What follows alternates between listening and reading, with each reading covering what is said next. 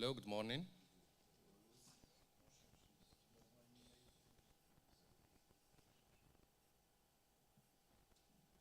Assalamu alaikum.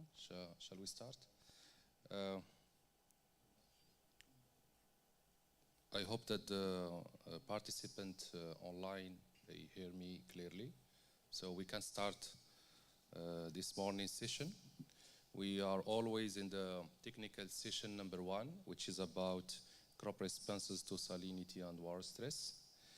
And we have the first speaker with us, Mr. Merton Silva, who's gonna talk about the growth of hydroponic endive using saline water under different root zone temperature.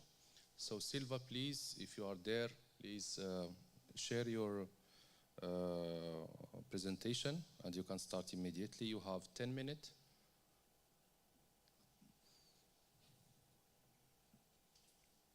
Are you there?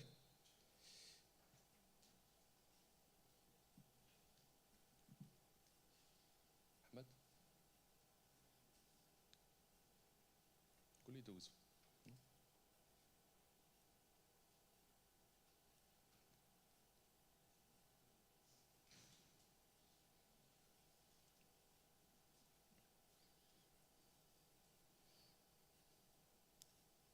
Silva?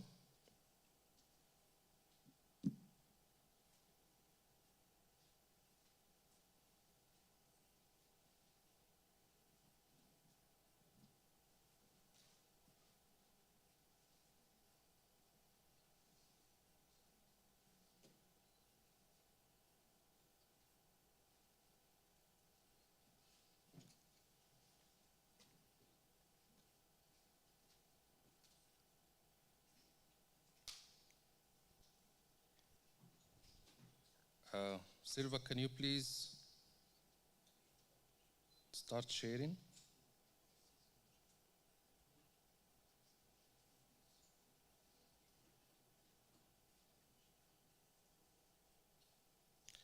Otherwise, Samira, please prepare yourself. Waiting for Silva. Samira Matallah, you are there?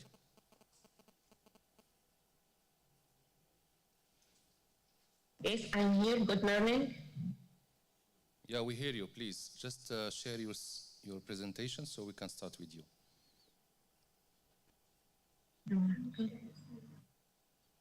Yes. And Silva, if you hear us, so we'll come back to you later. Huh?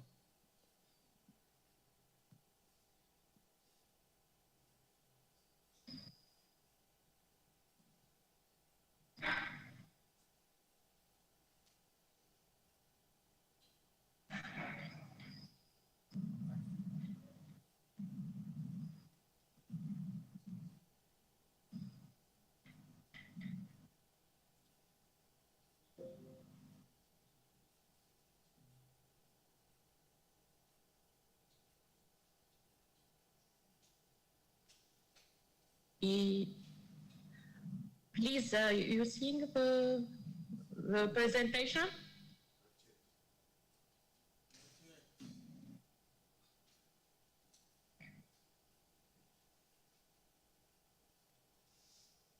Just 1 minute, please. We have some technical issue here in the room.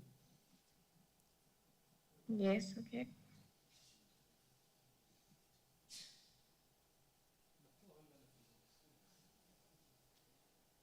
Okay, can you share it again, please? Yeah, just make it in full screen. Yeah. So you can start, please. You have 10 minutes.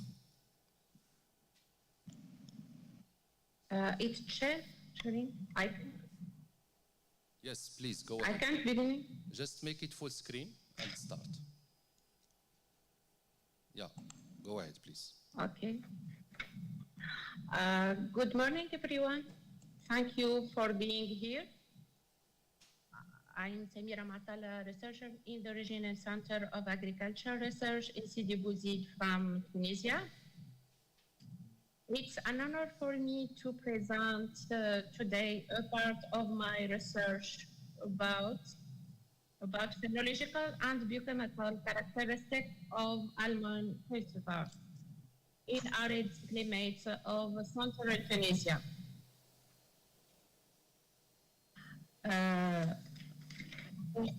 In our work, we focused in fruit trees, such as peach, almonds, fig. This work was carried out in collaboration with the Institute of the Olive Tree. According to the International Root and Dried Fruits, Statistical Yearbook 28-29, almonds are the most consumed nut in high-income economies, accounting for 39%. We have about in Tunisia, occupying more than 250,000 million hectares. According to the FAO stat, Tunisia ranks 9th in the world in the production of almonds with 17 million. In fact, in the last 5 years, more than 3 million of almond trees were lost because of the long period of drought. The availability of running water in North Africa has diminished by 16% over the past 14 years. The rainfall deficit due to global warming, for maintenance of the water network, and the adequacy of wastewater treatment plants are the cause of this worrisome situation. This has increased the need to preserve as well as possible the Tunisian almond genetic diversity. In fact, the Tunisian almond plantation, located throughout all the country under different climatic conditions, offers stable incomes for rural farmers. So we have about 19% for the land devoted to this fruit crop in the central and southern agriculture area of the country and arid and semi-arid condition. Almond cultivation is mostly irrigated in our country with kernel yields of around 350 kilograms per hectare. The main producing region. Samira, sorry, yes. we don't see your presentation. Wow. Yeah, I mean it lost. So can you please just check?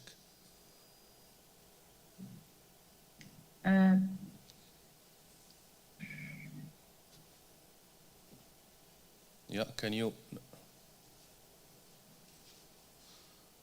go to screen? Share again.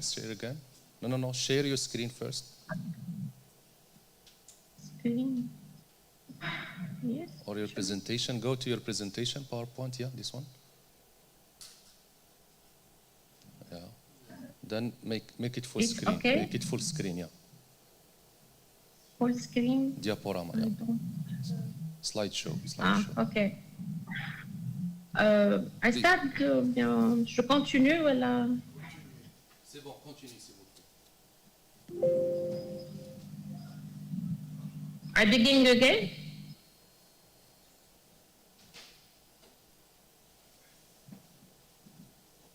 Hello? Make it now slideshow, please, and go to the last slide that you... This one? Yes, go to slideshow. And yeah. Yes, you can continue. Just okay? keep it like this, please. Yalla, continue. Yes, okay. The main producing region are desert stacks, especially Sidi Bouzid. The last one is known by many local varieties, such as Kili 1, 2, 3, and 4, and Bushuka BS, Bushuka PF, etc.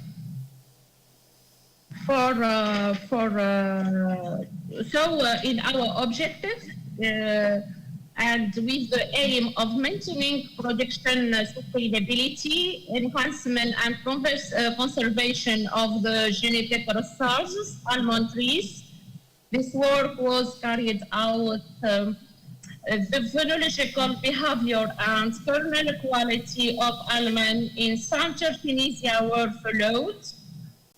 Local and foreign cultivars irrigated with low water quality with a salinity around 2.7 grams per liter were investigated during a warmer year 2021.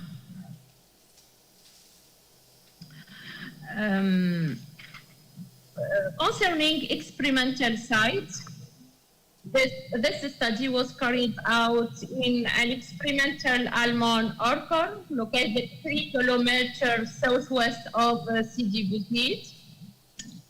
And as you see the study region,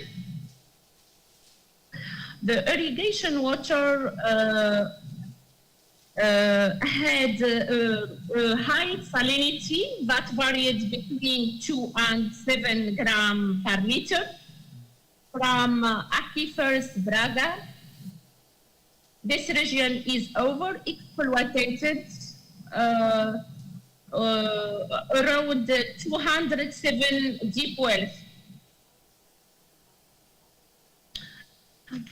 About plant materials, trees planted in 2012, it was irrigated by drip irrigation. The orca contains local and foreign cultivars. The foreign cultivars are originated from Spanish, French, Italy. However, local varieties are Tunisian land rice. All varieties are grafted in GSG77. For phenological surveys, the phenological stage Samira, of local and foreign. You have 4 minutes or 3 minutes. Please move quickly to the result and the conclusion. I will finish quickly. Okay. So the phenological stage are determinated. The bud burst early and late flowering, and the young fruit stage were recorded.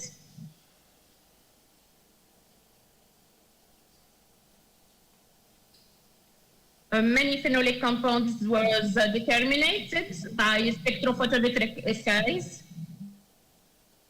In fact, in Sidi Bouzid region, Noir winters with lack of winter shell that not reached 39 CP shell portion in 2021, while the normal mean varied between 50 and 60 CP. This was linked with scarcity of precipitation, affected almond production and causing phenology disorders.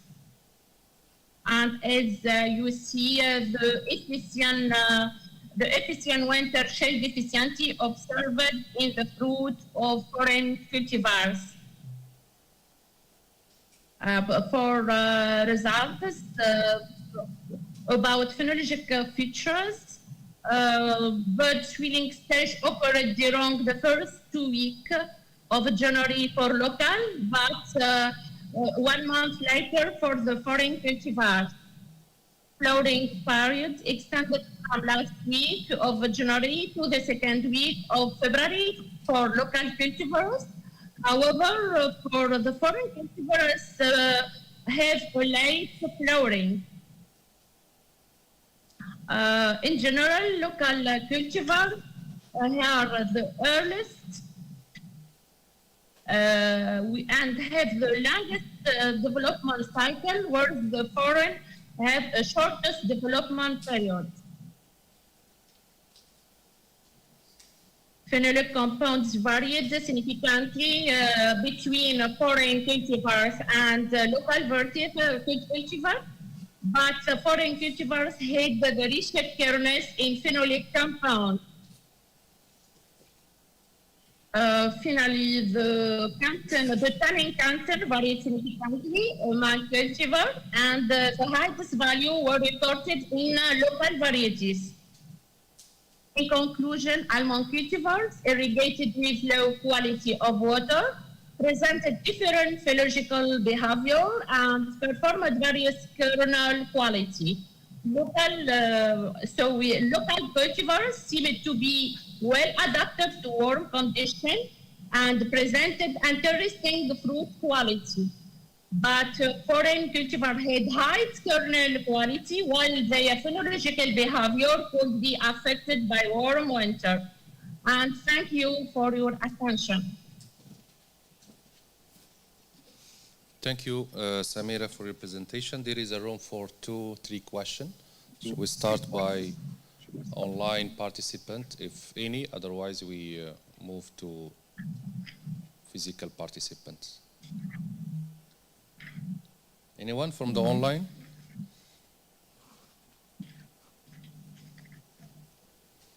Okay. Do we have some question here? Yeah, please. Can you?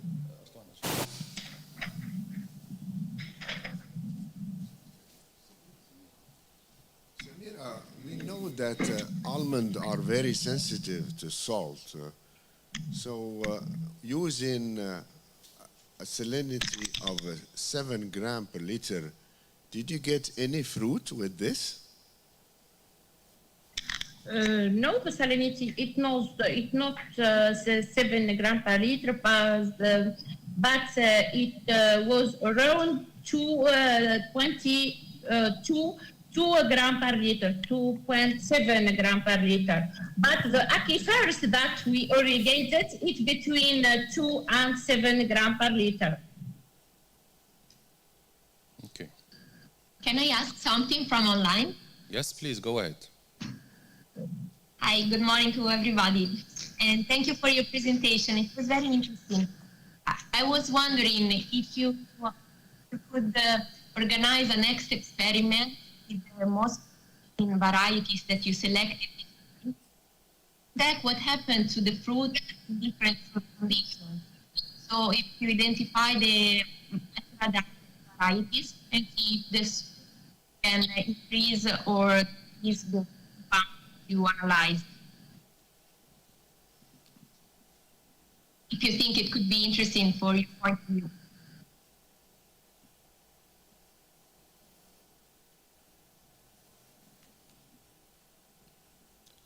Thank you, Julia, for your question. Did you hear the question, Samira, of Julia? She was talking about variety that you selected.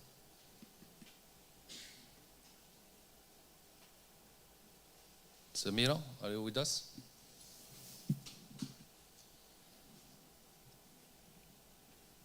We lost her, so we... I'm here. You can repeat the question, please. Could you repeat, Julia, please? Yeah, sure. Thank you, Samira, for your presentation. It's more than a question, it's maybe a suggestion if you're interested in a new research, new experiment. It would be interesting to find out if the better adapted varieties that you tested this time, if you can make a comparison between the different saline condition of water you check out the presence of salt would increase or decrease the biochemical compounds that you analyze in fruits. If it's something that might be interesting for just an idea. Thank you, Julia, for this question, but I not listen very well the question, but this experiment is realized in order to choose a variety suitable for our climates, especially with the climate change, and in order to choose more and more the cultivars that are more adapted to our region that characterized by warm winters. The quality is important, but the adaptation it's more important for us in this situation with lack of water and the augmentation of salinity. I see. Makes perfectly sense. Perfect. Thank you. Thank you, Julia. Thank you, Julia. By the way, Julia, she's my co-chair for this session. She's from University of Florence in Italy. And now we are moving to... Yeah, thank you, Julia. So Cataldo, he texted me this morning. He told me that he's in travel in Marrakesh region, so he was not able to join. So we have here in presence Dr. Eric Amombo, his postdoc in Asari. And his speech will be about will roots play a decisive role in forest sorghum production under salt stress. Please, Eric, floor is yours. And sorry, can I just add something for the next presentation? Please. In the chat, there is Hans K, who wrote that will present in place of Silva, who was not present in the first place. So for the next one, we can let him present.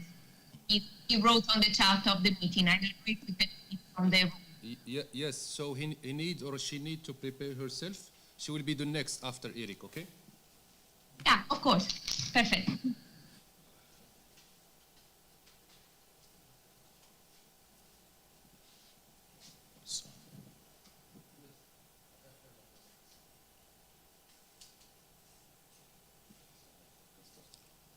Hello and welcome to this presentation. We'll be talking about will roots play a decisive role in forage sorghum production under salt stress?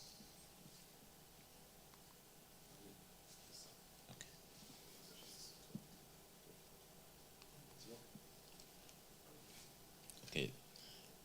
You know, this salinity is a big problem and is increasing.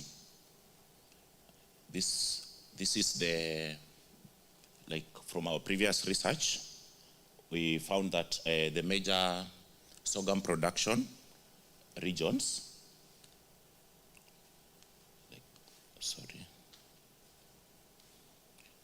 the major sorghum production regions in the world, they fall within the low salinity. Yes, okay.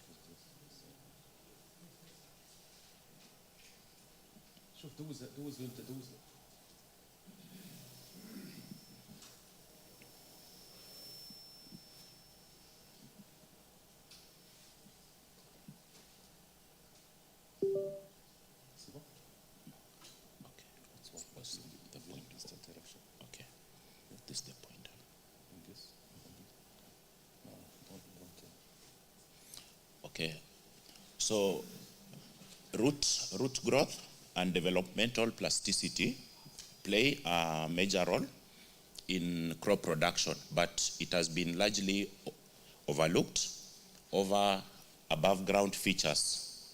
In this project, we investigated the possible impact of diverse root characteristics in sorghum forage yield and performance under stress. This is the experimental design. The varieties, we have the local varieties from variety 1 to variety 13. Then the others are the hybrids, but this is an ongoing project, so we are sourcing more germplasm from ICRISAT. This is the soil conditions. The plants were cultivated in Laayoune, Morocco, under medium saline conditions during the spring of 2021. So sampling for the physiological parameters which determine salt tolerance level was done at the physiological maturity. Then we obtained the images of the roots with high resolution camera. Then we used the Irrigation software to customize the images. Then we use the RootV software to draw and visual construct the individual roots in the data set. So this is the sorghum production, the varieties from variety 1 to variety. These are local varieties. As we can see, variety 13, variety 12, variety 3 and variety 8 are high production variety.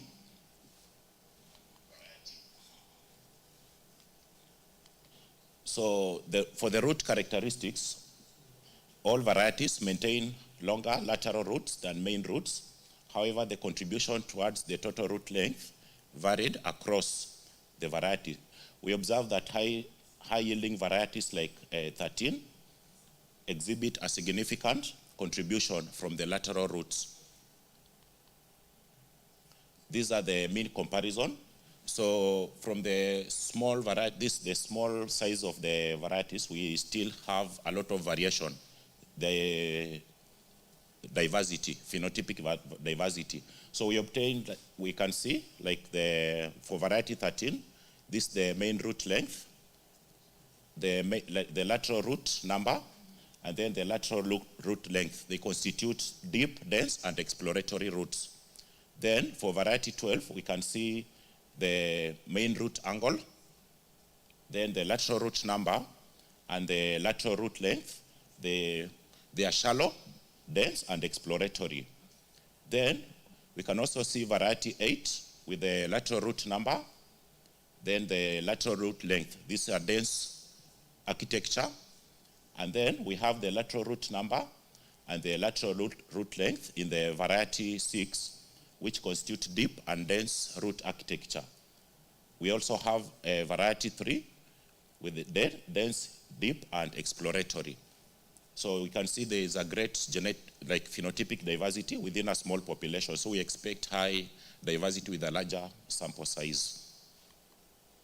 So we did some correlation analysis, and the dry mass had a positive correlation with 3 root parameters: the root length, the main root angle, lateral root length.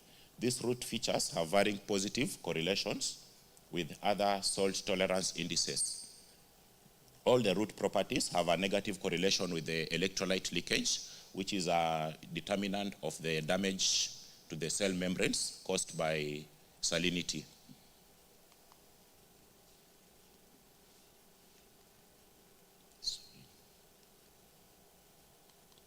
So roots have received less attention than other crops, as we discussed. There's a significant amount of plasticity in this small population. The strong positive correlation in lateral root and the relative water content suggests a dense and exploratory system in dry matter gain through water maintenance.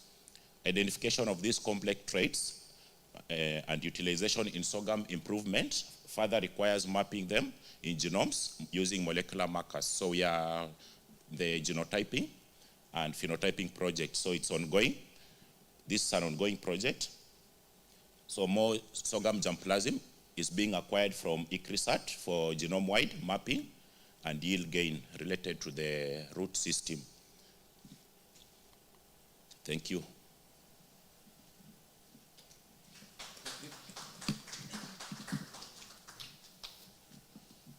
Thank you, Eric. Do we have some question for Eric from the room or from the online participants? Please, if you have, go ahead and enable your mic and you can ask your question.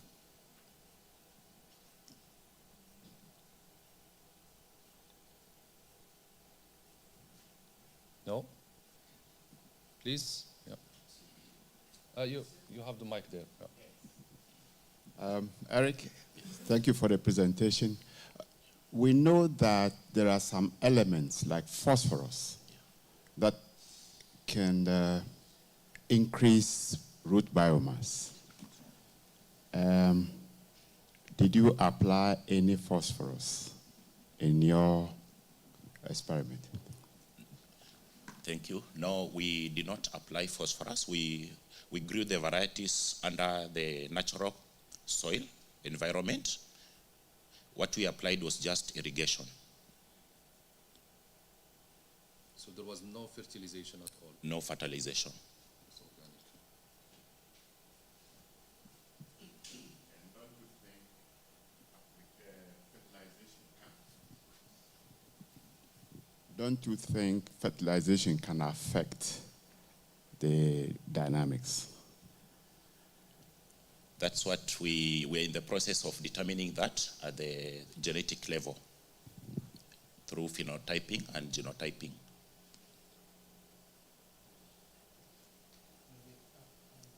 Yeah. Okay.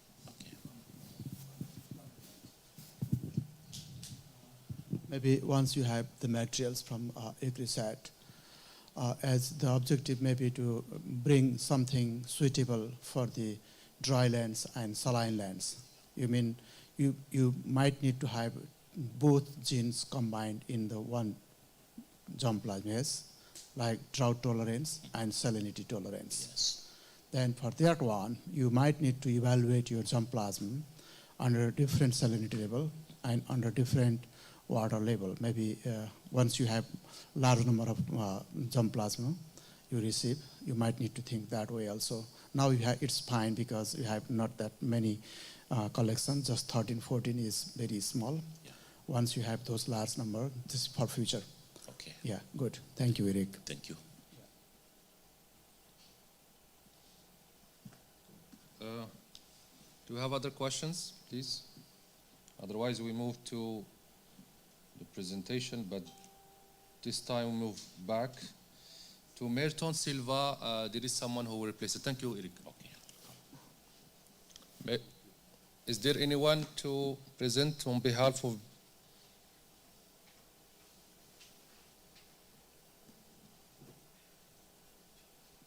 No one? Julia, I don't know. You told me that there is someone to present on behalf. Yeah, there is Hans. That's exactly here. In the chat before.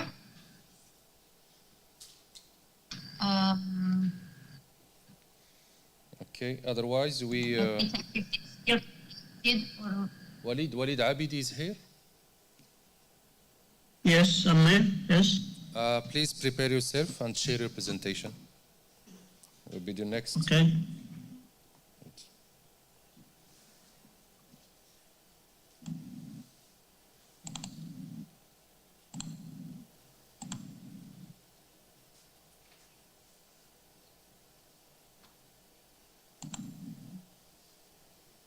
It's okay, no?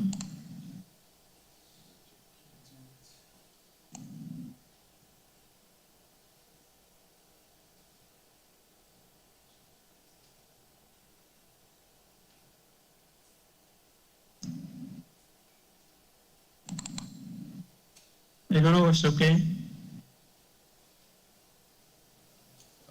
Yes, just make it full screen and you can start. Slideshow. Okay.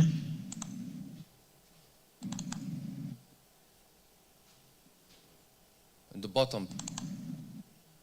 And the bottom. Bye. Exactly. Click. Okay.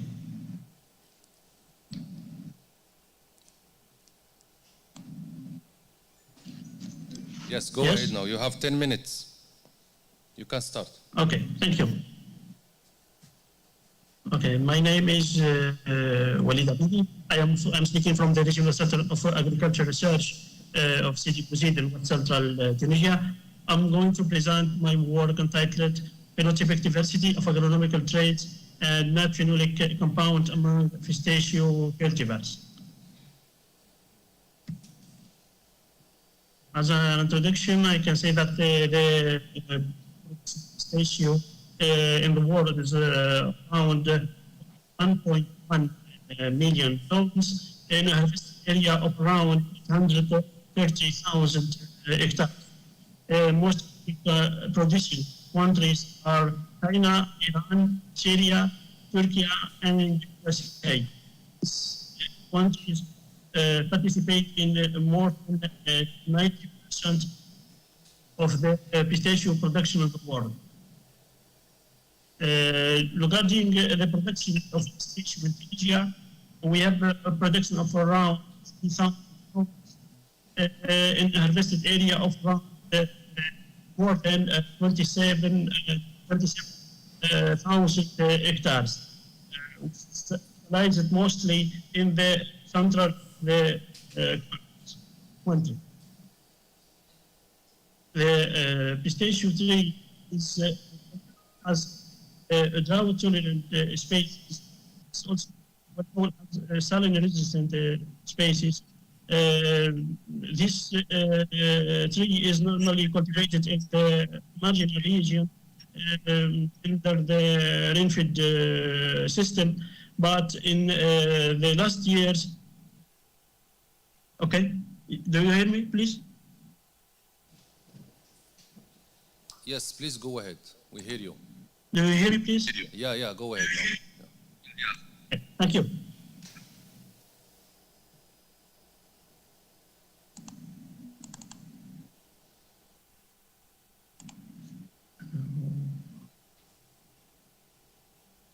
Just go ahead, please, and speak. Try to speak, please. Okay. I don't see the.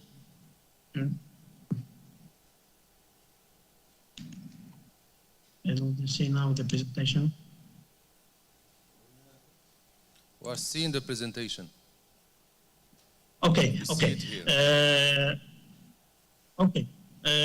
So in the last years, we know that there are so many orchard in the new orchard of pistachio cultivar of pistachio trees in the under the intensive system in order to control the yield and to reduce the bearing of this tree. So this could increase the crop water requirement. On the other hand, the global warming caused high variability in rainfall and temperature, so also causing an increase in the crop water requirement. This situation led to researchers to start looking for some different irrigation strategies in order to control or to improve the water use efficiency and to improve also the water productivity of these cultivars, of these species. The tested technique in this study is the regulated deficit irrigation, which consists of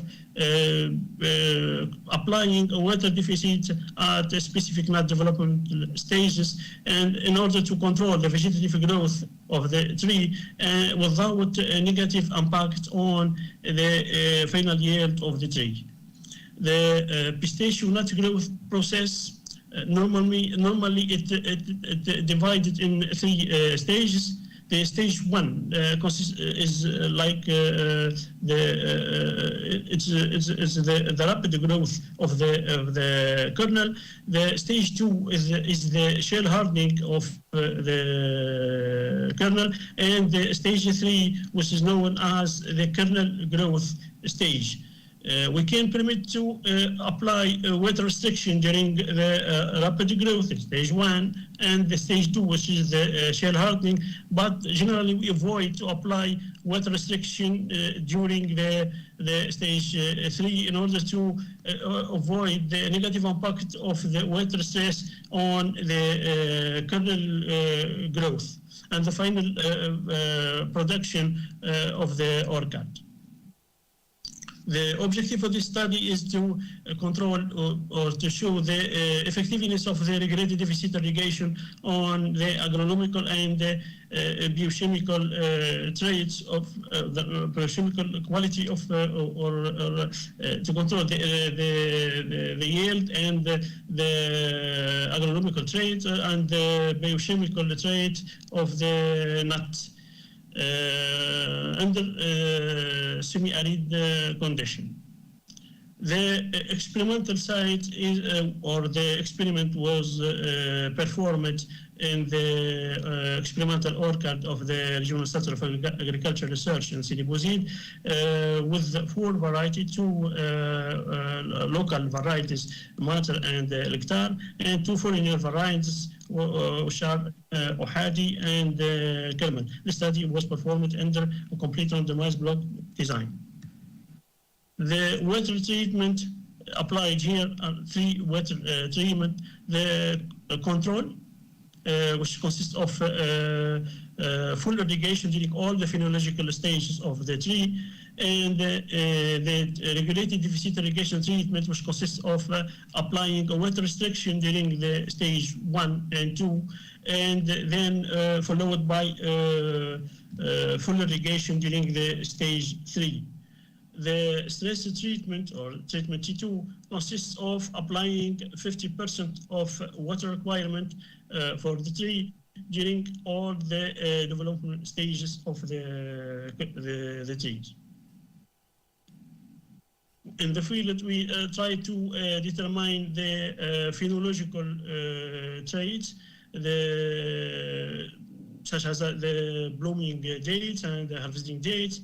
Also, we control the vigor of the trees and the vegetative growth by measuring the stem length and the diameters, and and we are also controlling the agronomical traits and the different yield components of the pistachio cultivar. Regarding the phenolic compound, we started with 5 grams of nut or 5 grams of kernel, and we tried to analyze the anthocyanin content, the flavonoid content, the total phenolic content, and the antioxidant compound. All these parameters were determined by spectrophotometer under these different wavelengths. Now we start with the result section, and the analyzed agronomical and homological traits permit to show that the water treatment T2 impacted negatively all the analyzed parameters, agronomic and homological parameters, and whereas the treatment T0 and the treatment, the control, and the regulated deficit irrigation treatment presented similar behavior regarding the agronomical and homological traits. When speaking about cultivar, matter as a local variety presented the high value for all the analyzed parameters, whereas the cultivar Uhadi presented low value except for the fruit weight, which is the expression of the genetic potential of this cultivar. The analysis of phenolic compound permit also to show that the irrigation treatment T0 and T1, the full irrigation and the regulated deficit irrigation also always presented similar behavior, and there are no statistically significant difference among these two treatments, whereas the stress treatment T2 presented always low value as compared to these two treatments. The expression of these phenolic compounds permit also to determine that the cultivar Uhadi and Kerman Al-Lektar also has similar behavior regarding this nutritional or bioactive compounds. In conclusion, the treatment T1 led to a similar behavior in yield, net weight, nut weight, and phenolic compound as the control treatment, where 20% of water requirement were saved during the stage 1 and 2 of nut development. The regulated deficit irrigation could be a suitable irrigation strategy implemented in high-density pistachio orchard in semi-arid conditions. And thank you.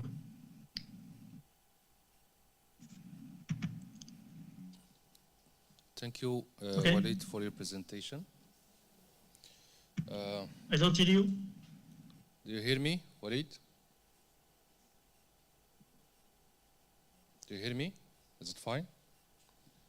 Yes, yes. Yeah, okay. Thank you. So we maybe take 1 or 2 questions from the audience, online audience. Do you have questions? If you have, please go ahead, enable your mic and you can speak.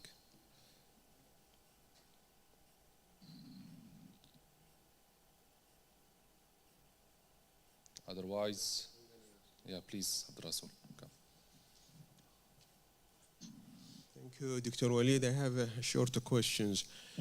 The regulated deficit irrigation that you mentioned, is it based on estimating ET by any means like Penman-Monteith equations, or by the use of the farmer's applications? So because it's 50% is too high as a deficit irrigation in a yield. Secondly, this data is for 1 year or 2 years or average of so many seasons. Could you please elaborate on that? Thank you, Rasul Amran. Okay, thank you, Professor Rasul Amran. I am working in an experience in the Regional Center of Agricultural Research of Sidi Bouzid. We are testing this cultivar for 2 years under regulated deficit irrigation, and the treatment T2 or the stress treatment, 50% of providing 50% of water requirement, is just to present or to study the impact of this water restriction on the yield production. So, or in the yield of this cultivar. So the results show that this treatment T2 impacted negatively the production or the final yield of all the studied cultivars. So we can use the T1 treatment, which is the regulated deficit irrigation treatment. This is the most important treatment performed in our study. So the T2 treatment should be avoided, but the T1 can be used, as I concluded, should be used in pistachio orchards without any problem. For it could be a solution to avoid the full irrigation and to improve the water use efficiency of pistachio orchards. Okay. Thank you, Walid. Other question? Otherwise, we move to... Can you hear me, please? Yeah, we don't have any question for you, Walid. Thank you so much for your presentation. Luma, Abdul Qadir, are you there?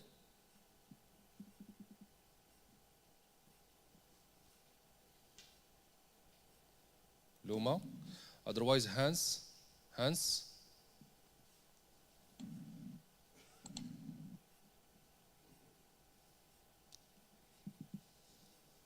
Then I will ask our keynote speaker, Dr. Arjen de Vos from Netherlands, from the Salt Doctors company. Please prepare the presentation and yeah.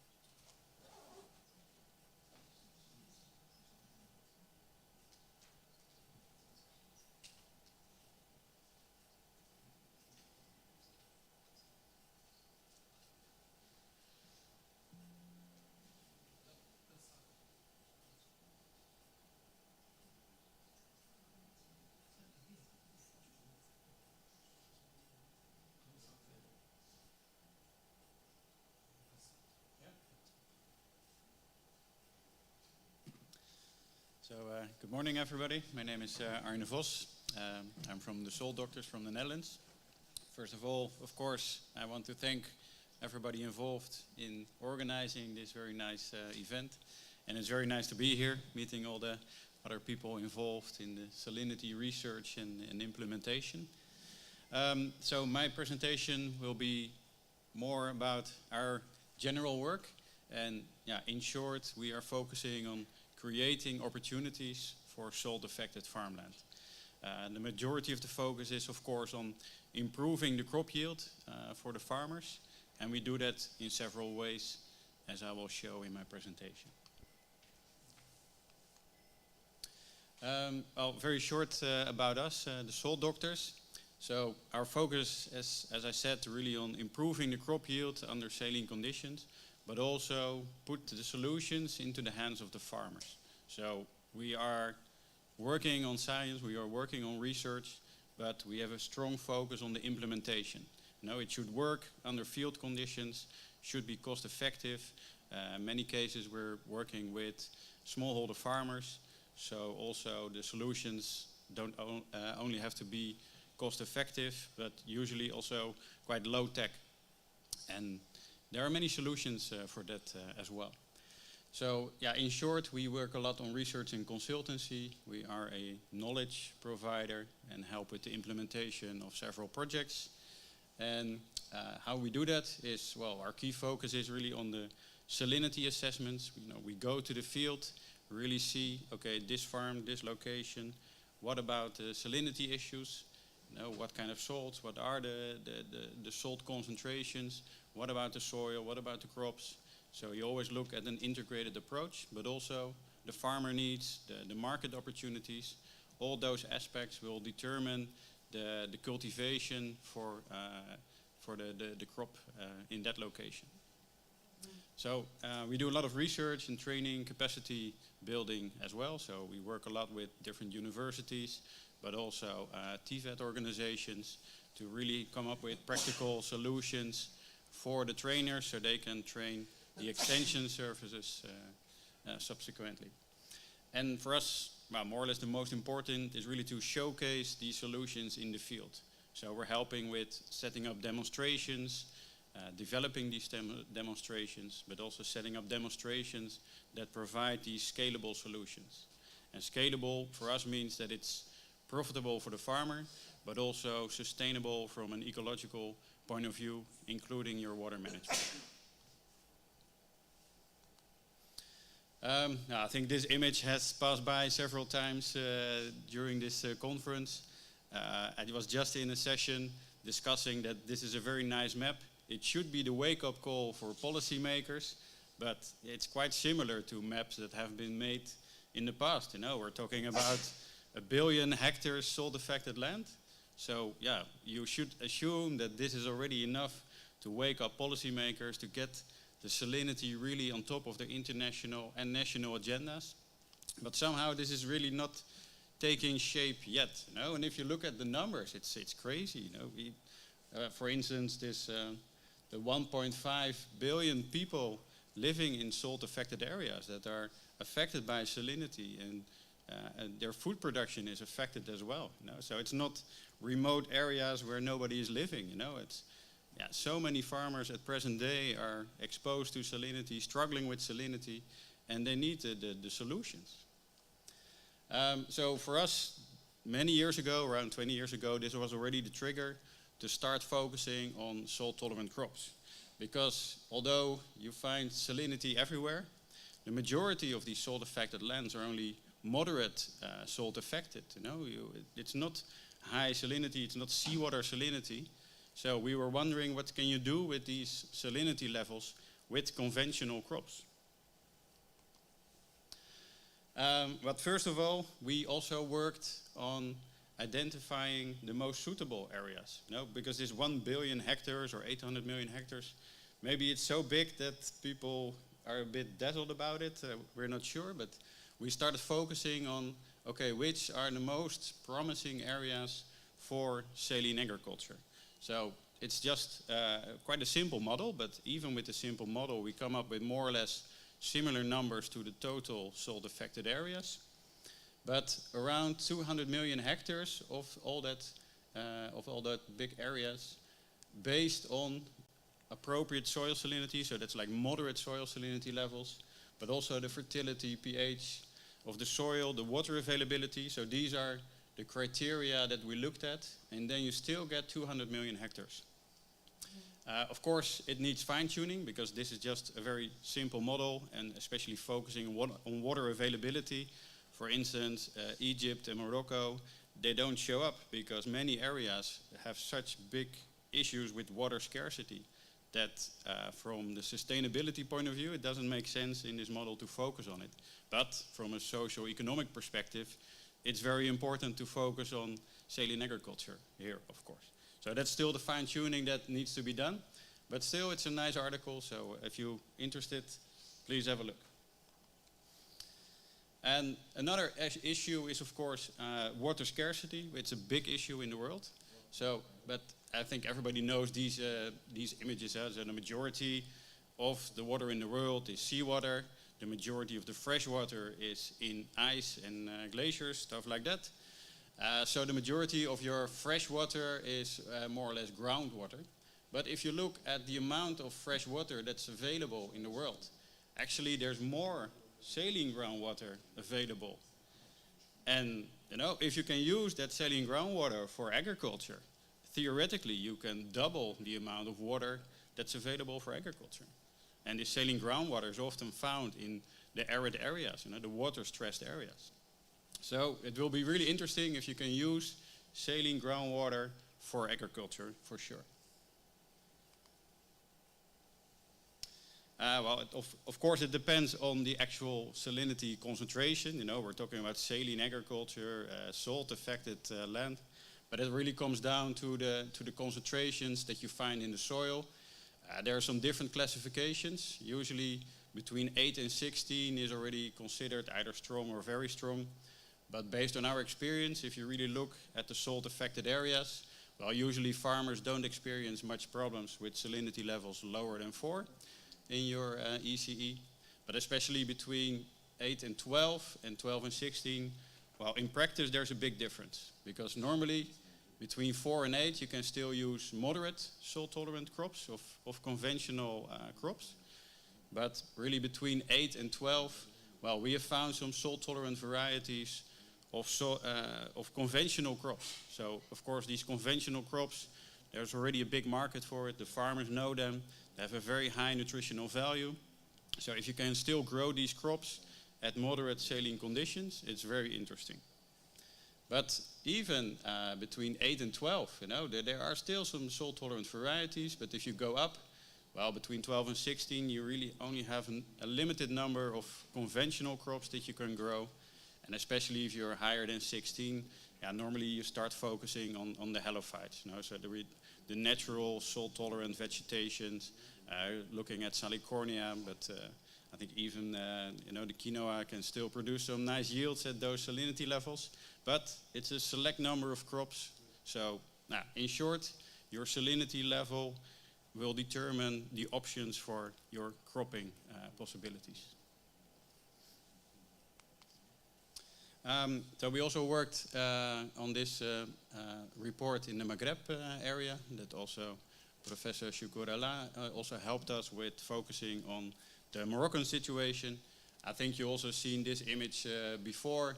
So a lot of the irrigated agriculture in Morocco uses groundwater, and there's a lot of issues with salinity in the groundwater. So you have here some examples of different aquifers. So there's variation, but on average, many of them are pretty salt affected. But you see, it's 4 or 6 on average, and the maximum levels 8, 10. So these are pretty strong saline conditions, of course, but still with good irrigation management, good drainage on sandy soils. If you use these waters, your soil salinity can be in this range as well. So theoretically, that means you still have options for conventional crops. We did a tour in Morocco about 3 weeks ago. So this is in the area of Ben Gourir. A lot of farmers are facing there the salinity issues. So this was one of the examples that the well, it was close to seawater salinity that was being pumped up. So this farmer really had to stop cultivating. And in this farm, the groundwater was about an EC of 12. Well, the basin is empty now because of the salt accumulation. So they're cleaning up the reservoir and then filling it up again, because they're actually growing alfalfa at that farm using EC of 12 for the irrigation water, which is really high, of course. So here you see some of the salinity issues. We also went to Irrigation around Airfood. So there's a lot of date palms, so that's really the oasis ecosystem. Well, and for instance, here this farm, the farmer is using drip irrigation. Well, you clearly see the salt accumulation around these date palms. And actually the EC of the irrigation water was almost 15, so very high. It's even higher than what date palms can tolerate. And they also mentioned that their yield is around only 30% of what they are harvesting upstream in the oasis ecosystem. So there's already a very big yield reduction because of the salinity. But his neighboring farmer, you already see the EC of the irrigation water is much lower. So there seems to be quite a big variability also in Ben Gurir area. So it's not like it's one major water basin that every farmer has the same salinity levels. So you really need to focus well on how deep are you drilling with using the casing to make sure not the salty water from other layers are infiltrating your well. So I think there are options already to improve the water quality for the farmer. But of course also this intercropping, he's using alfalfa, he's harvesting it as fodder, of course. But you also get the cover of the soil, so you're reducing actually the evaporation, improving organic matter content, with that the water holding capacity of the soil. So use of cover crops, either as fodder or really just leave it as a cover crop. And blue panicum, many other crops can be interesting for using as cover crops or fodder crops as well. So this is already just a very simple difference that you can actually improve your soil conditions. And with improving your soil conditions, you're also improving the salinity stress of the crop that is growing there. We're also involved in the salad project here in Morocco. So that's together with UM6P right here. So yeah, it's just starting up this project. So in Morocco, there's a lot of focus on quinoa and workshop for the farmers. So it's about scientific research, but also the implementation to help out the farmers. Well, there are several European and North African countries involved, as you can see. And as I said, this is where we visited the first day of the conference. So the quinoa growing in the field there, it's partly part of this salad project. So improving crop yield, it's a challenge, of course, because often, well, it's not often, it's always the interaction between your crop and your soil and your water. And that's what every farmer has to deal with. So a lot of policy and a lot of research is either only focusing on the crop or on the soil or the water management. But of course, at farm level, you have to integrate all these aspects. And and with water, usually you can have also a lot of prevention. With soil, we're usually looking at mitigation. And if you're looking at crops, usually it's really about adaptation. And usually we say we have to live with salinity because, yes, there are options for preventing and mitigating salinity, but it has to be cost effective, it has to be possible, and often adaptation is the only solution. So here on the sign it says, let's fight salinity, but I think for many farmers it means you have to live with salinity. And if you look at some smart integrated approaches, with your water, so of course there are some different options mentioned here as well before. With your soil, which is very complex, of course, so you have to look at many different aspects of your soil. And with the crops, if there are more salt-tolerant crops, a lot of people here are working on that, breeding for the next generation of salt-tolerant crops. Well, then there are a lot of options for adaptation. Well, with the soil, usually what we do if we go to a location, you have to look at the chemical, physical, and biological component, and you have to find the weakest link of that specific location and adapt the agronomic practices to that. So sometimes there's a really strong focus on only the chemical analysis, what's the EC, what's the pH, a little bit nutrients, all important of course. But if you don't focus on the physical aspects, sometimes there's like a very compact layer, a hard pan in the soil. So you have to do soil profiling at the farm level to really understand what's going on in the soil and make sure the roots can grow. Making raised beds, for instance, on heavy soils is often a very good way to improve the water infiltration, the leaching, but also the rooting possibilities of your crop. So those are low-tech solutions that we are often applying as well. And of course, here in the conference, there's also a lot of attention, which is very good for your biological component of your soil. If you have good organic matter, bacteria, fungi, everything, it's part of the solution, and it's part of nature. So, and a lot of salt-affected lands, they have very low organic matter, very low microbial activity. So if you start improving that, you are also improving your crop yields. So what can we do with the moderate or strong salinity levels? Well, that's a question we asked ourselves many years ago. And in the Netherlands, we did around 8 years of research and development into the salt tolerance of halophytes, but also the conventional crops. So in all those years, we tested around 800 varieties of 50 different crops. So you see some here. So this was actually the test farm that we had. So this is already all salt water.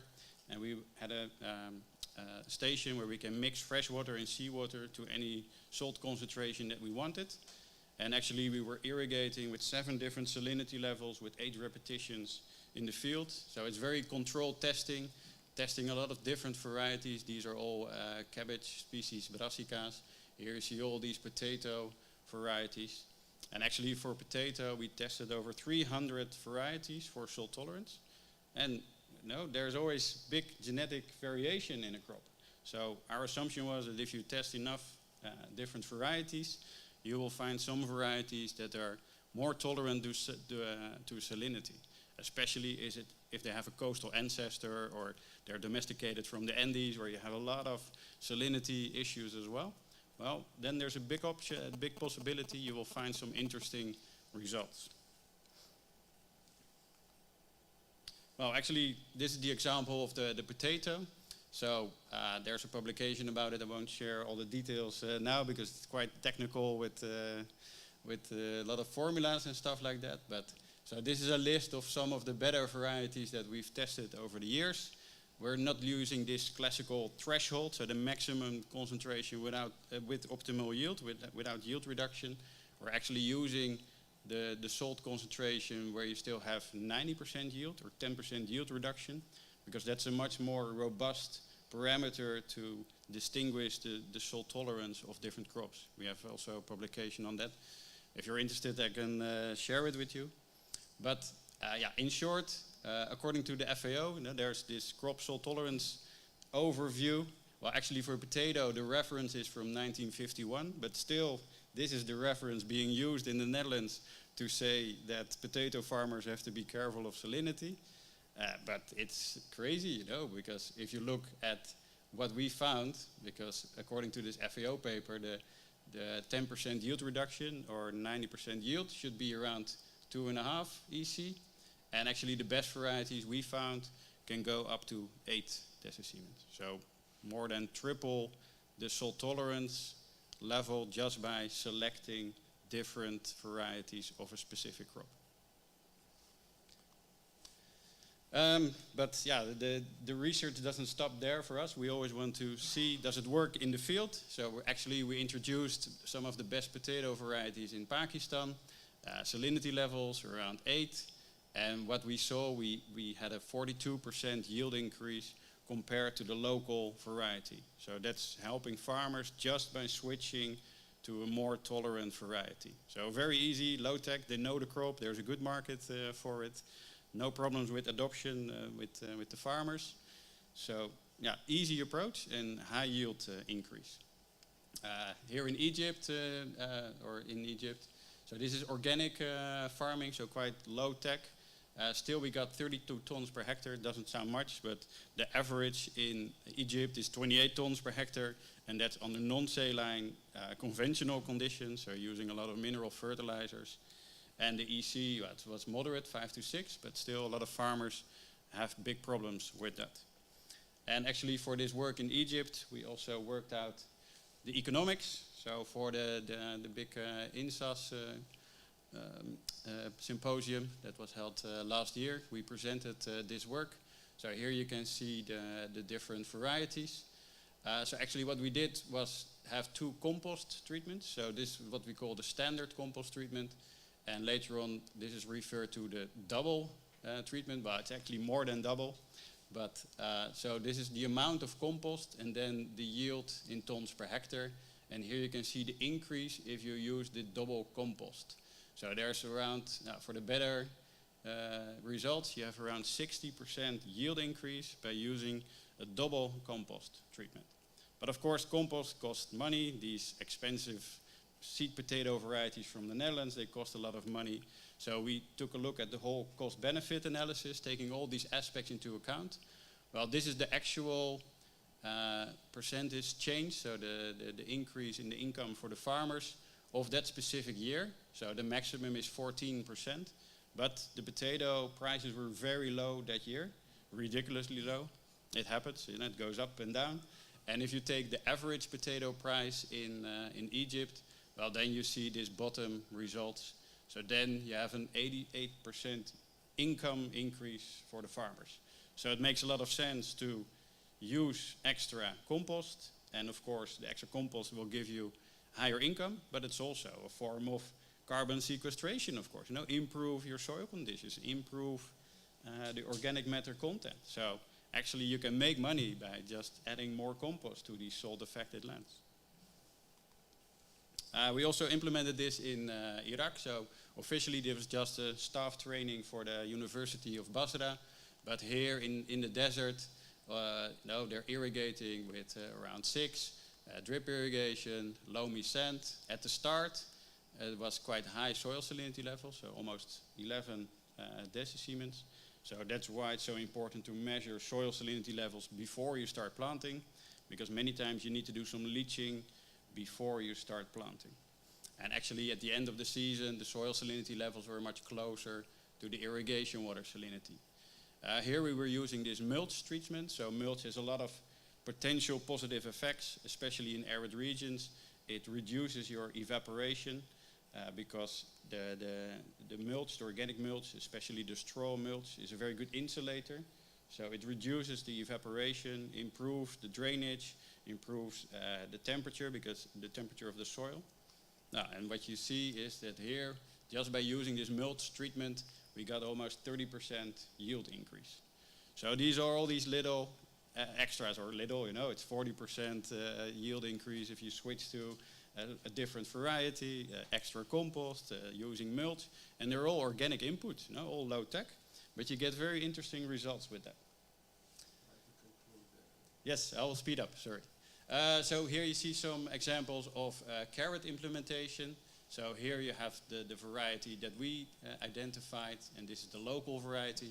So almost double the yield of this carrot yield for this farmer.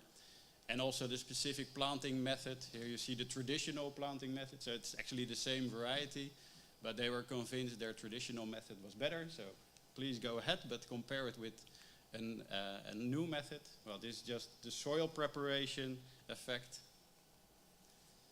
And one of our biggest projects was in Bangladesh, where you can see that most of the farmers before we started didn't use the salt-affected land. But after the project, 3 out of 4 farmers started using the salt-affected land in the dry season. Now they're growing vegetables, so you see the vegetable consumption going up, the average households increase. So there's a lot of positive effects if you start helping out these farmers in these salt-affected areas. Of course, the drainage is really important, so raised beds is a part of the solution, but you also need these drainage canals. But if you have this deeper drainage, that's where this agroforestry system becomes very interesting, because you have your drainage fraction, but you want to maximize the water use, of course. So if you plant, do intercropping with deeper rooting species or shrubs or trees, you can really maximize your water use. So that's, for instance, what we did in Egypt, in the Fayum. So this is planting Sesbania sesban. And you see here the palm trees. Well, actually, they're the same palm trees as here. And this is a 3 months difference. So very high soil salinity levels on a heavy soil. Here there's shallow saline groundwater, so there's a big problem with capillary rise. That's the source of the salinity. But if you plant these deep rooting crops, also you reduce this capillary rise, because you can reduce your groundwater level. Another example we're using in Tunisia now is like low-tech open field hydroponics. So you just more or less dig a pit in the ground, which also helps with the cooling. It's lined with plastic. You use this raft system to start planting your plants. And it's very water efficient. You can save up to like 90% of your water if you use this system. And there's no problem with leaching and drainage, and more or less no salt accumulation. And you can grow a variety of crops here. So this is like pak soy, but we're using it for cabbage and cauliflower and spinach beets as well. So a lot of interesting vegetables you can grow in this system without having this very complex soil-water interaction, and very water efficient. Of course, there are next steps that we need to do. So now we'll skip these things, but this is what we want to focus on for really developing this to the scalable solutions. Now, we tested it on a small scale. We know it works at smallhold farmers, but what if you want to make it bigger? So these are the steps we still have to do. And of course, it's not only about salt-tolerant crops and the cultivation strategy, but it's the policy, it's the capacity building, it's showcasing it in the field, making sure the farmers have a business model, making sure there's the availability of the inputs, the seeds, the input material, the microfinance for the farmers, and the market opportunities. So I think it was discussed as well. We go from one successful pilot to another. But what does it take to really take the next step?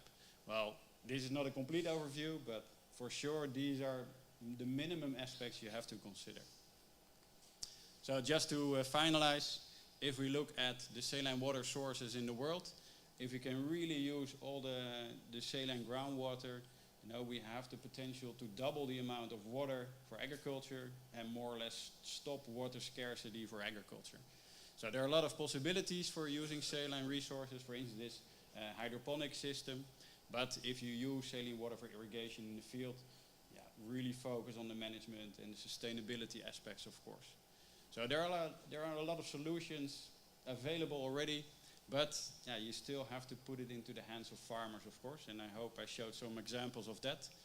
And the issue, of course, is that all these solutions have to be tailor-made to the local conditions, the local soil, water, market, socioeconomic dynamics. So it's not one size fits all. You really have to look at these tailor-made solutions.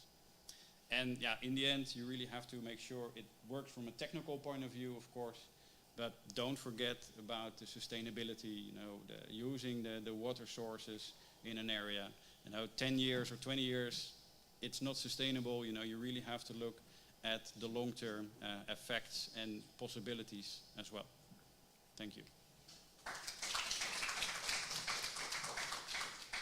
Thank you very much, Dr. Voss.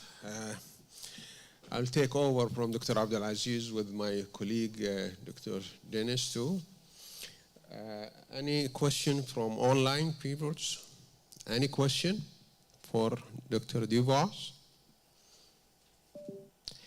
Any question from the audience? Yes? I'm on time. All right. Go ahead, please. Hi. I wanted to ask something about the first part of the presentation when you showed many ways that can be adopted to make a better use of the water resources, as, for example, intercropping. And you talked about cover species. And I was wondering if in your experience the soil doctors suggest or you have seen it happening that the cover crops used can be halophytes characterized by sodium removal activities, because there are many examples in literature that this work, but there are all experiments in very controlled conditions. So since you are more close to the field than I am, I use this occasion to ask you if you see it happening already, and if in your opinion it helps, or the effort of extracting sodium using sodium uptaking halophytes is too little to be noticed, let's say, by the primary crop cultivated. Yes, thank Julia for your question, and nice to see you. So yeah, a lot of farms where we are working, the salinity levels are only moderate, or maximum 10 or something like that. So you still have a lot of options for more conventional crops, like the sorghum or Egyptian clover. The blue panicum is very interesting, as we've seen here. Also the alfalfa. So I think a lot of farmers are using those crops more as a fodder rather than a cover crop now. So not halophyte. So I think it also depends on the salinity level that the farmers are experiencing. And for instance, maybe this date palm farm that I showed a picture of here in Morocco, maybe cover crops with halophytes makes the most sense there. But I think the biggest problem is that a lot of farmers that we work with, they have to loan money to buy seeds and fertilizers, and they have to pay it back at the end of the season. So actually they're not even using cover crops because it's an investment for the long term. And they are only able to invest in what they will harvest in 3 to 6 months. And I think that's a very big issue that a lot of farmers, even if they are aware of the potential benefits of planting cover crops, they simply don't have the luxury to focus on that. So I think that's a bigger concern than using more conventional cover crops or halophytes. But for sure, at high salinity levels, also halophyte cover crops will be a very interesting solution. We still have 2 more. Thank you very much. We still have time for 2 more questions. Go ahead, please. I would like, thank you for your presentation. Hello? Thank you for your presentation. It's really interesting. When you talk about cover crops, do you think about the water too? Because when I see your pictures and you're on a palm tree farm and you want to cover all the ground between, you need way more water. Or even to use alfalfa or different crops, you need definitely more water. Have you think about drought-tolerant cover crops too, which would fit more in areas where you have been? Well, of course, we focus on salinity, so salt tolerance. A lot of the salt-tolerant plants are also drought-tolerant. So I think like the sorghum, they can handle quite a lot of drought stress as well. At the farms, the example that I showed with the date palm, well, that one farmer is using drip irrigation only around the tree. But even if you plant cover crops there, you will reduce the temperature because you are providing shading and reduce the evaporation. So I think there are many examples that if you plant plants as a cover crop, you actually use less water compared if you have like a barren soil.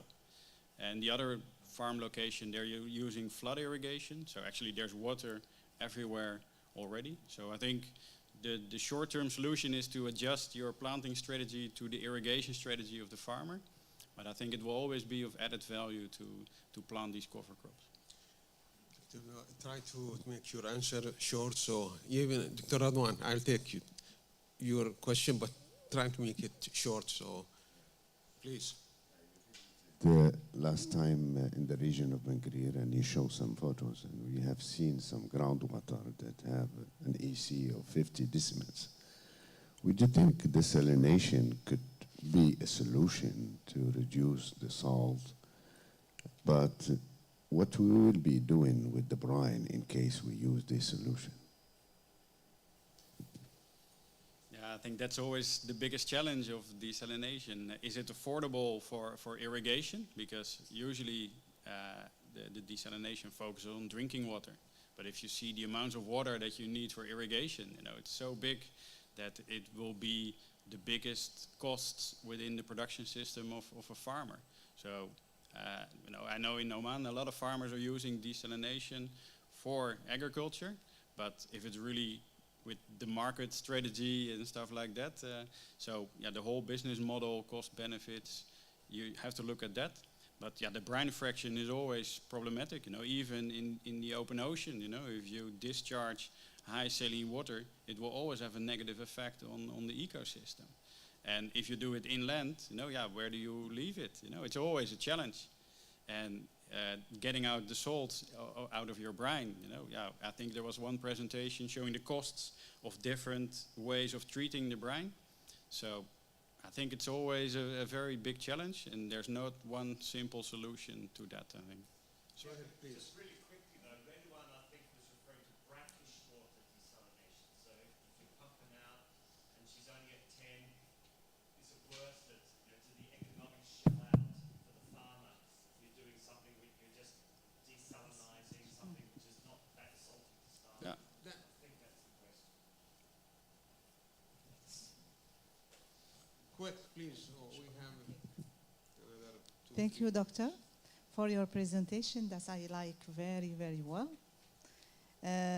So my question is, do you think that's convincing farmers to integrate and to introduce salt tolerance crops in as a alley cropping in the agroforestry system could be a solution? Because what I know in Morocco, we should convince, and before convincing the farmers, we should perform, if you want, a survey. How the farmers could adopt the innovation, because introducing new crops, new salt tolerance crops in their original traditional systems, it is not an ordinary thing. So we should perform, first of all, a survey to test their acceptability of this new innovation. Thank you. No, that's true. Well, our lives is a bit more easier because we are often working with the salt-tolerant varieties of conventional crops that farmers know. So they are very willing to try a new variety. And in year 1, they test it at a small scale. And then they see good results, they will do the upscaling. And I think, for every farmer in the world, farmers are business people. So they have to see what kind of profit will I make. So if you have conventional crops, it's relatively easy. If you come up with new cropping systems, new crops, you really have to have a location where you can do the demonstration about how to cultivate it. Is it easy? What are the benefits? Especially with agroforestry, the benefits don't come in year 1. It will take several years before you see the benefits. So you really need a location to showcase that before farmers will take the risk to do something new. But I think if you will show farmers can make more money than they're doing now, then farmers are very flexible. Quick one.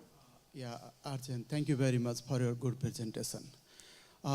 Just for me, in your last conclusion, you said we can increase the availability of water using groundwater resources.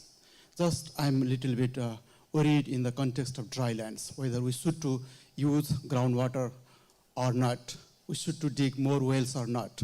Because here in Pummel Well, we had the groundwater salinity of 4 decicimane in 2000. And in 2020, it has the groundwater salinity of 12. 300% increment last 20 years, number one scenario. If you go in the north, I saw a lot of photos you took in the north, and this year, a lot of dams has been dried. I'm still skeptical also whether we should to build more dams or not, because ultimately we are reducing the groundwater recharge capacity in our context, number 2.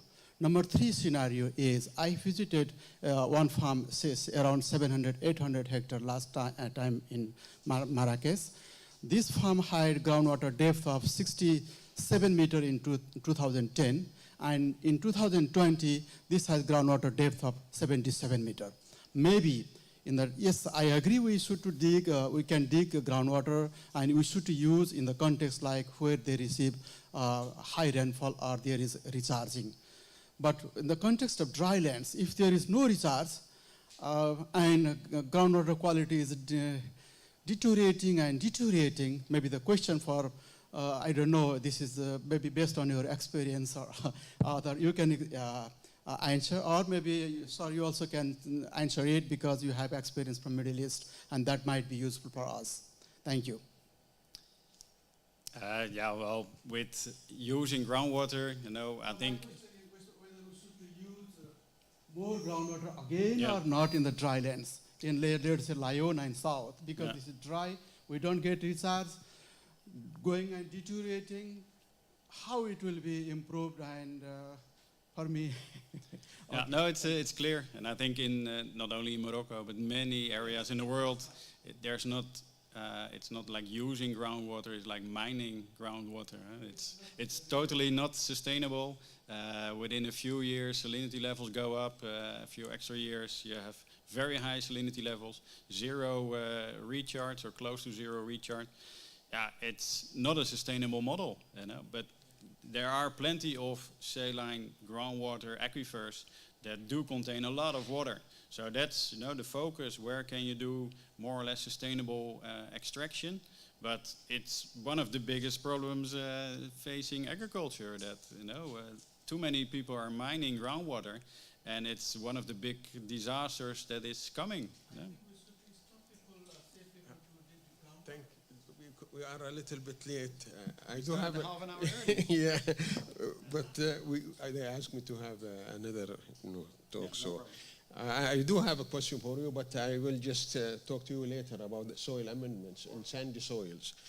Let's now move to our program too. I would like to invite Dr. Singh. Are you with us? Dr. Singh?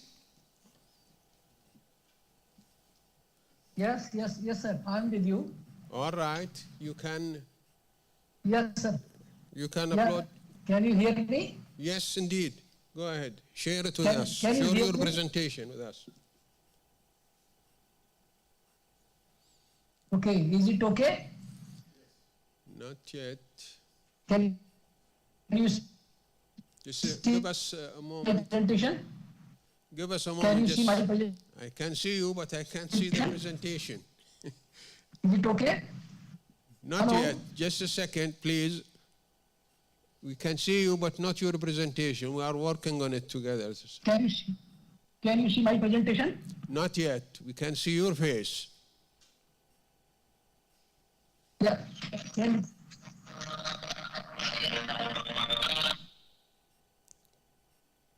Give us a few seconds to fix. तो आवाज नहीं आ रही?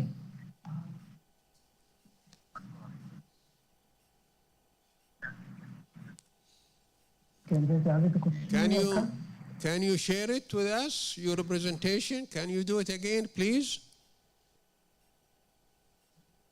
Yes, I have already shared it. Well, it's not. Can you see my presentation? No, we cannot see it. But it is clear in my screen. On my screen, it is clear. Can you just stop sharing and redo it again, please? Okay, I'll do it. Okay, Yeah. I'm trying. Please stop sharing and then share it again or reshare it.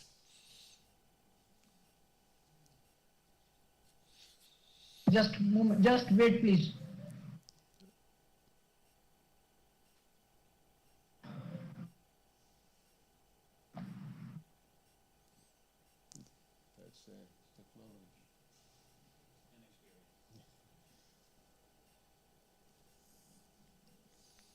Is it okay? Can you see my presentation? No. Okay. I have shared, sir. From remote, we can see it now. We can, probably Yes, now we're we gonna see do, it. okay. We're gonna do it from here and Is it see if okay, we sir? can. Okay. Sir, is it okay? Can you see? Yeah, now you can start, please.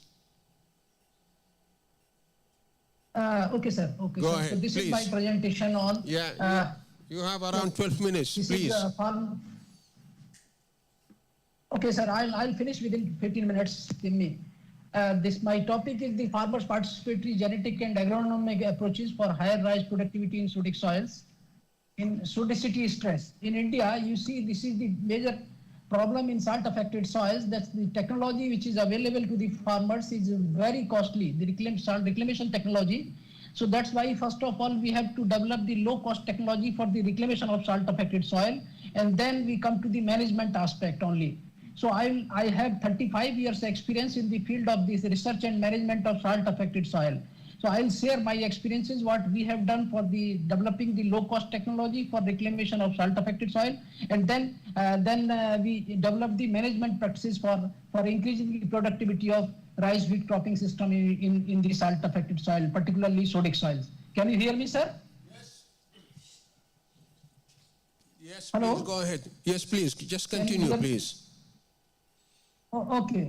So this is my presentation is what is the status of salt affected soil, and then rice production scenario in salt affected soils, and then strategy. First we have to prepare the strategy for enhancing the production and productivity of salt affected soil, and then develop the improved management practices. So I'm going to, so you see this is the extent of salt affected soil in India. There is about 6.73 million hectare salt affected soil. Out of that 2.96 million hectare is saline soil and 3.77 million hectare is sodic soil. So if we see the scenario, world scenario, there is about 12.78 billion hectare worldwide total area under salt affected soil. And so this is about 10% of the area, that is 1.2 billion hectare. So this is reported by different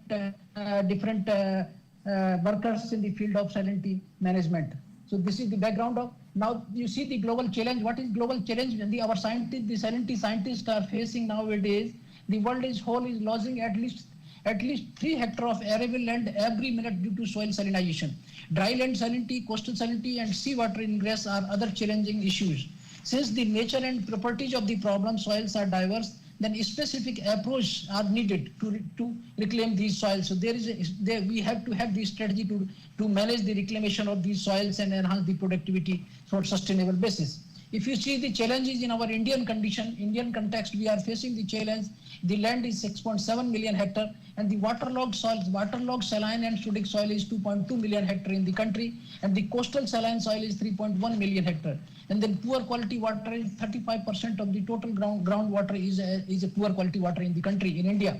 And in addition to that, about 25 states in the country are having the fluoride pollution, groundwater fluoride problem.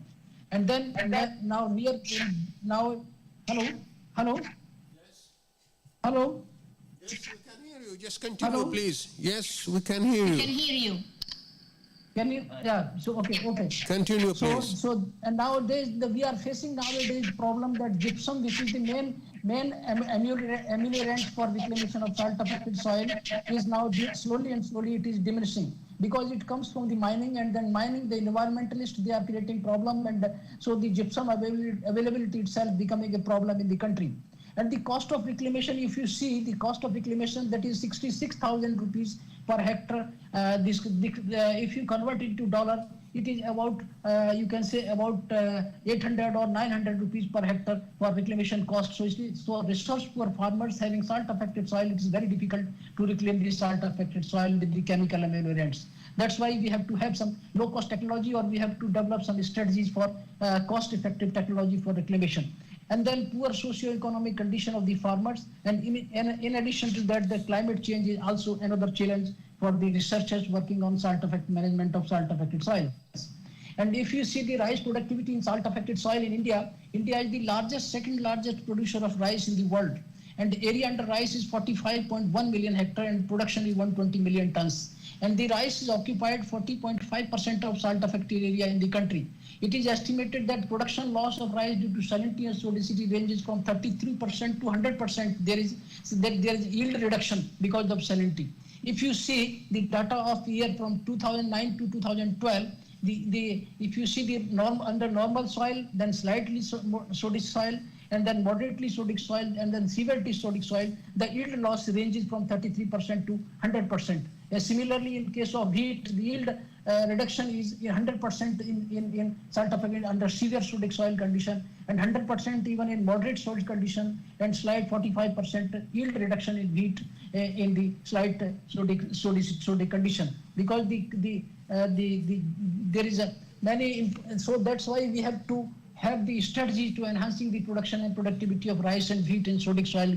So we worked on this. Our institute, Central Soil Salinity Research Institute, located at Karnal in Haryana, is the pioneer institute in the country, and we are working on, we are developing the strategy for reclamation of these soils. And the strategy, participatory agronomic approaches for reclamation of salt affected soil. Under these, we have worked on the strategy of salt tolerant variety with low cost effective reclamation technology. This is one study which we conducted and that popularized popularized in our country. And then integration of gypsum, press mud and salt tolerant variety. Press mud is the byproduct of sugarcane industry, and that is organic source of amendment. It is very effective in the reclamation and management of salt affected soil. And then combine the use of organic and inorganic amendments. We are also working on organic, means municipal solid waste. Nowadays, municipal solid waste is available in abundant quantities, and this is we started the work on that. How best we can convert this or municipal solid waste into municipal solid waste compost and utilize for reclamation of salt affected soil to enhance the rice wheat productivity. And then farmers' participatory varietal development approach. Varietal development itself is a big concern to the farmers. If we have the salt tolerant variety, definitely the yield enhancement with the introduction of salt tolerant varieties about 12% yield enhancement only with the introduction of salt tolerant variety. So this is the important concern. We have to have the salt tolerant variety in our strategy. And then development of management practices for enhancing rice productivity. Once we have the salt tolerant variety, then we have to have the management practice, improved management practice for that varieties. And so now come to the low cost technology. We conducted this experiment at pH 10.4. The pH, if you see, the pH was very high, and ESP at 89. At ESP, we conducted this experiment at our research farm, and then in this experiment, we took 3 gypsum levels. Generally, the recommended dose of gypsum is 50% of GR.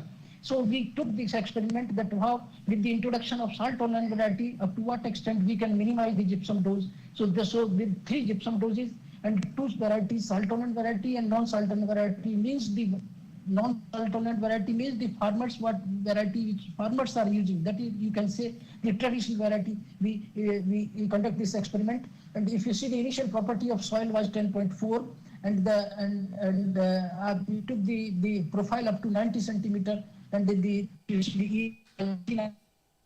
what happened after this introduction of this technology.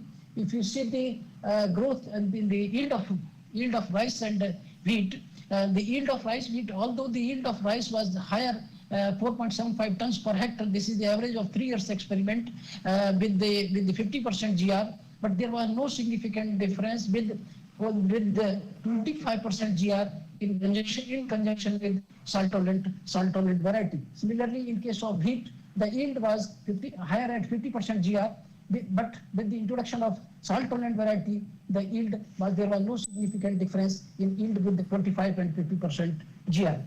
So this was the technology. And then the soil property, after 3 years, if you see the soil property, the initial property pH was 10.5, and after 3 years, the pH reduced at 50% GR was 8.8. However, at GR 25% GR, it reduced to 9.1. And with this is with the salt tolerant variety. Similarly, with the ESP, which was 85 at the initial stage when he is starting the experiment, and it reduced to 26. So like that, the improvement with salt tolerant variety with the reduced dose of gypsum, and we published the research paper on 2008, 2009, 2010, and 2016 on this aspect in different international and national journals. And now this, if you see the system productivity, with the system productivity with 25% GR salt tolerant variety, it was 72.76, and then cumulative cost of cultivation was higher with 25% GR and salt tolerant variety. Similarly, the benefit cost ratio was also higher with 25% GR gypsum and salt tolerant variety. Now come to another experiment which we conducted to develop the in our strategy. It was integration of gypsum, press mud, and salt tolerant variety. The combination of three. Because press mud is organic source of amendments, and it is available in abundant quantity in the as byproduct of the sugarcane industry. So we conducted this experiment at pH 8.5 to 9.2. There were we conducted this at different sodicity levels, and with the improved variety with the 3-4 sodicity levels, there was 8.5 to 9.2, 9.2 to 9.6, 9.6 to 10, and 10 to 10.4 like that. And the yes, sir. You have yes, sir. You have 2 to 3 minutes to conclude, please, so we can leave some time for questions. Sir. Please, eh? Okay, sir. Similarly, with the introduction of this technology, there was significant improvement in sodicity levels, and now come to another the change in soil properties also. With the introduction of the press mud in combination with salt tolerant variety and reduced dose of gypsum, the soil properties, soil chemical property and physiological property also improved significantly. And now if you see the reclamation cost of with this press mud technology, then there was a significant improvement in significant reduction in cost with the improved management practices as compared to the existing reclamation and management practices. Now another was the municipal solid waste. We conducted the experiment. We converted this municipal solid waste into the municipal solid waste compost and utilized for reclamation of salt affected soil.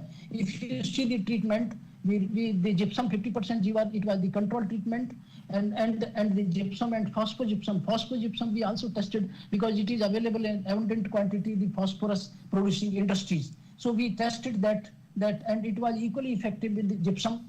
And in combination with the municipal solid waste, we reduced the gypsum dose up to 25% GR. So it saves about 25% gypsum with the introduction of municipal solid waste. And this is the initial soil properties of the experimental site where we conducted. And now on the yield, if you see the yield where we applied this 25% gypsum with the municipal 10 ton municipal solid waste compost, the yield of rice was significantly higher over rest of the treatments. But in case of wheat, the yield was higher in case when we applied the 25% phosphogypsum. So this was the superior, and the technology was very cost effective as compared to 50% gypsum. So this is the cost economics, and after 3 years, there was a negative net return in all the treatment except treatment T6. And the positive benefit cost ratio during first year of reclamation, followed by rice wheat cropping system. And during third year, highest benefit cost ratio was obtained in treatment T3, where we applied 25% gypsum plus 10 ton municipal solid waste compost. So like that, and now once we reclaim the soils, then we have to have the variety in our hands. So that's why we initiated the work on participatory varietal development. In this participatory varietal development process, we initiated the work on, we started the work with 126 genotypes. And after 126 genotype first year, we screened and then found 18 best. And then at location, the trial was conducted at 2 locations. And then among the 18, we find 12 next year, and then 12 to 9, and 9 to 6, and 6 to 2. Like that, at the end, we found the best genotype, that was CSR IR8. And then that genotype was released as variety CSR 43. This was based on the farmers. Every year we conducted the farmers participatory varietal selection. This is the choice of the farmers. If you see at the end, this variety, you can see this variety, for beauty of this variety, it was very short duration. variety, and you can see this in this trial that this is matured about 30 days or 35 days earlier than the rest of the variety, and it was the choice of the farmers that they prefer that short duration variety because it saves the water saving and many more things, and early harvesting means they get early market price. So this was the best variety, and then we developed the management practice of this particular variety, and management practices including nursery seed management, nursery nutrient management, optimizing number of seedlings per hill and spacing, nitrogen dose and age of seedling, and water management aspect. We developed the technology. If you see the nursery management, and then this is the nursery nutrient management. Nursery nutrient management, sowing of 25 kg seed with application of 125, 50, 50 kg NPK and FYM, 100 kg nitrogen, full PTCO through chemical fertilizer, and transplanting of 30 days old seedling found suitable nursery management option for salt tolerant variety. So this is, and then another was the optimizing number of seedlings per hill. Then 4 seedling per hill at a spacing of 15 and 20 centimeter gave significantly higher grain yield over 2 seedlings. Sir, this is just 2 slides on, sir. Press only 2. Yes, sir. Yes, sir. Yes, sir. Just 2-3 slides, sir. And this is the optimizing number of doses. If you see this, there were variety responded up to 175 kg nitrogen, but there was no significant difference on 150 and 175 kg. So this is the, now come to the water management is very important issue. We worked on this alternate wetting and drying. That is another method of water saving in our rice production. It proved, and now this you can see the impact of our technology. The increased rice yield increased 12 to 15% over conventional method and conventional practices, and then increased wheat yield 73% to 85% over conventional. So this technology is spread over 1.72 lakh hectare rice, 0.64 lakh hectare wheat. In this variety and the management practices covered area 1.72 lakh hectare in salt affected soils. So this is conclusion about that application of reduced dose of gypsum with salt tolerant variety is cost effective technology, and the replacing existing practice of sodic soil reclamation 50% GR followed by growing of traditional variety of rice with the improved practices plus fresh mud followed by growing of salt tolerant variety is cost effective and very highly adaptable technology. And then similarly, sodic soil treated with combined use of organic and inorganic amendments has been successful in improving soil physicochemical properties. And then transplanting of 4 seedlings, I have already told you that, and matching crop establishment and nitrogen rates when combined resulted in significantly higher yield and cost benefit ratio compared with cultivation of traditional varieties and farmers management practices. So this is all. Thank you very much all about my work and presentation. Thank you very much, Dr. Singh. Your presentation, you presented a quite wide range of topics and reclamations of sodic soils and others. So I will allow for 2 questions before we break for a coffee break. Let's see if the online audience have any question.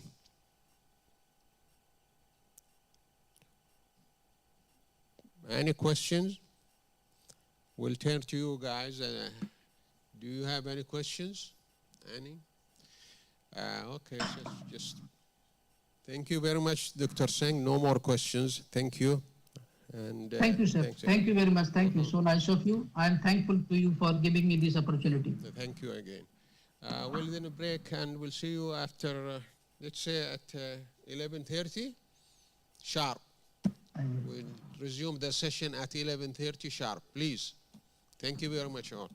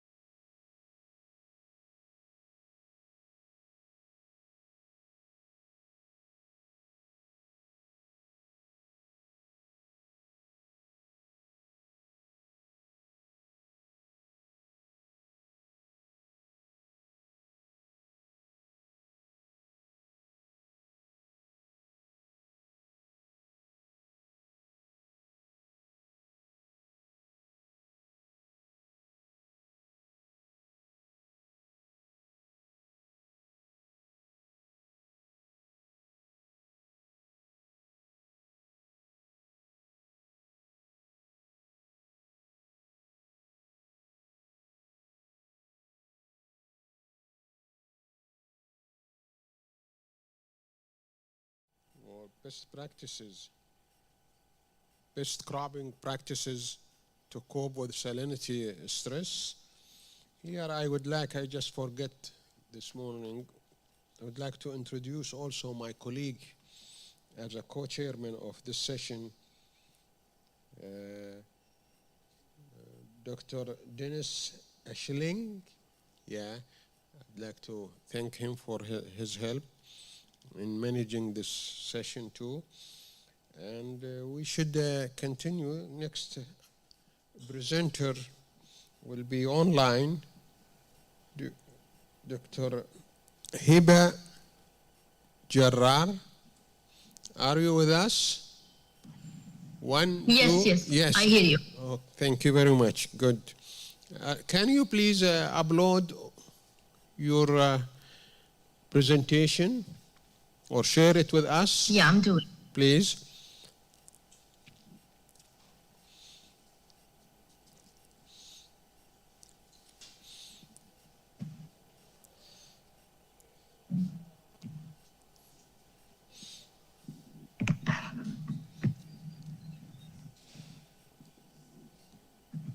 I hope it's clear. Yes, please. Just enlarge it. Use the cup to make it the full screen. Down. Yes, you can see. Yeah, we can see it. But if you enlarge it by using the cup down the screen, it will be much better. But it's clear now. Yeah. All right. Okay. Yeah, just click it, Okay. not this one. Thank you for. Go ahead, please. Yeah, thank you for this opportunity. Actually, I have master degree from Ciambari, Italy, and I see many of my colleagues and professors. I'm happy to be between you. My publication is a literature review, and the title is about seed enhancement technologies promote direct seeding and overcoming biotic and abiotic barriers in dry land degraded ecosystem. Actually, we know that dry lands represent about 41% of the Earth land surface, whereas 2 billion people live there. And these areas face several challenges in degraded dry land, and such as high temperature, soil salinity, water scarcity. Also, it has loose soil with low water holding capacity and poor fertility. All these factors, beside many of factors that driving also for more degradation, for land degradation, such as overgrazing, soil salinization, climate change, global warming, and also urbanization. This is the solution for this situation. It will be making kind of rehabilitation and restoration. Dr. Hiba, can you just have your presentation in full screen? Large. Use the cup that you have to enlarge the screen or have full. And you are not full screen. Yeah, you are not moving. Okay. Let's just work on this. And you are not moving also your slides. Okay. Please. I will do resharing now. Yeah, it's much better. Thank you. Okay. You're welcome. So, as I said, degraded arid lands could be environmentally repaired through restoration and rehabilitation process. And the most common method, especially for big area, is the direct seeding. But unfortunately, restoration attempts for this method using seeds is less than 10% success rate. And actually, we can see that we have to take care of many of factors like time of seeding, using the proper species of plant, and the number of seed, the size used, all affecting the success rate. But there is there is 5 applications, or let's say 5 factors. If we take care of it, we will improve that related to seed, and it will improve the restoration programs, such as the delivery. The successful delivery and appropriate seed attribute is very important, especially the seed size and the shape and the flowability. Also, the seed protection against pathogens, pests, and seed predators.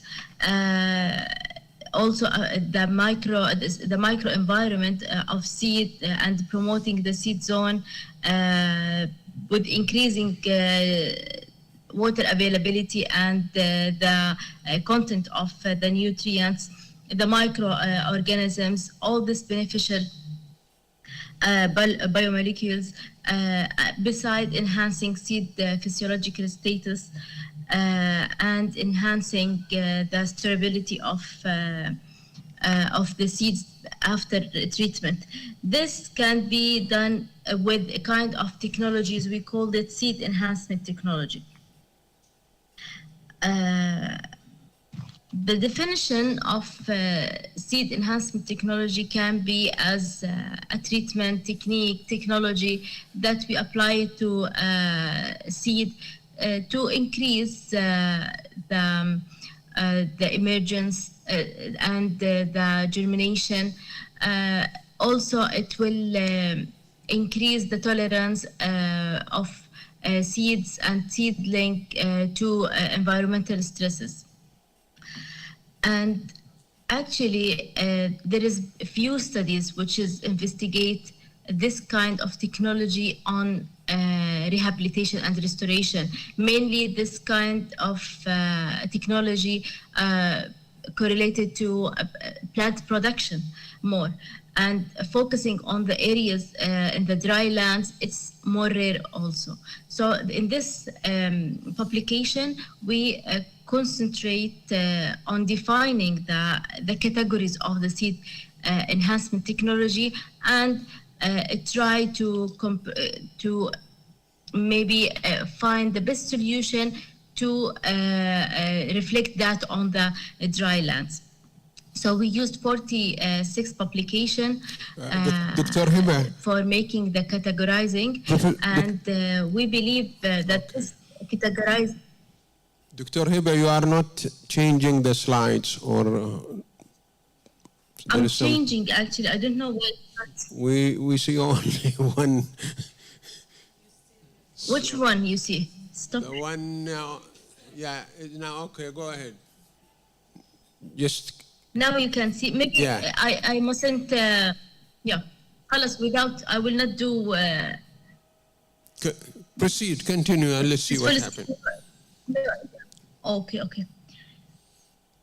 Okay, so according to the publications, we found that there is 3 kind of modification. Our 3 main concepts: adding material, which we called it seed coating, and here we applying certain material to enhance germination to the seed and to improve the seed establishment. The second one is to remove the barriers from the seed coat, and we call it scarification.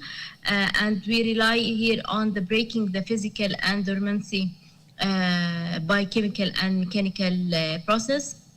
And also, at the same time, we modifying the seed shape to fit a mechanical seeding.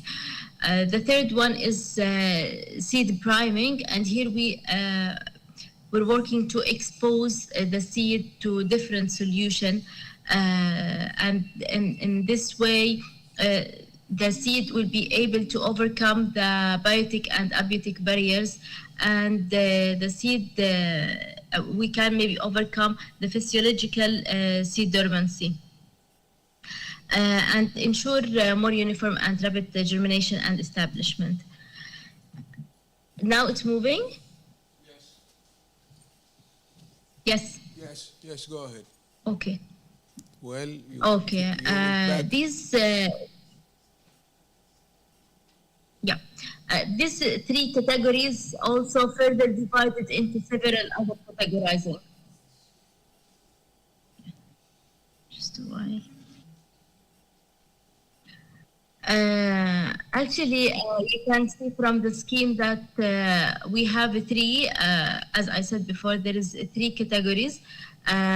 Removing, adding, and exposing, which means the three kind of seed enhancement technology, and each of them has many of subcategories: the mechanical, heating, and chemical and flash flamming for scarification. Also, for coating, we have encapsulation, pelleting, dry coating, film coating, seed dressing, and encrusting. For priming, we have also many others. I can't go through all of this. Each of them has definition and uses. And the idea that the correlation between this and the, sorry.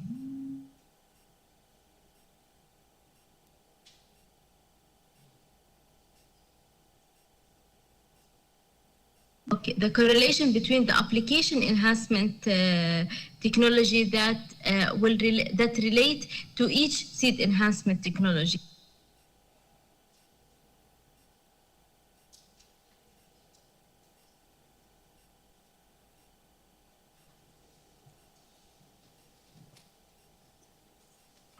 Can you hear me? Yeah, we lost you for a few seconds, so continue, please, because you... Please go ahead, okay. Continue. Okay, so the enhancement applications, I mentioned before the 5 main applications that improving it will improve the restoration program. It will improve with each seed enhancement technology. For example, scarification can improve the seed delivery and physical attribute, the seed storability and physiological status, while the priming can affect the seed protection and the seed microenvironment, the physiological status, and the seed storability. Coating can affect, sure, with different component and material, it can affect the different 5 enhancement applications. So this is the summarizing scheme for the publication, and the importance of this work is that we introduce a kind of comprehensive categorizing for this kind of technology, and this will ease putting them in database and integrate them with the new findings, and especially use them in artificial intelligence as a next step to use them to use a proper seed enhancement technology for a specific target.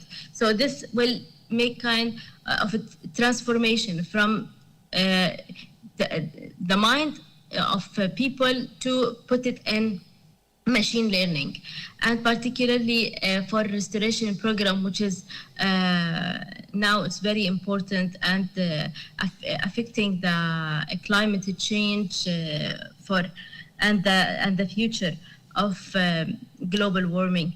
The other advantage also here is that we will hide the technique that can be promising to restore degraded land in dry land and to overcome many of abiotic and biotic challenges such as salinity, alkalinity, and poor soil fertility. And eventually, this will help us to achieve sustainable smart agricultural practices. Here is some examples for how this technology can be beneficial for the dry land peculiarities. And specifically, we can find that the success of any technology depends on are correlated to the efficiency of this technology and the sustainability. And we mean by sustainability that its effect is for longer term effect for many stages of plant growth, and the overall beneficial impact on the socio-economic aspects. For example, using organic nutrients, the publication shows that using of nutrient sources, water retention material, the biomaterial, and beneficial soil microorganisms, it shows more sustainable improvement for seed emergence and for seed survival for different plant growth stages. Also, for specific problems that kind of abiotic and edaphic stresses that dry lands suffering, like salinity, drought, and heat, we have some results that shows that hydropriming, osmopriming, halopriming, chemopriming, nanopriming, radiation, priming using laser and UV, and magnet priming is very useful for salinity stress, and also for drought stress. So we can use hydropriming, chemopriming, and nanopriming, while heat stress, we can use kind of thermopriming. This is only examples for what we get from the publication and from the research. And thank you so much for listening. Thank you very much for your presentation on the review paper of seed technologies and water stress and salinity stress.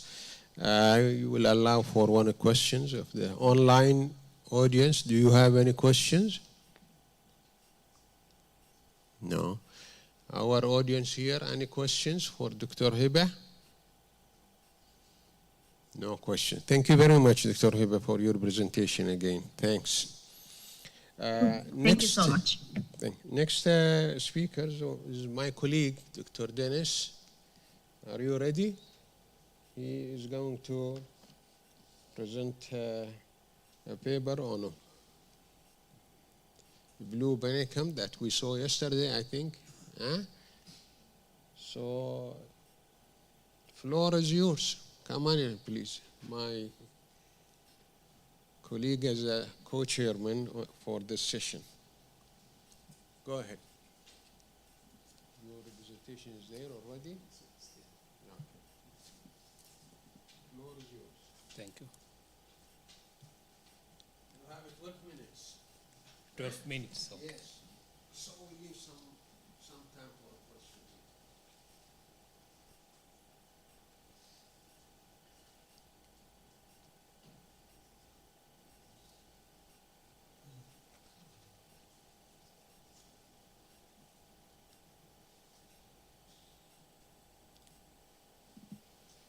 Okay.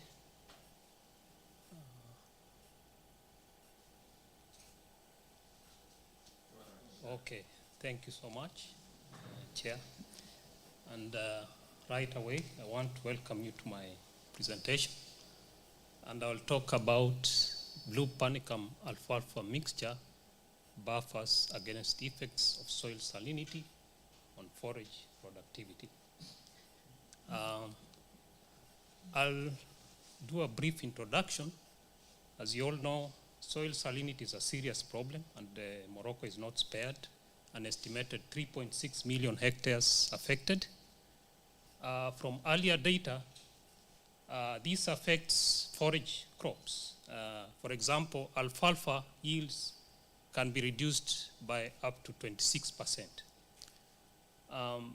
The effects start from early during seed establishment, seed germination, with the salts impairing the seedling. And as you can see in this, photo, you see the seedling at 200 millimolars of sodium chloride, really affected. And the damage proceeds up to late growth with effects to sodium, high sodium concentration against K uptake. And this really affects the crop productivity. So we are out to test grass legume mixtures. These crops have been tested with a lot of success in enhancing forage productivity through mechanisms of complementarity. That means nitrogen cycling and carbon gains through both aerial activities and root carbon sequestration. So we wanted to test if these benefits found in non-saline conditions can be replicated in saline conditions here in southern Morocco.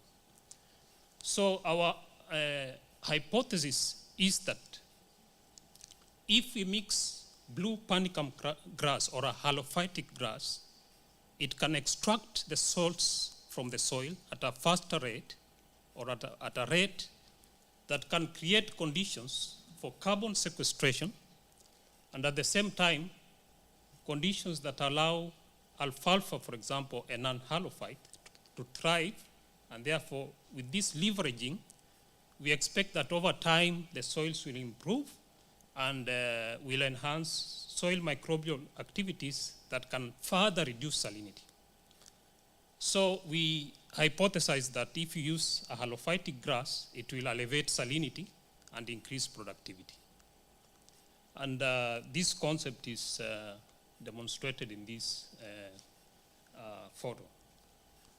So our strategy is to test alfalfa monocrop compared to blue panicum monocrop also. And then we mix the two based on seeding ratios at 50-50% and also at 70-30%. That means 70% of alfalfa, 30% of blue panicum. The trial is just, I think you had a chance to visit the trial in Fumluad. So we have these treatments in 4 replicates, and we are testing them at a low, less saline soil at around 4 dCm. And also the water is 6 dCm per meter against an extremely saline soil with 52 dCm per meter and around 8 dCm per meter of irrigation water. We are deploying the irrigation practice that farmers use because it's an on-farm trial. The highest rates we are using is around 16 millimeters per day, around twice per week. So these photos show some of the treatments. This is the 50-50 mixture. This is the 70-30 mixture with the alfalfa dominating. So I'll go to some preliminary results. These are changes in soil salinity. As you remember, we want to see if these crops can alleviate salinity. And as you can see here, in the high salinity platform, we have an increase in soil salinity across July and December last year. And the increase is quite significant across treatments, a range of 32 to 38 dCm increase. But in low salinity, there is some evidence that alfalfa, rather than blue panicum, is alleviating salinity. And the effects are quite significant, even to the mixtures where alfalfa dominates. So we observe that it's not really, alfalfa is not, blue panicum is not doing as much as we expected to reduce salinity. But alfalfa seems to be doing that, and there are possible explanations to that because of the work of alfalfa extracting water, excess water, which could be depositing salts in the surface soils. So this is, you can see this is highly saline soils. This is the blue panicum alone, and you see some deposits of soil, of salts. But here, although it's shaded, but we did not see this kind of deposit, suggesting some amelioration. For forage productivity, we did not see quite a pronounced effects of increased yields, but some slight effects, particularly comparing the 50-50 mixture of blue panicum and alfalfa compared to blue panicum monocrop. But the yields were similar to alfalfa monocrop. So this is a slight increase, and that is expected during the establishment here. And remember, this is only 4 cuts. We also, and this, I just want to just demonstrate this. This is the beautiful crop of the 50-50 mixture under low salinity. And this was taken at the peak of growth in November.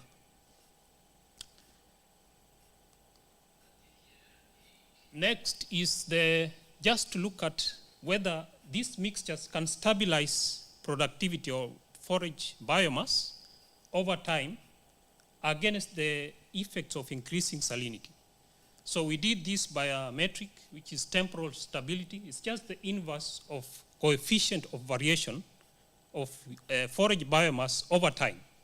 And we are talking about a duration of July to December last year. So the higher the temporal stability, the better indicator of complementarity and ability to buffer against salinity. So in brief, as you can see in this chart, blue panicum has higher temporal stability, although it's not very clear within the platforms, the variations across treatments, but the overall effect shows that blue panicum has a higher ability to maintain biomass, and as you increase the proportion of blue panicum in the mixtures, again you get the same benefits. So this, it shows that particularly at high salinity that blue panicum can buffer against effects of increasing salinity to maintain yields despite very high salt concentrations. We are testing further to see whether with increasing turnover of nutrients that will have much more benefits as it has been found in other areas. I think I'll go to the next 2 slides and finish. This is just a demonstration of the changes. Although blue panicum is doing very well and showing promise of maintaining and increasing the yields of the mixtures, it seems to enjoy the high temperatures. As you can see, this is July. This is panicum monocrop, very good ground surface cover. Again, this is September, almost the peak. At 29 degrees centigrade, you get one of the best yields for blue panicum. But as the temperatures fall towards December, you see blue panicum disappearing. And now the opposite happens for alfalfa. Much less growth with very high temperatures. This is a cool season legume. But as you move towards the cool temperatures, alfalfa takes over. So this leverages against any changes that you might expect that temperatures might affect individual species. And therefore, we conclude that blue panicum grass, although it did not elevate as much soil salinity, it has the potential to maintain higher yields if the growth of the grass and the alfalfa even. And we are exploring that. We also conclude that the 50-50% mixture, as far as we have observed, could be the most promising. And we expect that with the better conditions in the soil, probably this could be giving higher yields.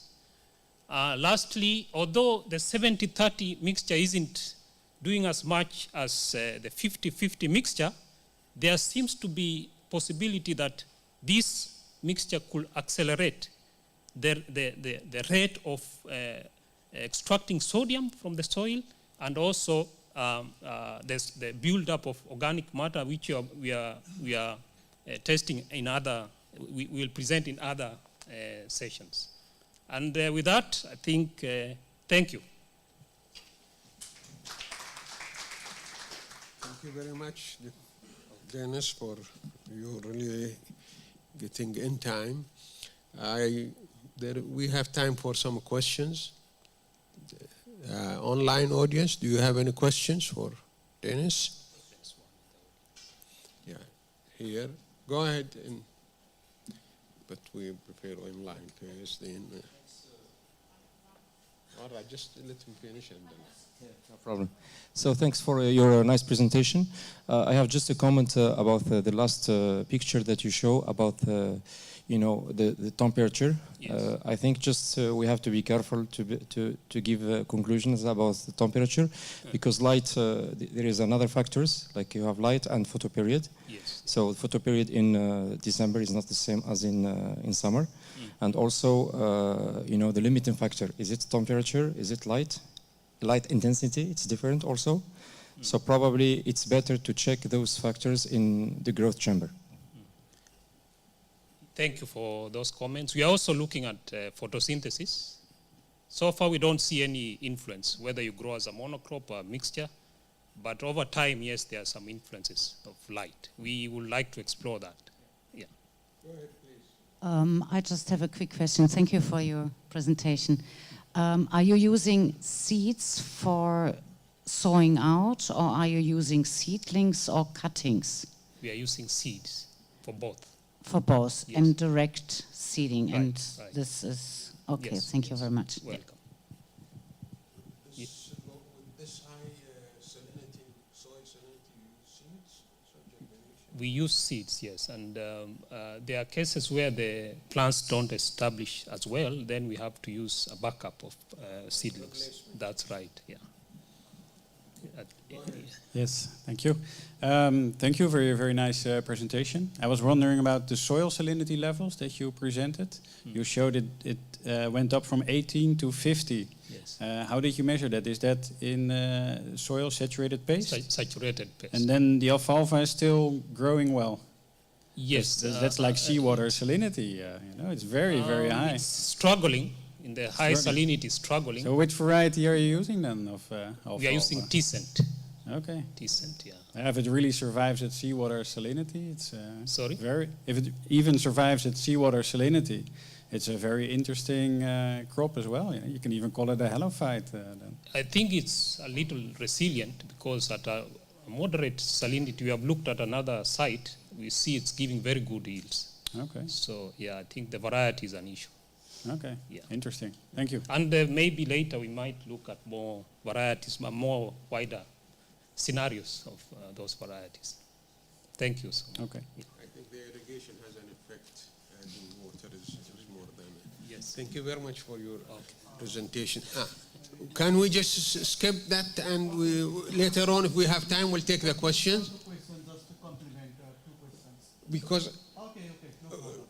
Please. We can allow this discussion later on if we have time. Thank you. Let's proceed. Next speaker is Wajdan Ruwaihi. Is Wajdan with us? Yes. Hello? Can you hear me? Wajdan? Hello? Yes, we can hear you. Can you hear me? Yes, can you share your presentation with us, please? Okay.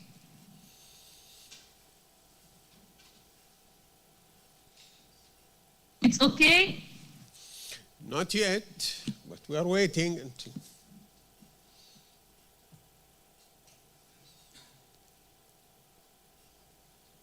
We can hear you, but we can't see. Okay. Now? Not yet.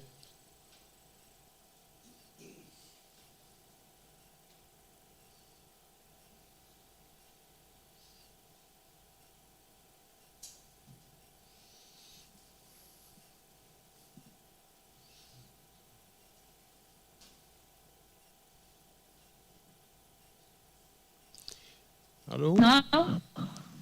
Can you? Hello? Yes, we can hear you, but we can't see. Can you just stop sharing and share it again? Pleasure will be better. Okay. Please.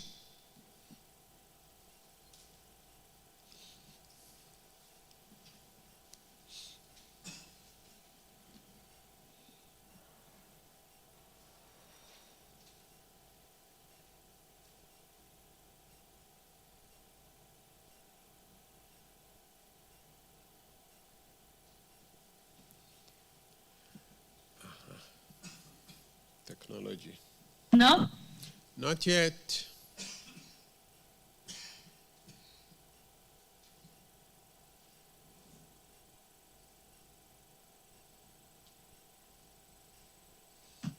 Try to have it from our side, Wajdan, okay.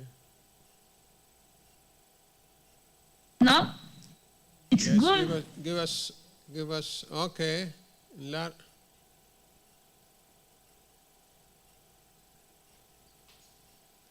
Disappeared again.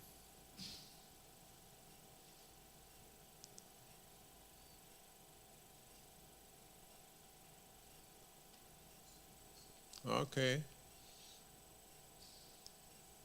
Good. Good. Start, please. Thank you. You have 12 minutes. Hello, ladies. Okay. Hello, ladies and gentlemen.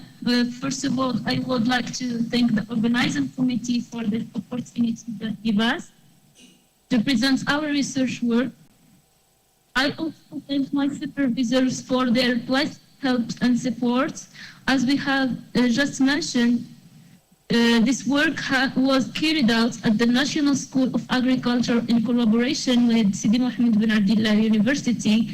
The theme we are pleased to present to you is agroecological effect of agroecological practices on weed management in the lentil crops in Mcnas region.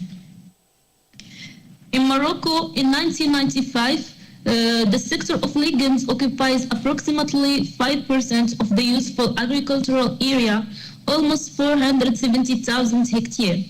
But this area has decreased by 15% to become 210 hectares during the agricultural year of 2015-2016. Because of the succession of years of drought that the country has known, which leads Morocco, which was once the second largest exporter of legumes in the world, to become a simple importer for this product.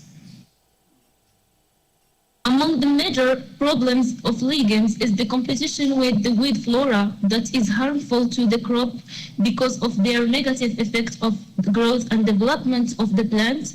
And it is known that the application of herbicide or salinity can remarkably reduce the growth of and development of weed species, but also the crops.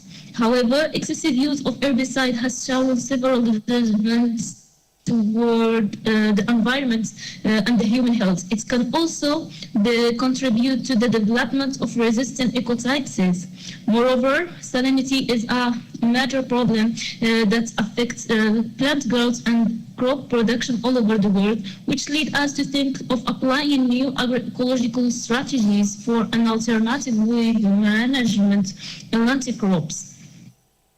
The experimental design was a randomized complete block with 3 replication, 4 treatments were tested: manual weeding, plant extract, plastic polyethylene, and to compare this treatment with chip. For the identification of the different weed species present in the trial plot, we used the practical flora of Morocco and the bleed of the main weeds of the Maghreb crops. Concerning the measurement of weed density, we adopted the diagonal technique, which allowed to evaluate the density of weed as well as the level of infestation of the plots by calculating the number of plants per species and deducing the most abundant. Then, in order to evaluate and compare the effectiveness of each of the treatments applied, we used the following formula. The collected data were entered on the speedsheet Microsoft Excel, then submitted to an analysis of various using statistical software SPSS. As a result, we were able to identify the presence of 22 different species, weed species. Thus, they are divided into main categories: monocotyledons and dicotyledons. Regarding the effect of treatment on weight density, we note the presence of a significant difference between all treatments and the control. The plastic polyethylene treatment, which allows the best weight management, followed by but also agroecological practices such as the use of plant extracts and organic mulching, which gave a satisfactory result. Then, after measuring the biomass in dry matter of lentil and wheat, we noticed that all the treatments are significantly different.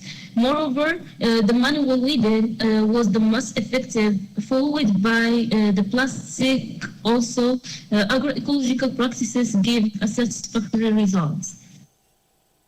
Regarding the yield components, we found that all treatments were significantly different from the control for all measured compounds. The manual weeding, which allow an optimal development of the plant, which can influence on parameters and therefore on the weight too. As for of the treatment, the most effective treatments are plastic and manual weeding, with the percentage of approximately 87%. All the treatments as relatively effective. All treatments have a significant effect on grain yield compared to the weighted check.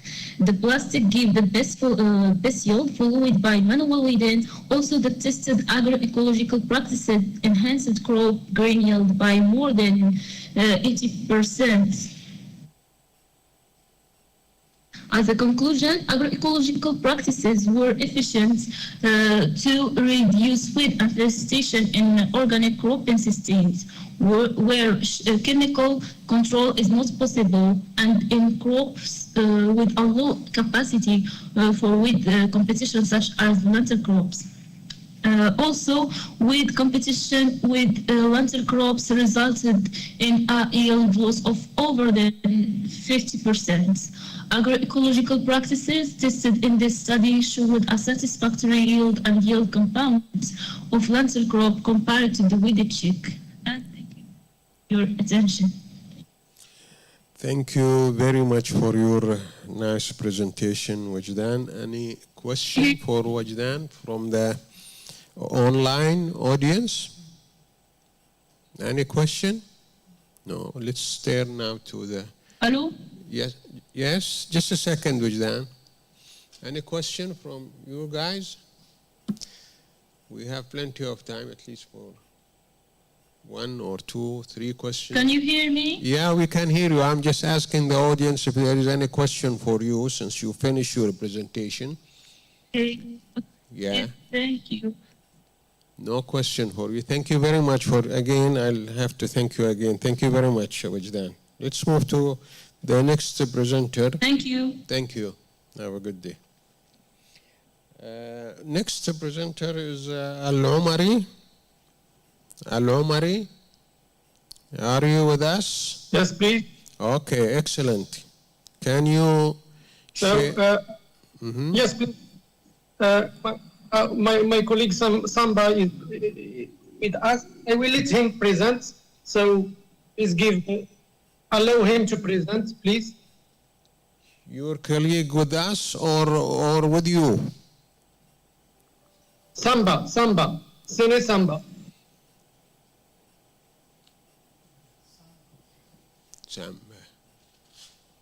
I couldn't understand that. Is it some either if he's with you, let him present it. Just share your presentation online. Yeah, share your presentation and ask him to present it. No problem. Can you hear me, Dr. Al-Alawi, Al-Omari? Can you hear me?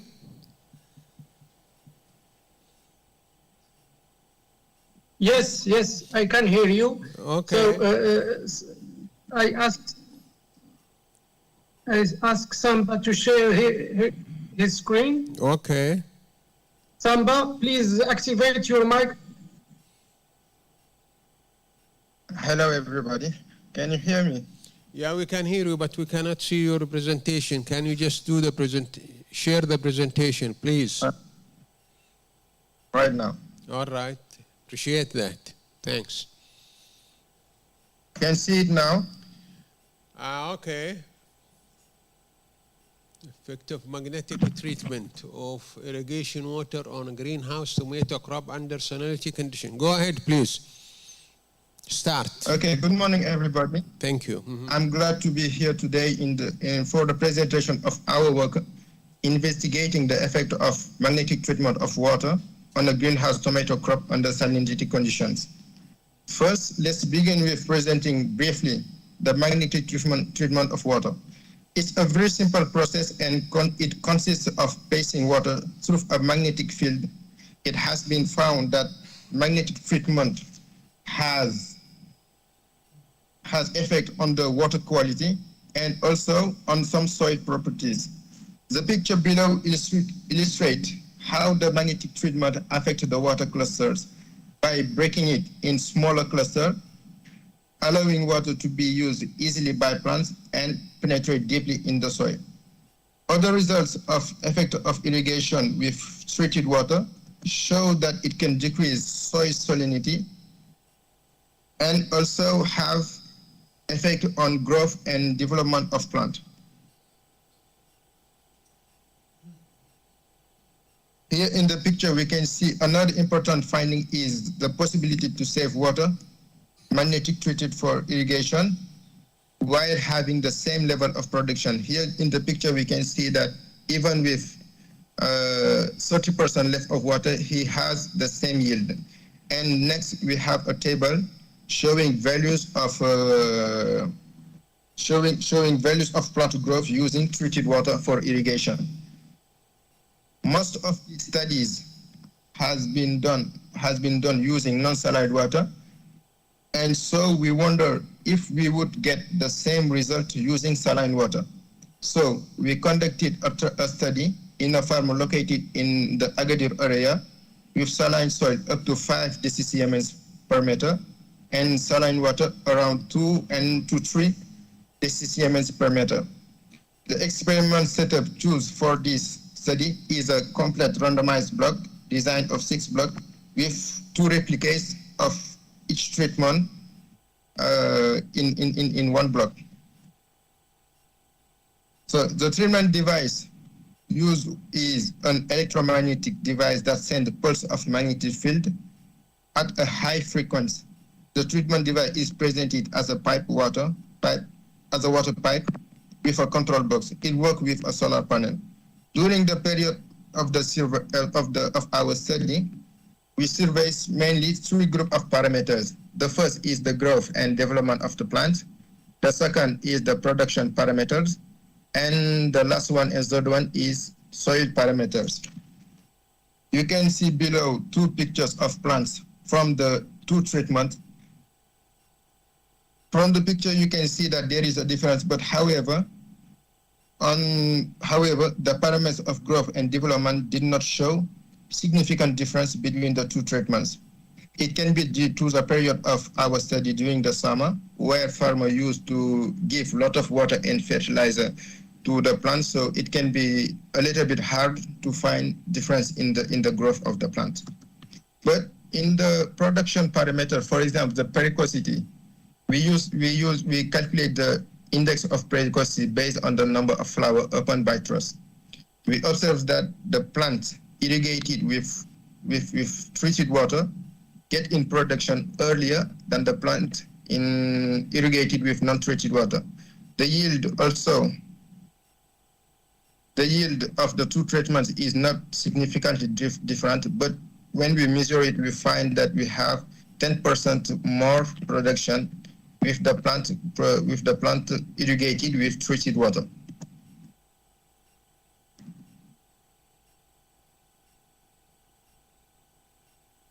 Also, continuing in the production parameters, the result of analysis of fruit quality show improvement on juice content and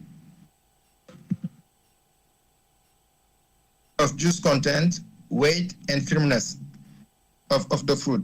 the fruit from the plants irrigated with treated water are better quality than the fruit irrigated with non-treated water. And when I talk to the farmer, the first thing that he observed is the difference on the caliber on the caliber of the fruit between the two plots.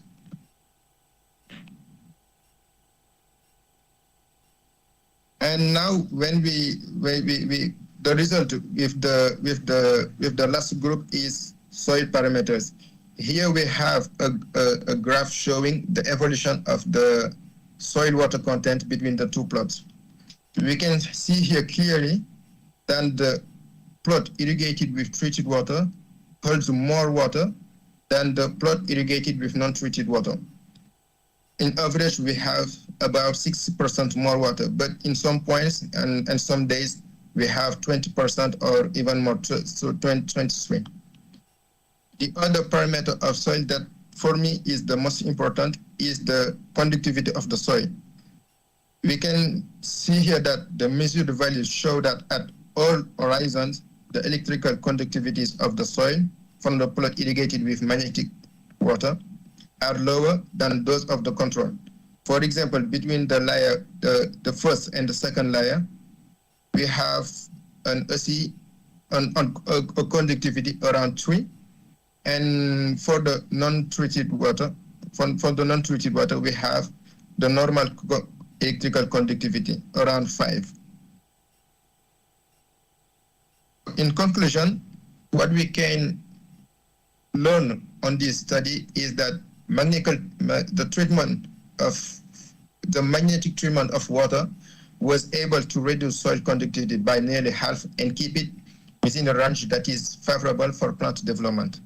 The second point is that irrigation with magnetically treated water can improve soil water content by retaining more water and allowing the plant to use more water and easily also.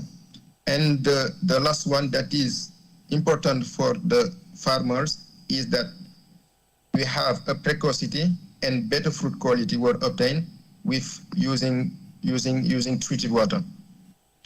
From this work, we plan to do further study on this technology, like the effect of water memory, and also trying to see how much water can we save using this technology by doing deficit irrigation. This work are scheduled the next year, and hope that I will present also here result obtained for our next work. Thank you for your attention. If you have any questions, I am here to answer if possible. Thank you very much. Let's see if there is a question for you from either the audience on online. Any question? Please. Here I'll turn, I will go to Professor Tester has a question for you. Go ahead, Professor. A lot of questions on. Hello, thank you very much. That's a very good, clear presentation. I was just wondering about if you can give any more details on the treatment, the type of device, how much it costs, and what sort of flow rates it can handle, or what volumes of water it can treat. And what is the distance between the instrument and the last drops? This is very important. Yeah, good. Do you hear the question? Can you repeat it, please? Because yes.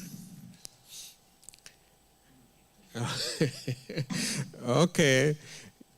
Professor Mark is asking, can you just give more details on the treatment itself and on the instruments and the cost of the instrument itself and the position of the instrument?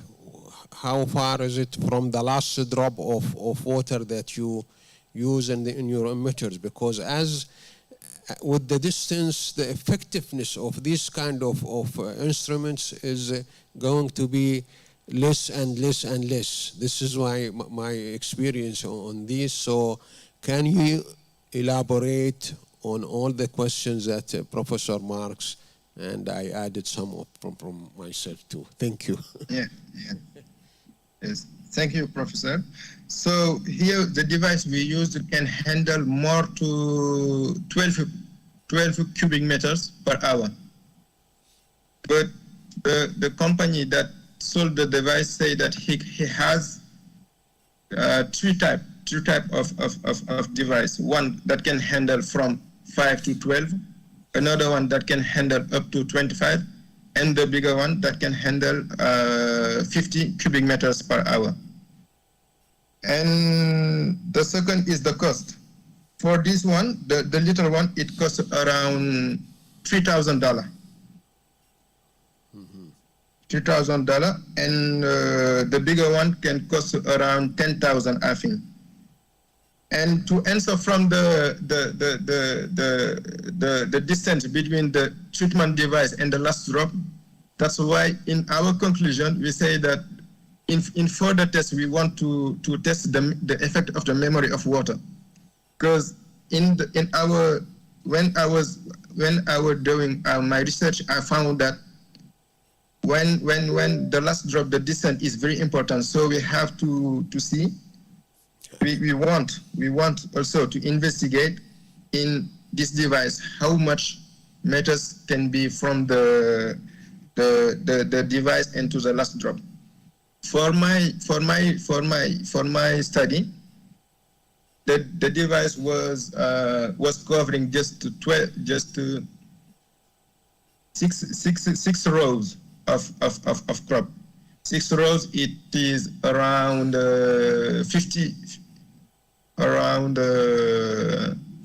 17 meters, or between 70 and 15 meters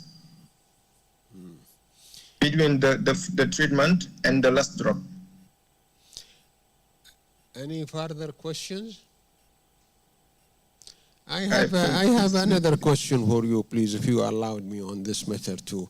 Your measurement. I can hear you. Yeah, I said your EC measurement that you took for the soils or the soil samples. I can. Are these at the end of your season, or the middle, or at the beginning, when you took all these measurements of the EC of the soil samples that you got? I took the measurement of soil samples at 1 month after the installation of the device. That's not at the end. But also it was in the beginning, Sandra. Yeah, but not at beginning of the cycle.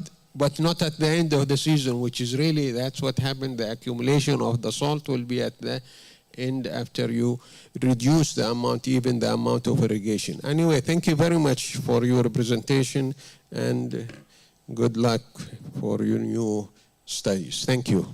Let's move to another. Thank you. Thank you.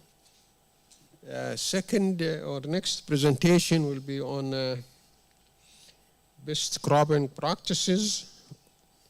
I hope this is our title for the session, but Nafisa, are you with us? Nafisa? She is not here. So we're gonna go to next one. Ayub Al-Ma'tuqi. I hope that I pronounced it right. Ayub is us here? MashaAllah, this is very easy. Then come on in, Ayub. Thank you very much. The floor is you. You have 2 presentations. Yeah. Do you want to take them all together, or we'll stop and ask you if there is any questions, or continue? You okay? Okay, take them together, and then we'll see what can do. Thank you. Thank you.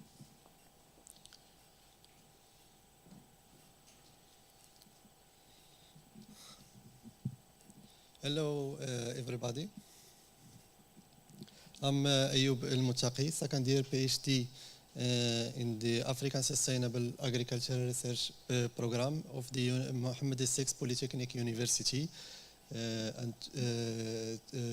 Today I'm happy to share with you the results of my research concerning the effect of cutting time intervals on agronomic performance and forage quality of blue panicum under arid and saline condition in the southern Morocco.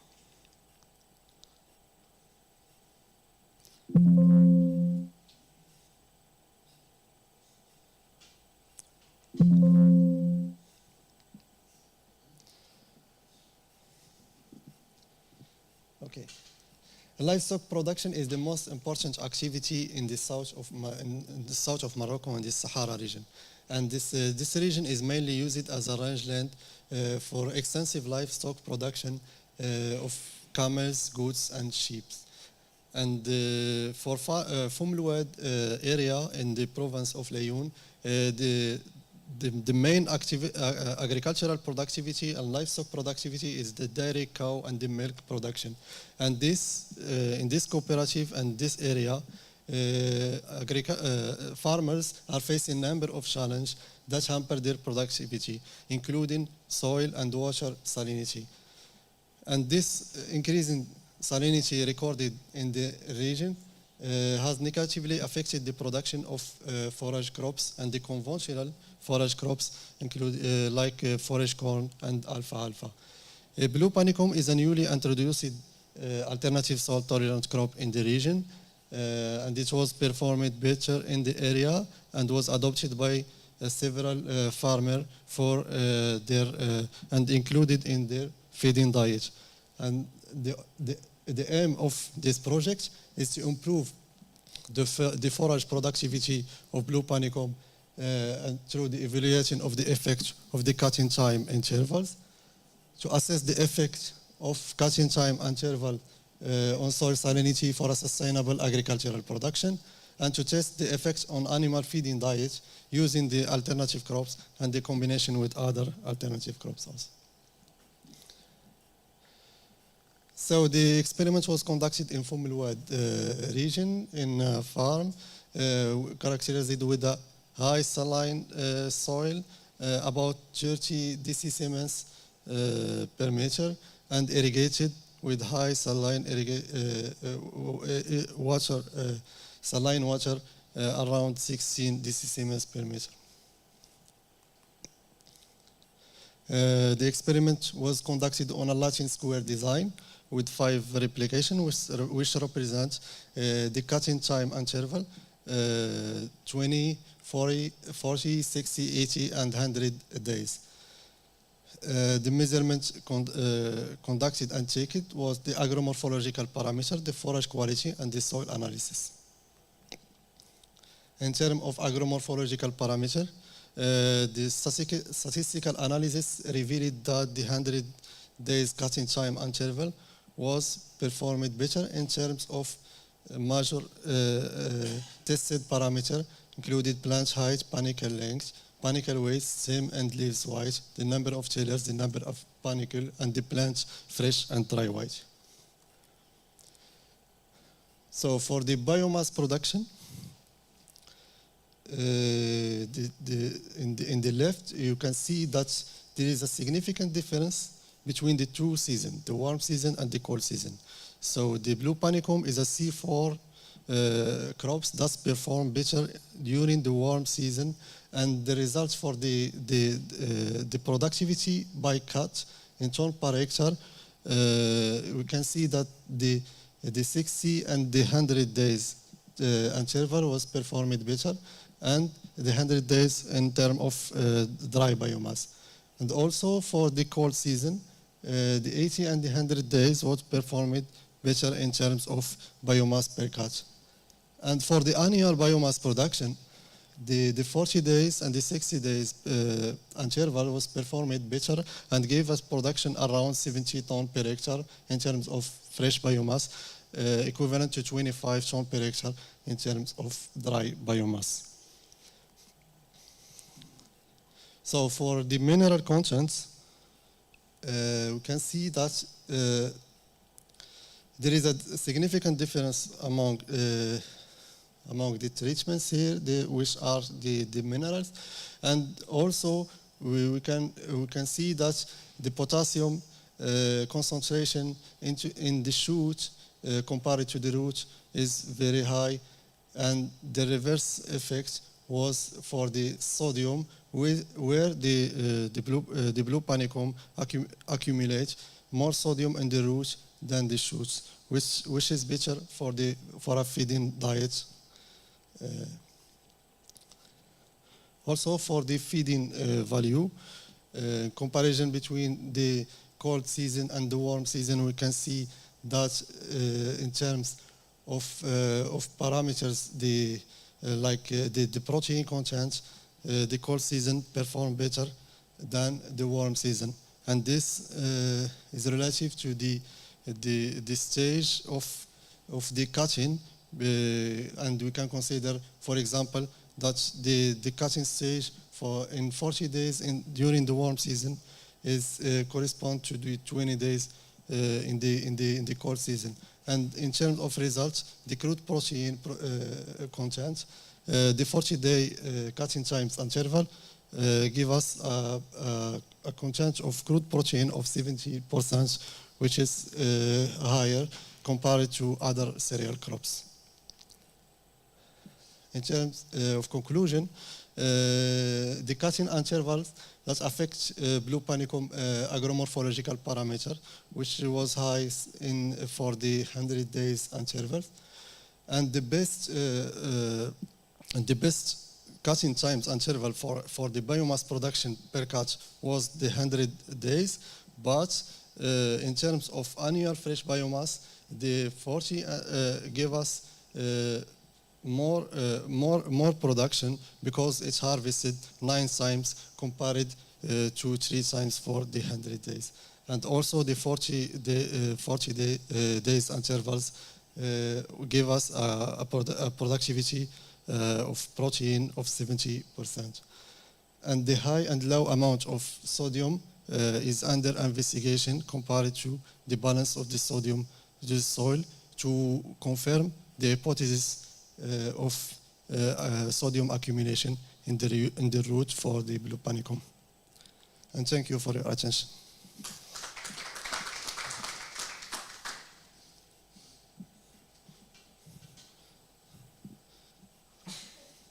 So I can move to the second presentation. Yeah.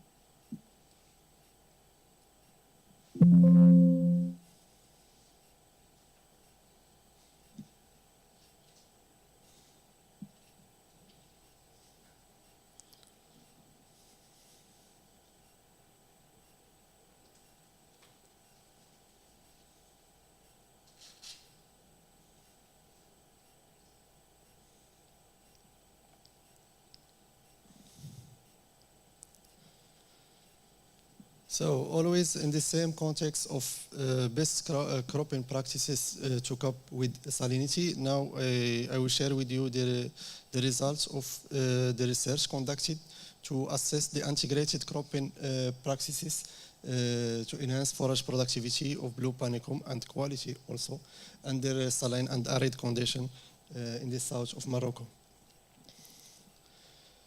So the problematic here is the increase in soil salinity that is hamper the agricultural productivity in the world and become more serious with the accentuation of the climate change effects and characterized by water scarcity and harsh environmental conditions and high wind speed, etc.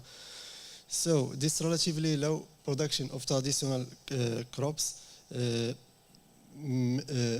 and combined and coupled with the livestock production that is the main agricultural productivity in the region, and to meet the increasing forage demand in terms of quantity and quality, the introduction of alternative forage crops could be a judicious choice to cope with this environmental stress and problems.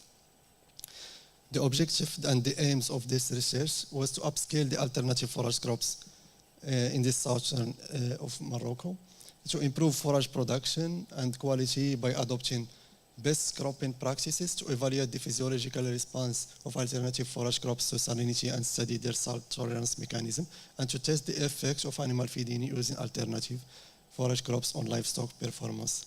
So the experiment was conducted in 5 experimental platforms and 5 agroclimatic conditions, which represent the climate condition in the southern of Morocco. And also the irrigation water salinity was ranged from 4 dcc in Chadres to 12 dcc in Smara region. So the investigated practices in number of 4. First of all, the planting method, we tested the bed planting method, the raised bed planting method compared to the flat method. Second, the crop establishment, we tested the direct sowing, the transplantation, and the rhizome propagation.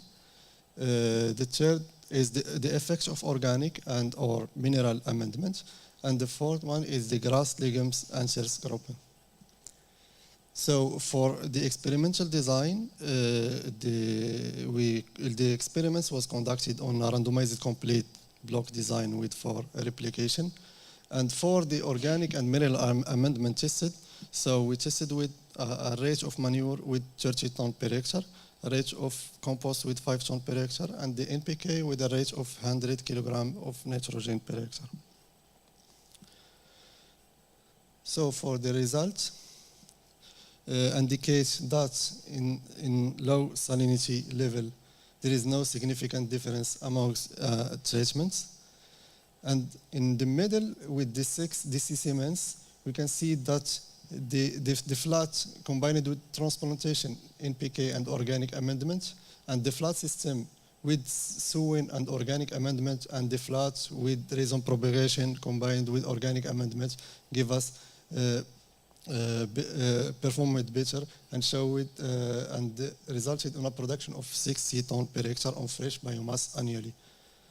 So in Bir and Zaran platform with 6.6 dcc, the raised bed planting method combined with the sowing and the NPK fertilization gave us the best performance around 80 tons per hectare of fresh biomass annually. So interfire platforms, the bed and the transplanting method combined with the organic amendment improved the productivity of blue panicum compared to the control, which is the flat with the transplantation by 50%. And in Smara region, we tested only the effects of organic amendments and their interaction, and the effects of combining the organic amendment with the NPK fertilization in a transplantation method resulted in a production of 60 tons per hectare annually in terms of fresh biomass. So the intercropping trial was conducted only in Bir and Zaran platform with 6.6 dcc irrigation water salinity. So the results indicate that combined we tested four combination. First one blue panicum with 1 alpha-alpha, 1 line of blue panicum with 4 line of alpha-alpha, 2 line of blue panicum with 1 line of cisbania, and 4 line of blue panicum with 1 line of cisbania, and the sole crop which represent the control in our trial. The results indicate that the 1 line blue panicum combined with intercropped with 4 line of alpha-alpha conducted to a productivity of about 65 tons per hectare, and 3 times more productivity compared to the sole crop of the blue panicum, which is calculated by the land equivalent ratio, which represents the highest in the alpha-alpha with blue panicum comparison to the blue panicum with Hispania combination. So a general overview of the improvement realized by the agronomic practices for the fertilization and organic amendments. We can see that the combination of the NPK with manure improved the productivity compared to the control. Always the control is the transplanted method in the flat system with 60%. So in terms of intercropping, as we see that one line of blue panicum with 4 lines of alfalfa has improved the productivity by 120%. So for the planting method and in bush-door platform with 6 DCCMS, the improvement was achieved when combining transplantation with compost and the cutting, the rhizome propagation with the compost. And the improvement was about 300%. Interfire platform with 9 DCCMS, the productivity was improved by 225% when using the raised bed method combining with transplanting and manure. And finally, in Beranzaran platform, using the bed method in sowing, direct sowing with the NPK fertilizer was improved the productivity of blue panicum with 84%.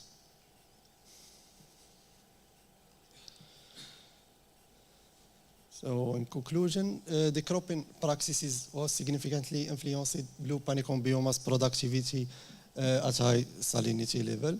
The highest blue panicum productivity was recorded using the combination bed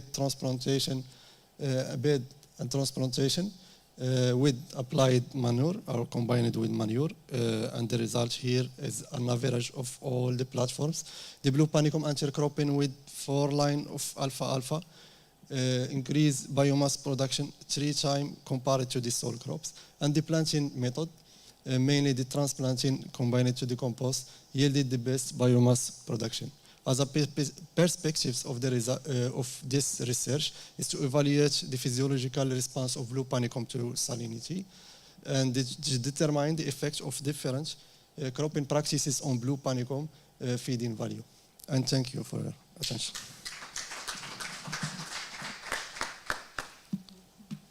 Thank you, Dr. Ayoub, for your practical work on blue panicum. And we have time for so many questions. Hopefully there are questions for you. Let's hear from the online audience if there is any question. Any question? Sorry, I have a question. Go ahead, please. Thank you for your presentation. I want to know how many cutting you will have blue panicum during the year. And during the winter, the crop stops growing or not? Sorry, I didn't hear the second one. During the winter, the crop stops growing. It means you cannot grow during the winter or no? The temperature is fine for growing and continue growing during the winter also. So thank you. I will start with the second one. So during the winter, it's not stopping, but it's just going slowly compared to the warm season, and it's related to the physiological aspects of blue panicum as a C4 species, just perform as in long days and high temperatures. And for the first question, the number of cutting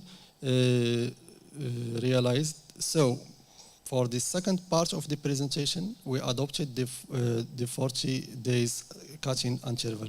So we realized 9 harvests per year. And for the second trial, where we assessed the effect of the cutting interval. So for the 20-day was up to 18 harvests per year. for 40 days, always 9 harvests, and vice versa to conduct for the 100 days for only 3 harvests per year. Is this answering your question? Thank you very much. Any further questions from the online audience? No. Let's move to our colleague here. Yeah, let's start from who? Let me see. Okay. We have plenty of time, so don't worry. I'll take everybody. Okay, thanks for both presentation. I have 2 questions for each presentation. The first one, when you say cold season and hot season, I think now we can have those sensors. You know, I suggest to put some sensor to measure temperature, humidity, DPV. They are, you know, they are easy and more precise, and you can model your, you know, growth and yield data with those. You know, those numbers. I think it's better, you will be more precise, and you can see when you have the growth, you know, for temperature, humidity, etc. The second question is when you say good practices, you know, it's in general, I can say word, because we can have a lot of practices in agriculture to improve our growth. So I think it's good to use probably the amino acid from, you know, extracted from algae, because they are good, you know, I can say a good way to decrease the stress. So probably we can test it in the future. Okay, thank you, Professor. So for the first question, when make the difference between the warm season and the cold season is we are making the difference regarding the hot months in the year and the cold months in the year, relatively cold despite the conditions here. And we are also starting a pot trial in the growth chamber to assess this effect, photoperiodism, and also the effects of the temperature on the growth, like we simulate the season of for the optimization of the growth of blue panicum. And it's always good to use the new technology in the field, and also to monitor the soil salinity. And we have also the climate station, which we can have the daily radiation and the daily radiation and the number of hours for radiation, temperature, and precipitation, if it is. For the second part of the question, your suggestion is welcome. So we don't work it on this part concerning like the PGBR or other biosimilars. So we can think also after we may make this as a Yeah. Yeah, thank you. I have 2 points to raise. The first one is, I don't know whether you've considered nitrogen fixation and nodulation of alfalfa in your work, because that might also play a key role in the nutrition of the panicum. Now, the second one is about the soil analysis. If I can see the table on soil analysis. The table on soil, I think, or the first presentation.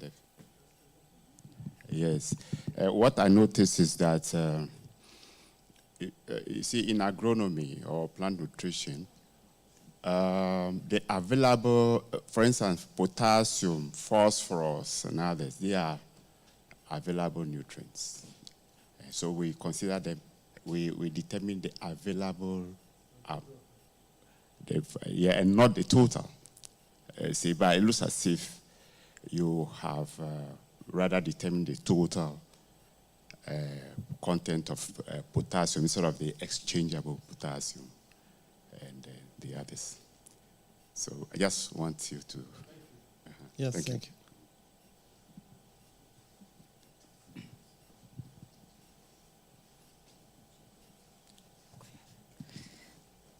Thank you.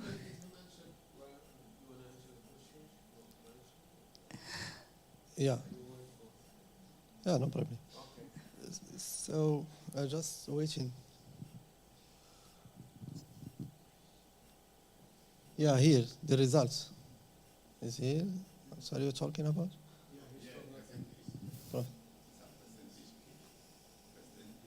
The percentage of phosphorus in ppm maybe. Yeah. Yeah. Yeah.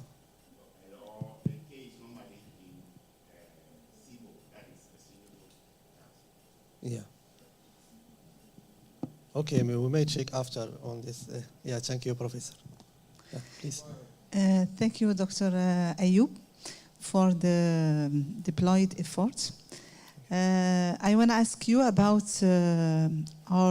if the land equivalent ratio could be an credible indicator to assess the benefits of any association of crops. Which crop benefits more? Because land equivalent ratio, as I know, give a global idea about an association. Yeah. Thank you. Yes, thank you. So the land.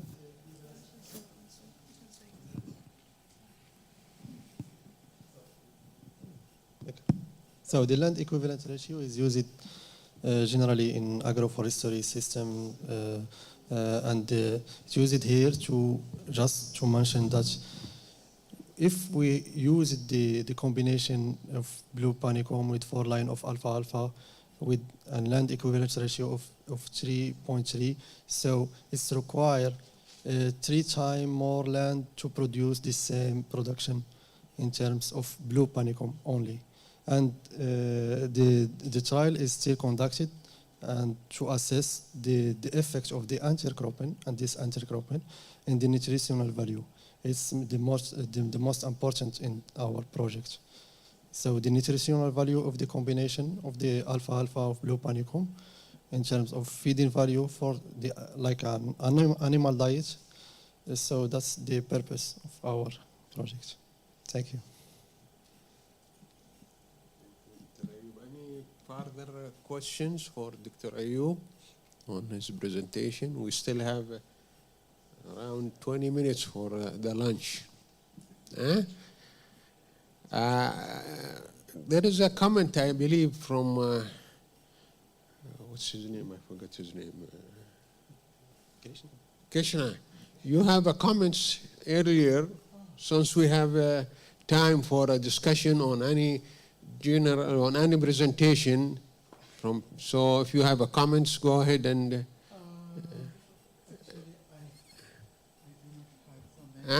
Or you forgot your comments on it.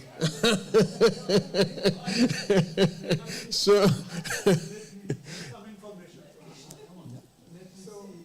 When you talk about fresh waste and dry waste, how do you yeah. dry Okay. Just a second, because they will record that. If you allow me to give you the microphone, it will be much better to talk. Thank you. So this question is about dry mass and fresh mass. Yeah. At what temperature and how long you dry your fresh plant material? Yeah, for the dry process, we dry the plants. We bring it from the field and we dry it at 60 degree temperature, the degree Celsius temperature, at a time of 3 days. So because 72 hours, okay. Yeah, and after we assess if it is really the dry biomass. So we wait we do the first wait, and after we return to the oven, and after 1 hour if it is variable, so we may let it more than 3 days.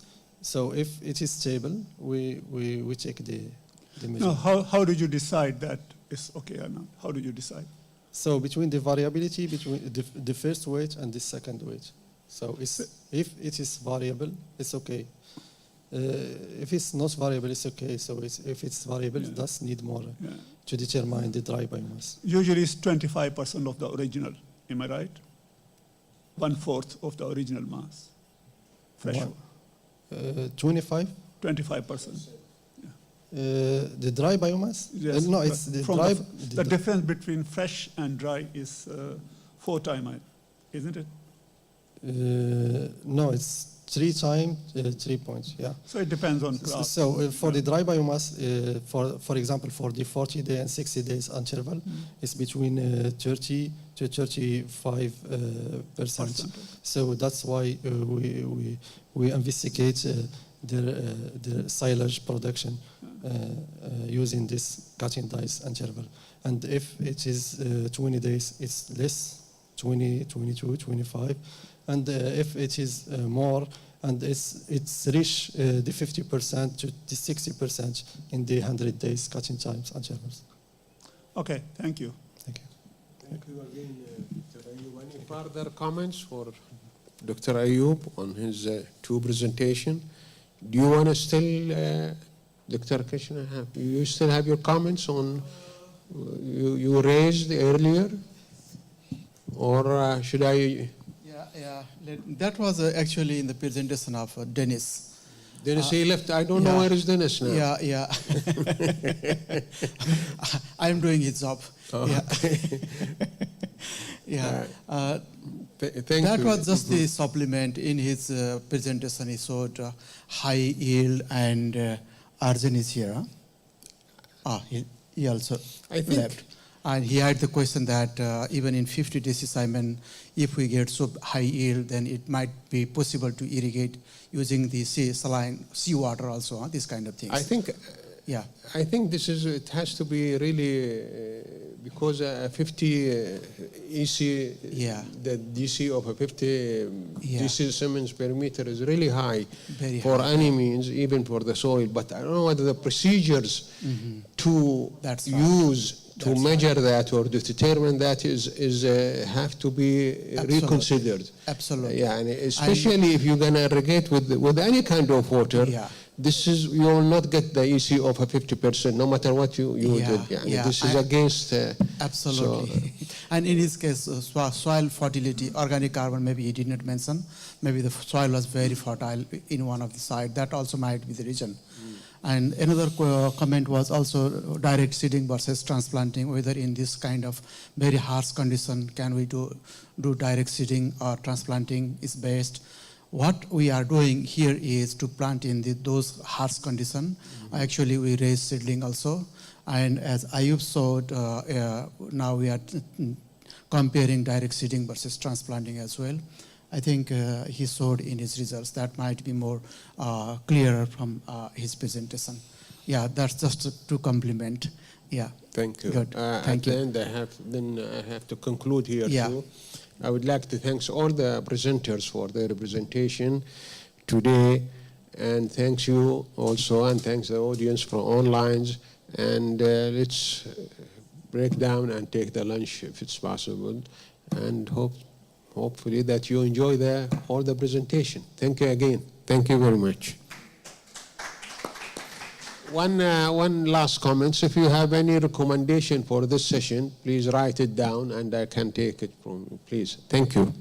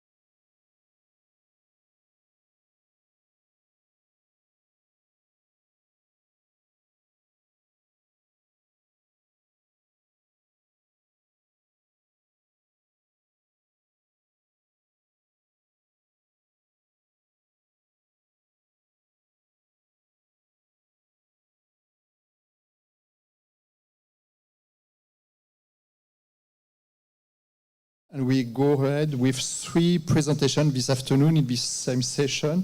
The first one is from Paul Bailly.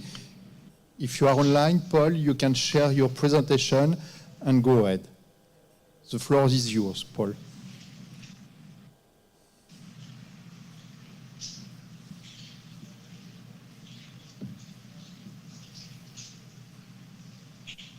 Paul, can you hear me?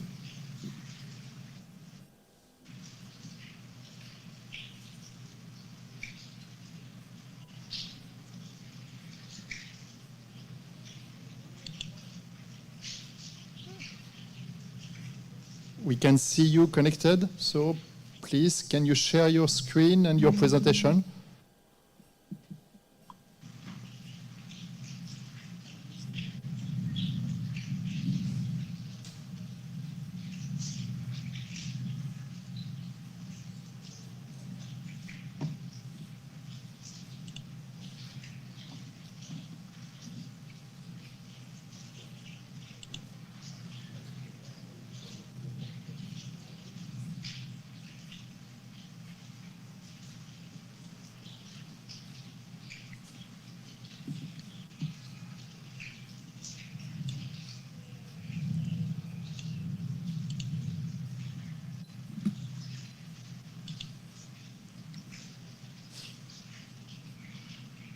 So Paul, are you online? If not, we will go to the next presentation with Maria Lopez.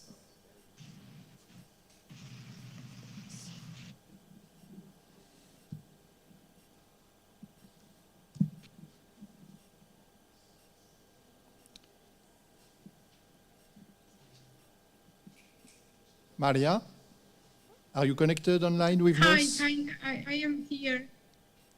I'm trying to share just 1 minute, please. Are you seeing my presentation? Yes, we can see your presentation now. You can, yes, go full screen. And the floor is yours.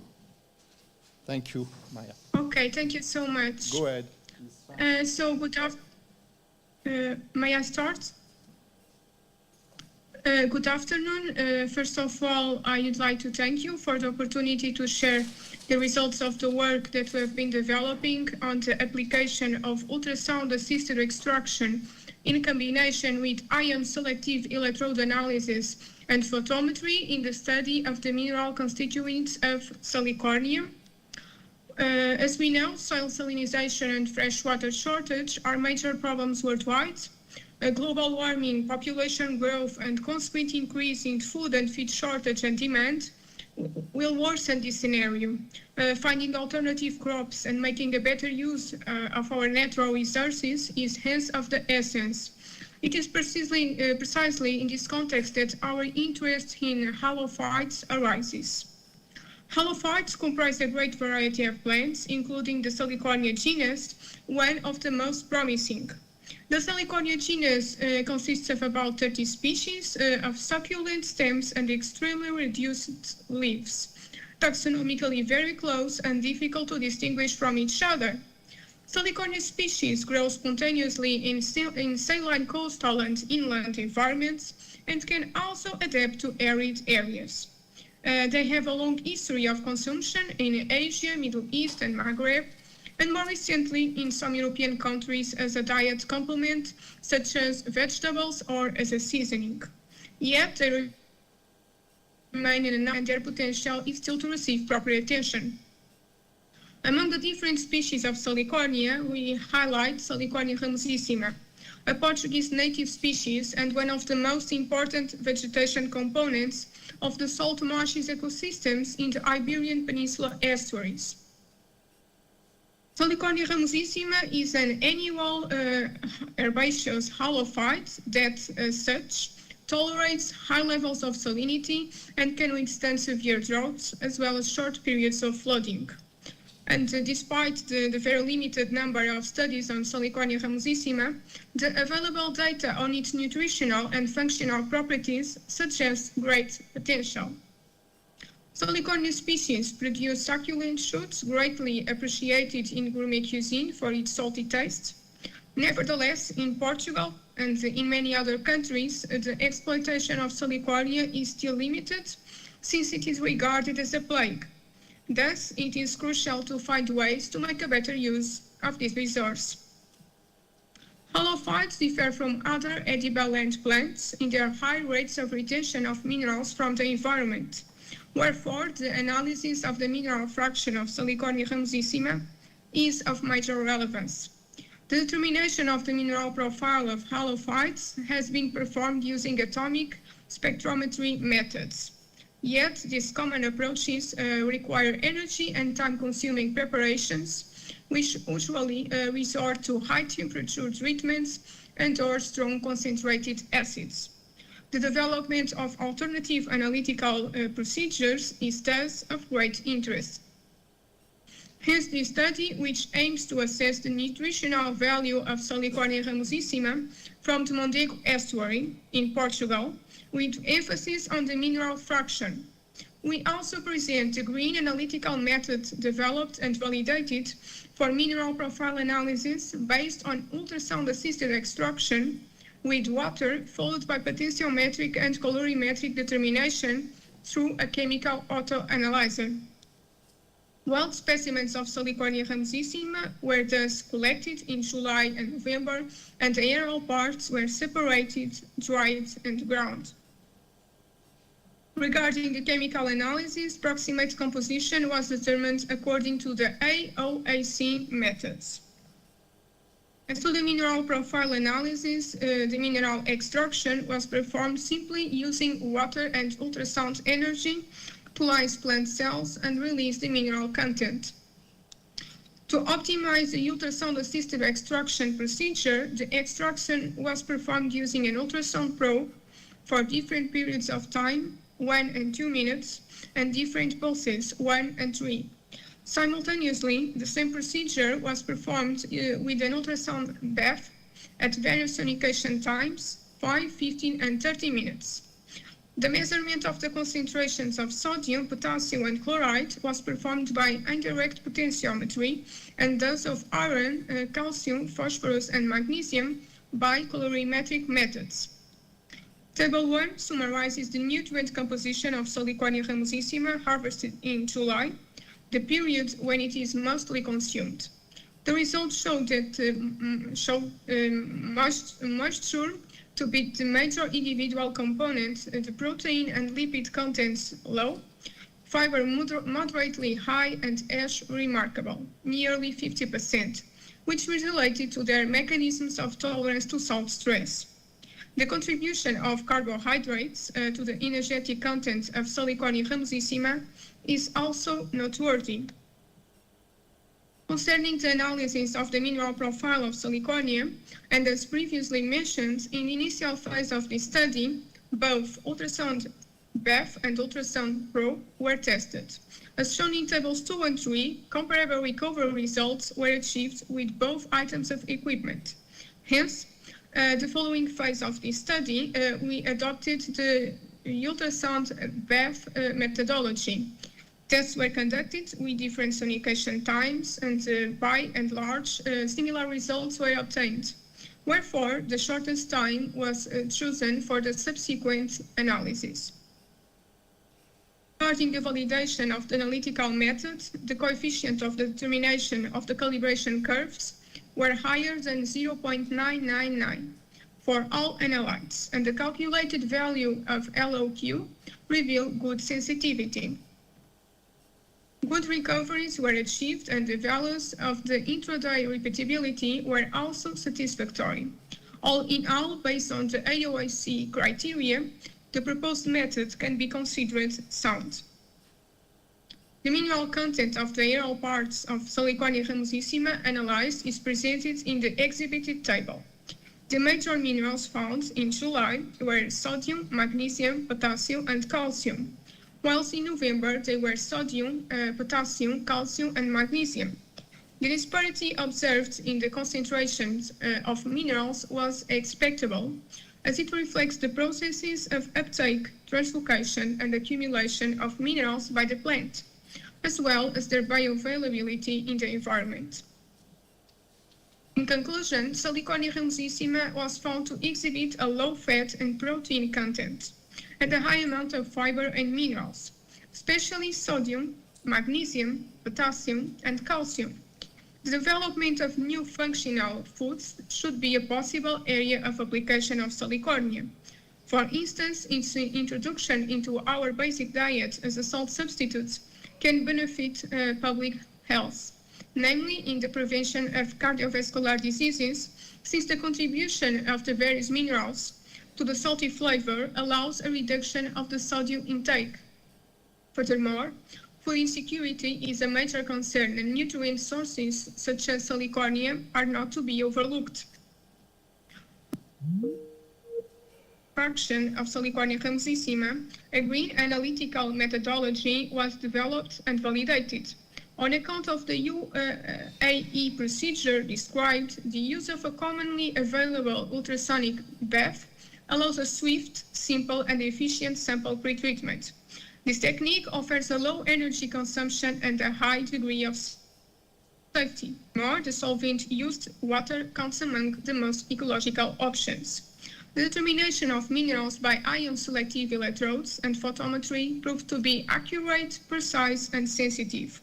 As a whole, the proposed method meets the principles of the green chemistry, whilst analytically reliable and applicable with minor adjustments to other food matrices. Finally, I would like to invite you to read the manuscript we recently published on this subject entitled Nutrient Value of Salicornia ramosissima, a green extraction process for mineral analysis, and also the abstract of my other presentation about the mycotoxin problematic in Salicornia. Thank you so much for your kind attention.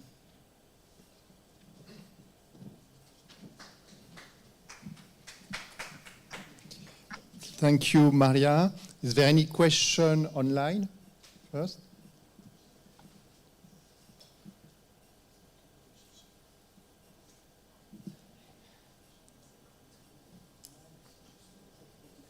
No question online. So is there any question here in the room?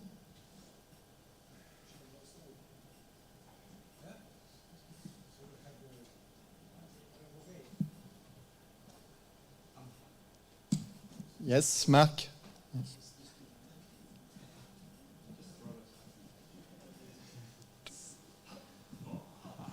Long arms. Thank you. Actually, sorry, I came in late. I'm session jumping, so I missed the beginning. But was this on vegetative tissue or on seeds? These analyses, they're on the vegetative tissue or the seeds?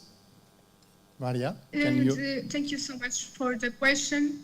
The analyses were performed in the aerial parts of the plant. Okay, all right. Vegetative, yeah. Okay, the vegetative part, yeah, okay. Sorry to come in late, thank you. Thank you so much. Thank you, Maria. Any other question?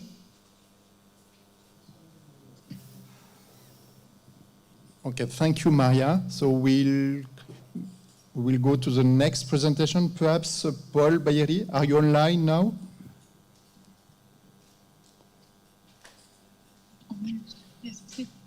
Yes. So if you can share your presentation, and the floor is yours. Right. I have made a attempt to do that now. Can you see my presentation? Not yet.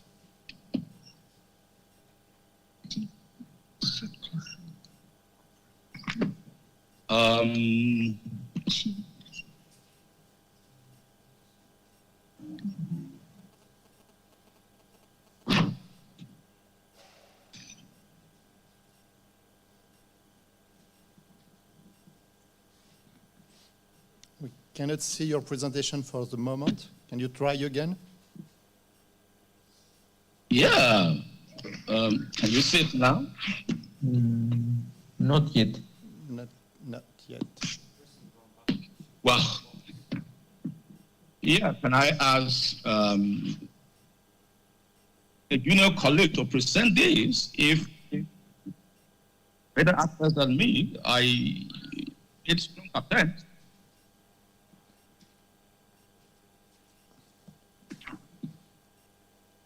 think there's a problem with your presentation.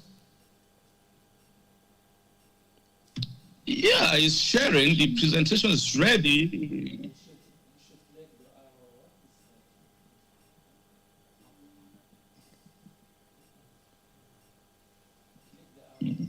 Click the arrow. I'm already sharing what the device system has shown, but you are not seeing it. So it's a myth. Yes, this one, yes, to share.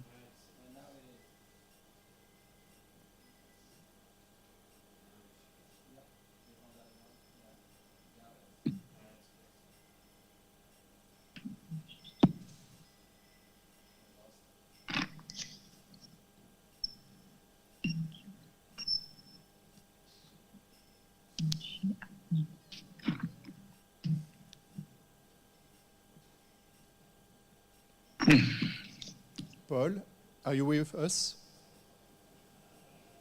Yes. No? Amazing. Can you see it now? Yes, but we can see.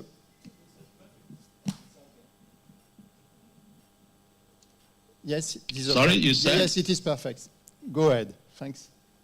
Okay. Thank you very much. The title of the presentation is Physical-Chemical Properties of Nursery Media and its Influence on 4 Genotypes of Passion Fruit. The work was done in Nigeria, and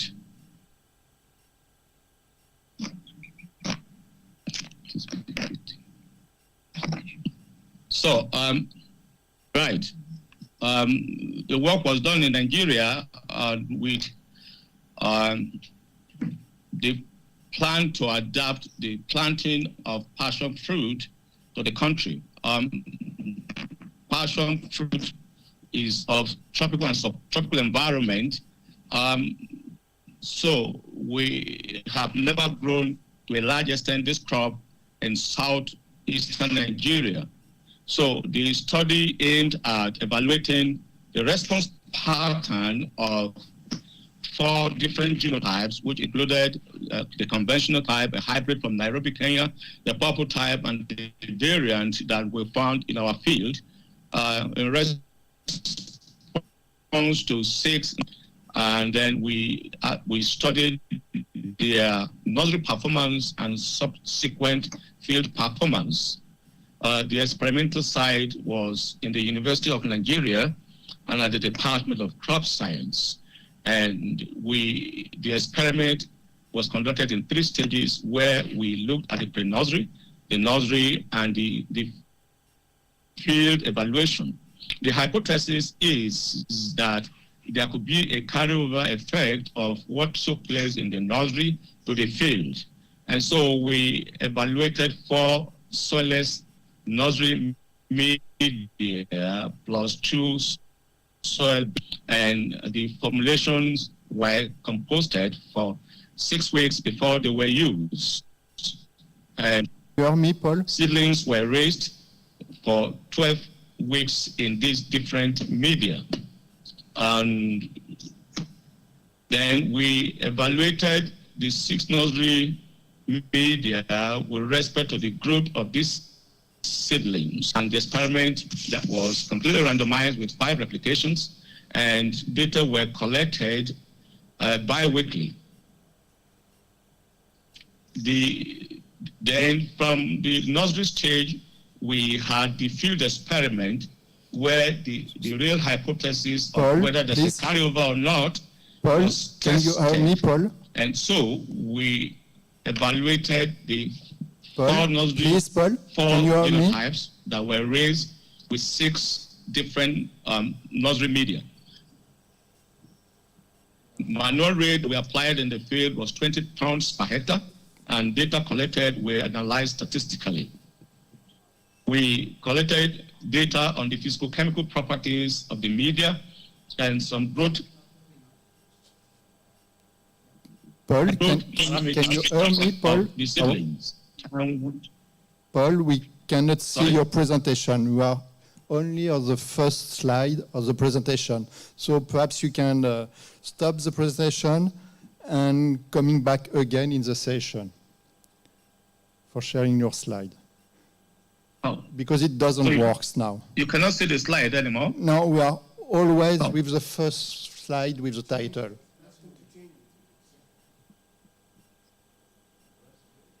So, okay. So you can come back again with sharing the presentation. Okay. Yeah.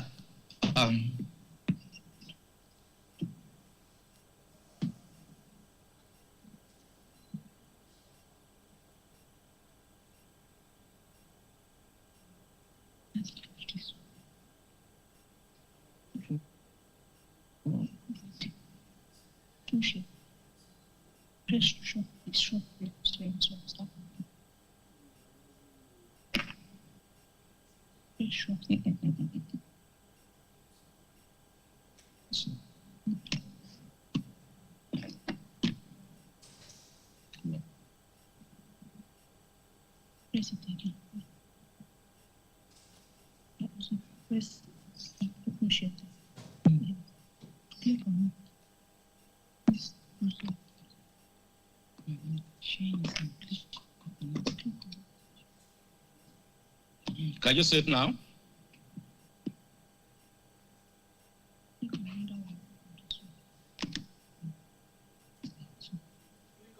Hello? Sorry?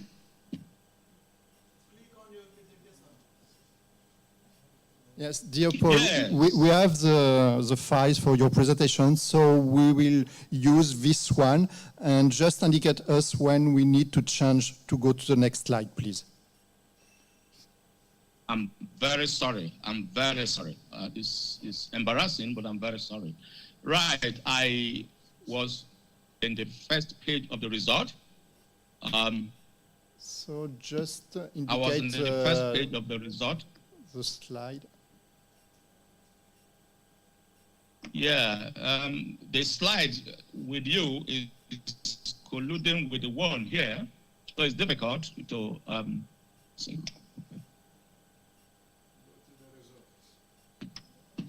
Yes, is it okay now? Can you see anything now? We can see the first slide with the title, so we can go to the slide for the results, please. Okay. Next one. Next. Next. Next. Okay, yes, next. Yes. Next. Next. Next. Next. Here, this one, Paul. Yeah, the table one. Yes, thank you. Right. Yes, thank you.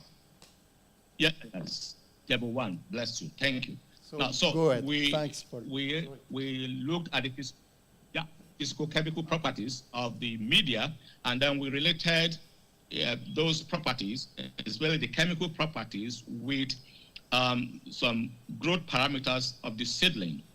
It's gone now, but with the growth parameter of the seedlings, and we can say that calcium, magnesium, and phosphorus had positive relationship with the growth parameters. And we observed that the soil-based media were those that had higher preponderance of these elements. And we observed also that most of the elements that were high in the soilless media had negative effect on the growth parameters. Please, next slide. Table 2. Hello? Hello? Table 2. Yes, it is the table 2 now. Yeah. Go ahead, please, Paul. Table. Yeah, okay. I'm just trying to look at table 2. It's not showing on the screen. Oh, okay. Okay, thank you. So again, we look at In table 2, we looked at, again, the media and the plant materials in relationship at the nursery level. The earlier presentation, table 1, was with respect to pre-nursery growth parameters. And here we have the same media types and genotypes in relationship with growth parameters. And we observed clearly that the vine length, the number of branches, and the dry shoot weight of the genotypes were influenced by the media that was used in raising them at the nursery level. And with respect to the genotypes, except one trait of the number of biopolate leaves, that the genotypes show distinct variation in the growth parameters studied at this stage. Please, table 3. Table 3.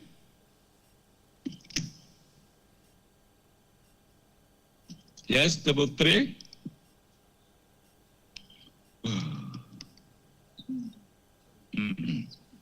Thank you.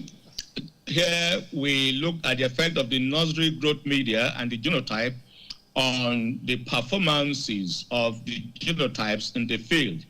We looked at phenological traits and some yield components. And as you can see on the table, we found that all the phenological traits with respect to day to flowering, day to fruiting, and day to fruit harvest were all influenced by the media that were used at the nursery level. With respect to the genotype, we saw that except the fruit yield per plant, all the traits were significantly varied as a function of the genotypes. The discussion, next slide, please. Next, thank you. We have shown from this study that both the genotype and the nursery media that we tested has significant effect on the seedling emergence, early seedling growth, and field performance of passion fruit. Now, showing that to a large extent our hypothesis of a carryover effect of performance at the nursery level to the field was proven correct. Also, the genotype and nursery media were implicated in the sense that the genetic variability of the genotype showed differential response to the media. And we also observed that the emergence of the seedlings and their had significant relationship with the environment under which they had grown. And in this regard, the media where they were grown. Next slide, please.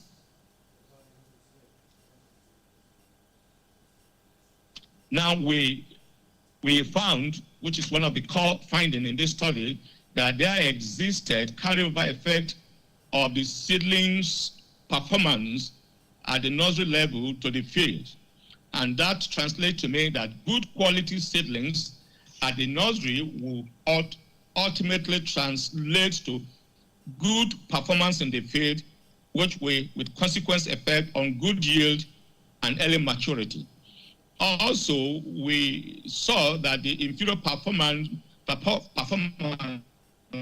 the soil media was associated with low content of calcium and magnesium. And we also had found that media that had very high pH, especially more than 6.5, have problem with nutrient uptake, and which could have a consequent effect on the growth of the seedlings. Next slide, please. Calcium, magnesium, and phosphorus are macronutrients, and growth is retarded when they are inadequate. And so, agreeing with our finding that the media that were low in these elements had very poor growth. And so, we also had noted with respect to the genotypes that the purple genotype, which is a highland genotype, performed very poorly in our environment that is a lowland, and the ones that adapted perfectly are the ones that have been recommended to do well in lowland environment, and these are predominantly the yellow passion fruit. Next slide, please.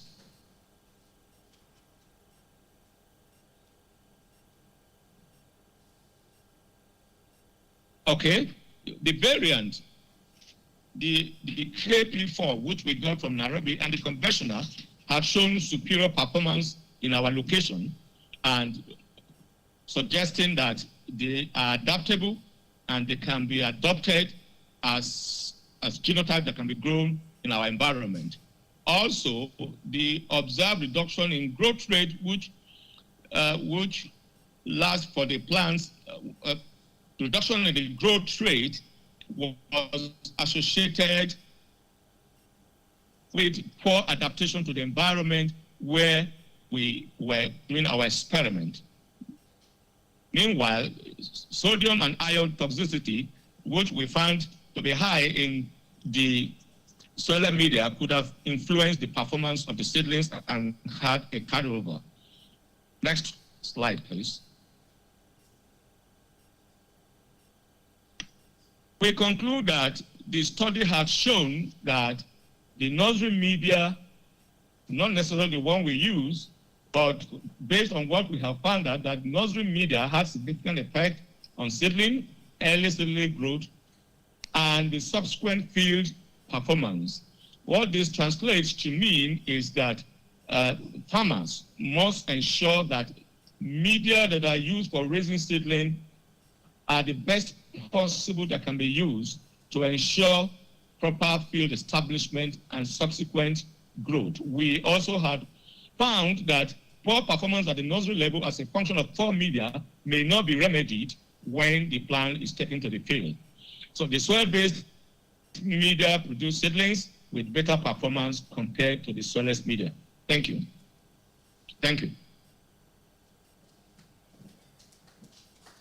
Thank you. Yeah. Thank you, Paul. Thank you very much. Thank you very much. Is there any question here for Paul?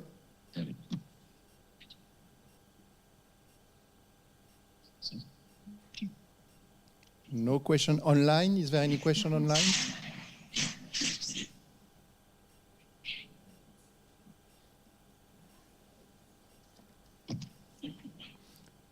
Okay, so thank you very much, Paul.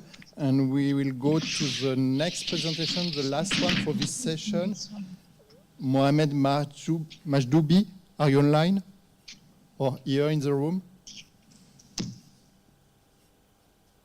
Is not online. And in the room here, Mohamed Majdoubi.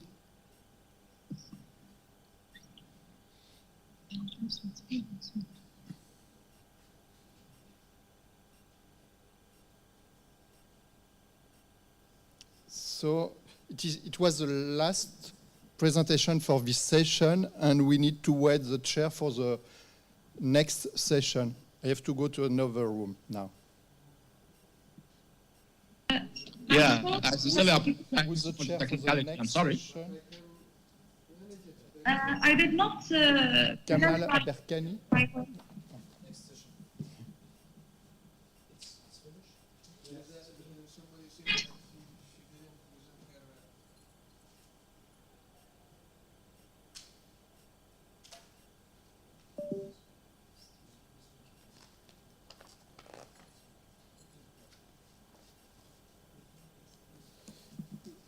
But perhaps she's in the next session with him.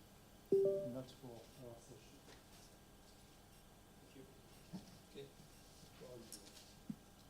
So, ladies and gentlemen, I present myself. My name is Kamal from University Mohammed First, and Dr. Kressner from UM6P. So we are going to introduce the last session, session 12, about Biosaline agriculture, socio-economic and policy aspect. So we will have 3 presentations. The first one is going to be Mr. Farhad Khorsandi. I think it's online, right? Farhad. Yes, I'm online. Okay, so your presentation will be about allo culture and allo engineering in the context of water, energy, food nexus. So you have 12 minutes for presenting and 3 minutes for questions. Go ahead.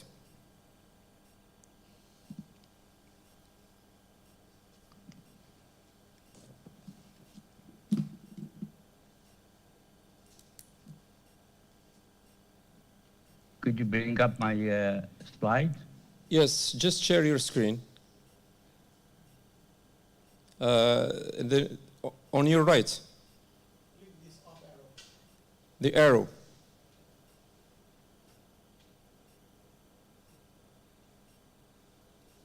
The arrow in my right. Do you know where is the microphone? It's on your left, on your right. Yeah. Where is the microphone? Okay.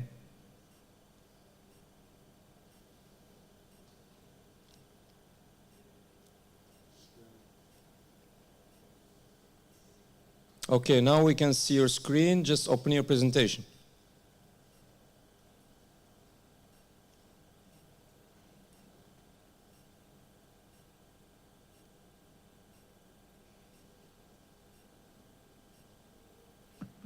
Everything is okay? Can you have my No, we voice? cannot Do you see have my anything. voice? We see just files.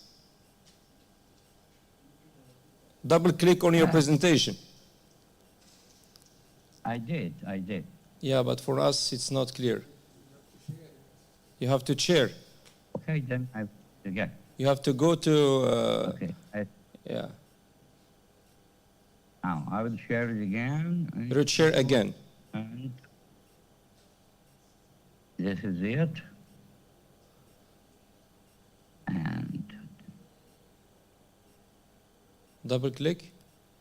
I hope I did. Yeah. No. You can open it before you share. Okay. Open your presentation on your screen and share. I will do.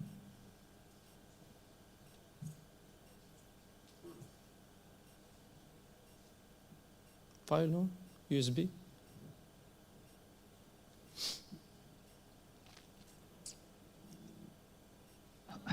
Hope it works now. Yes? Yeah. Click. Ah, it's you. Is it okay? Okay, now it's okay. So just put, yeah, go ahead. You put full screen. On the bottom, yes. Is it okay now? Okay, you have 15 minutes minus All right. 2 minutes. Okay, go ahead. Thank you. Sure. Thank you very much. Good afternoon, everyone. I will be discussing hydroculture and hydroengineering in the context of water, energy, food, and nexus today. You see, utilization of soil and water resources through various saline agriculture systems is an economic and viable strategy to help in meeting the escalating demand for food. Therefore, saline agriculture systems have evolved during the last several decades, 6 decades. It started with seawater agriculture in the 1960s, evolved to biosaline agriculture in 1990s, and more recently to hydroculture, which started in Iran as an offspring of biosaline agriculture.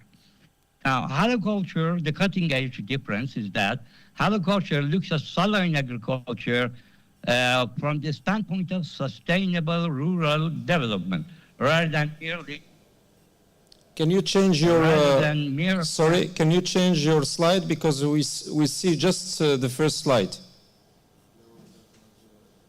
I am changing my slide. Yeah, but for us, we don't see anything. The problem, the previous guy had the same problem. I don't know what kind of platform is this. I don't know. Just share again and let's see. This is really frustrating. No, don't frost. That now is okay. We can see your background, saline agriculture. Go ahead.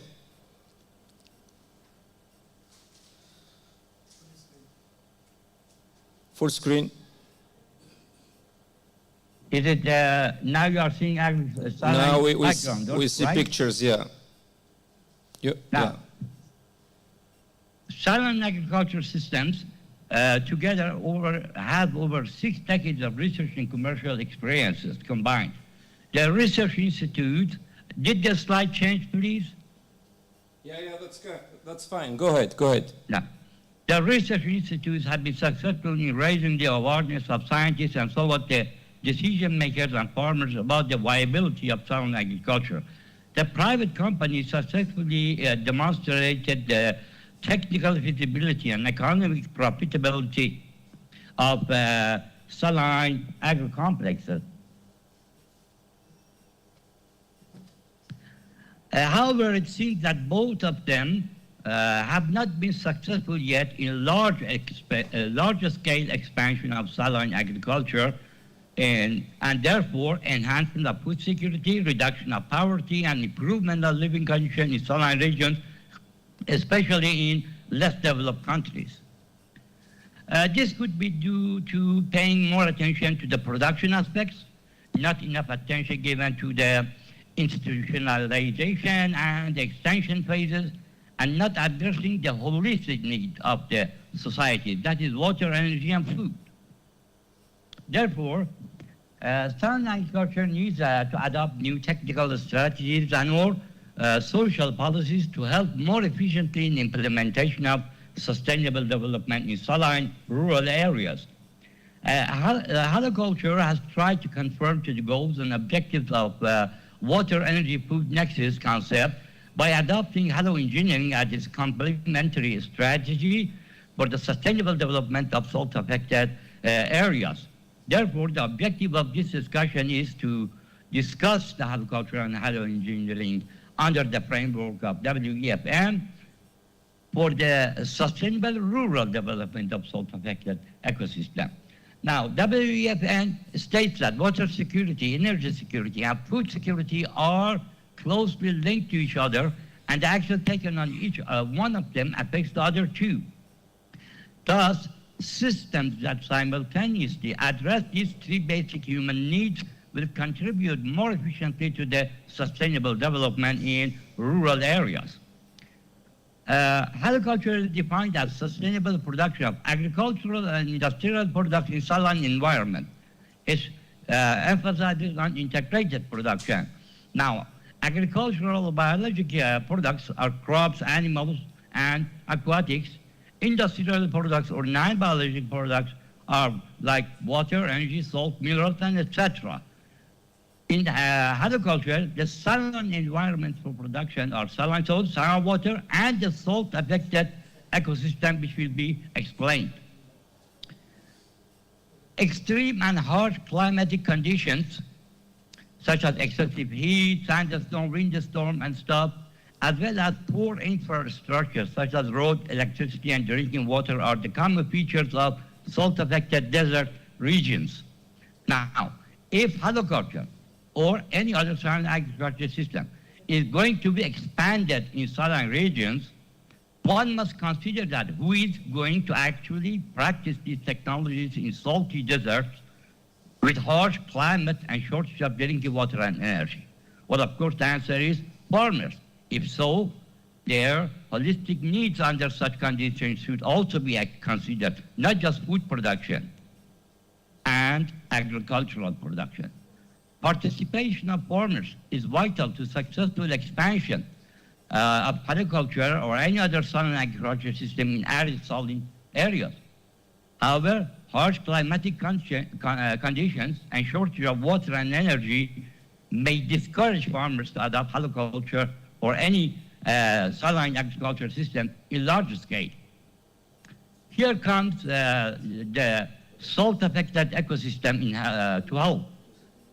You see, salt-affected ecosystems, such as coastal deserts, inland deserts and stuff, depending on their geographical location and environmental features, possess useful potentials and capacities that may be utilized beneficially. For example, in coastal deserts, they have sun, humidity, ocean currents and stuff. In inland desert ecosystem, they have a lot of sun, wind, biomass, biodiversity and stuff. Now, These potentials may be used to produce all or some of the needs for drinking water and energy. However, the technologies that make this possible are more related to engineering sciences rather than to agriculture. For example, water harvesting from high air and humidity in coastal ecosystems, the appropriate technologies are developed by engineers, not by agriculturalists. Consequently, a cooperation between agronomists and engineers would help to utilize the potentials and capacities of saline ecosystem more efficiently for the benefit of local societies. The techno-engineering application in agriculture is referred to halo engineering. Therefore, halo engineering is defined as the harmonic interdisciplinary applications of concepts, methods, and tools of all engineering fields for sustainable development and enhancement of living standards of the mankind in salt-affected regions by utilizing the locally available basic resources for cost-effective and efficient production and management of energy and water. Basic resources, of course, are air, water, soil, and biodiversity. Therefore, halo engineering, using the concept, tools, and methods of engineering sciences, and using the inherent potentials of salt-affected ecosystem, is trying to produce some of the basic human needs for settlement, that are drinking water and renewable energy. The sustainable goals of halo engineering are mainly environmental and socio-economical, promoting better living standards in local communities. To summarize my discussion and put it in the concept of WEFN, you see, halo engineering, using the concept, tools, and methods of engineering, plus the inherent potential of salt-affected ecosystems, is trying to produce water and energy. Haloculture, using the concepts, tools, and methods of agricultural sciences, and the potential of salt-affected ecosystem to produce food. Thus, water together, they are aiming at producing water, energy, and food, which will contribute more efficiently to sustainable development of salt-affected ecosystem. To conclude, haloculture recognizes saline agricultural system as a viable strategy for sustainable rural development rather than just a production system, agriculturally production system. Engineering technologies are integrated into haloculture, which is referred to as halo engineering. Therefore, a more comprehensive definition of haloculture would be sustainable use of the potentials and capacities of salt-affected ecosystems for production of biologic and non-biologic products. Haloculture, in this way, by adopting and applying the ideas of halo engineering, is following the concept of water, food, and energy nexus, and will contribute much more efficiently to the sustainable rural development in saline environment. I thank you very much for your kind attention, and I'll be glad to entertain any questions. Thank you, Dr. Farhad, for your nice presentation, clear presentation. Thank you very much. Thank you very much. I will give probably 2 to 3 questions for the online or for the assistants. Please, questions?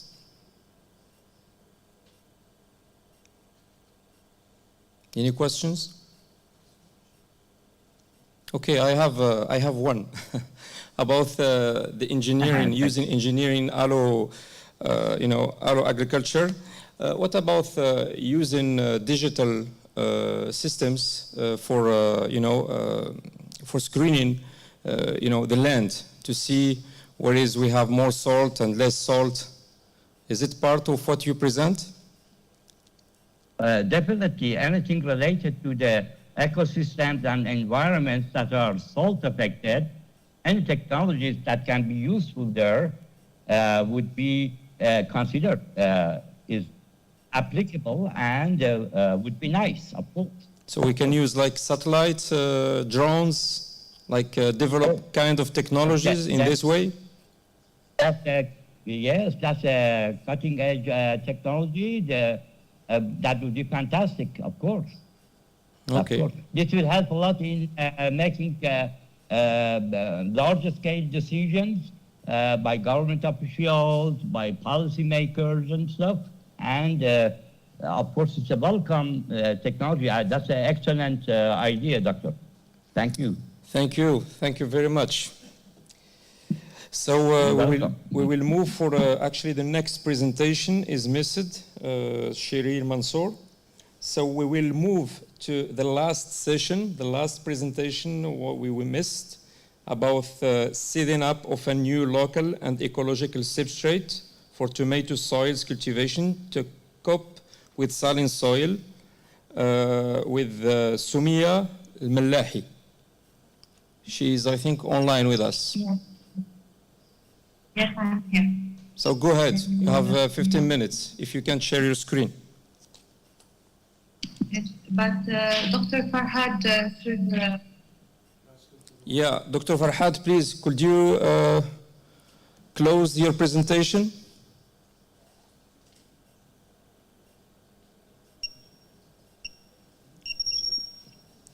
Dr. Farhad?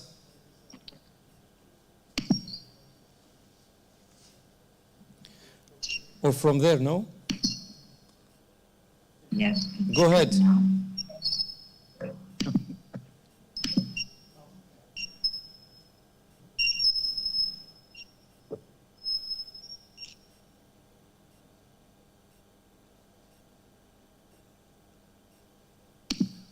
Can you see my presentation now? No. Not yet? No, not yet.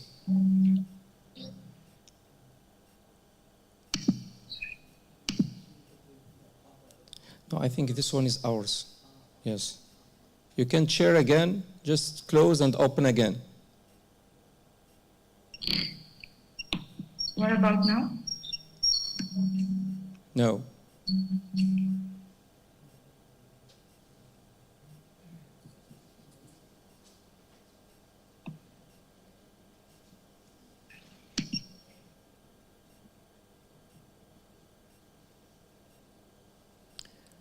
Could you share again? Yes? Can you see it now? Okay, open your presentation. Partager. Ah, yeah, share. Can you see now the presentation? No, not yet. You can open the presentation and share.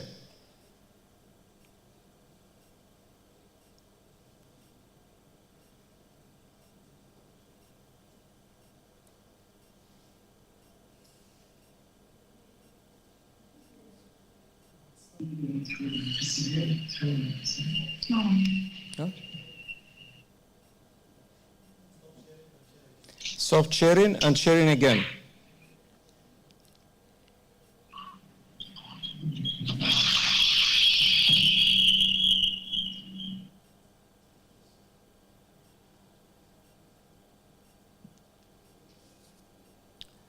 Now is okay.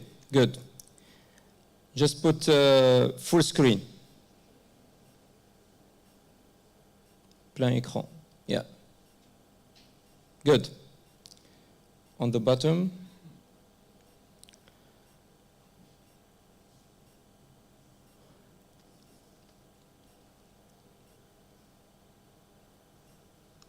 Do you hear us? Microphone? Huh? We don't hear you. I just activated the mix.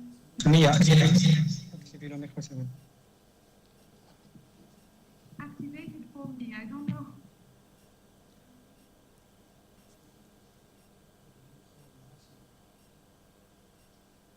Check your volume. Your volume.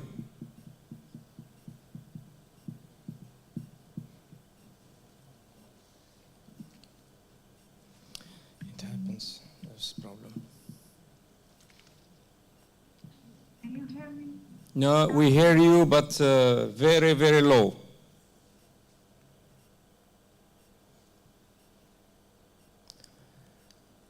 I with the headphone. Okay, you can add your volume. We can see that it's very low. On your bottom, on the right.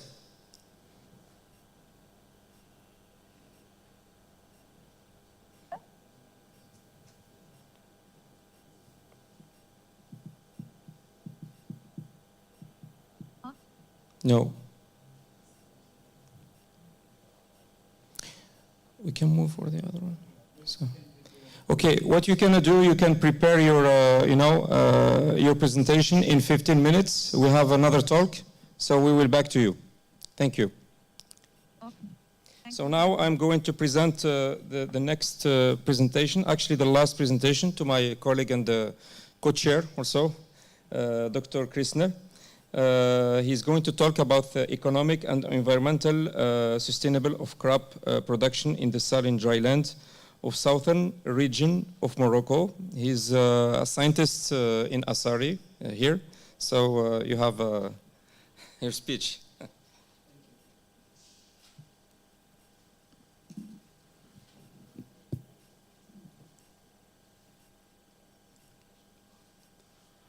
Yeah.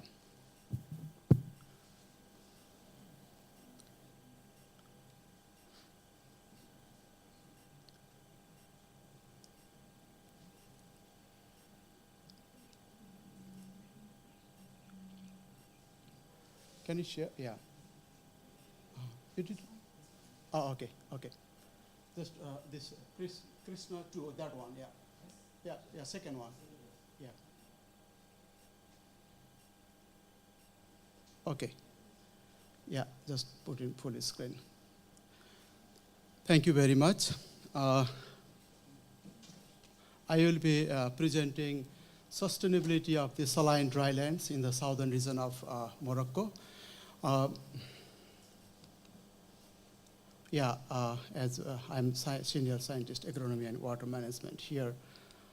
Those are the challenges actually in the southern region down to Marrakesh. Sorry, yeah, okay. Those are the major challenges.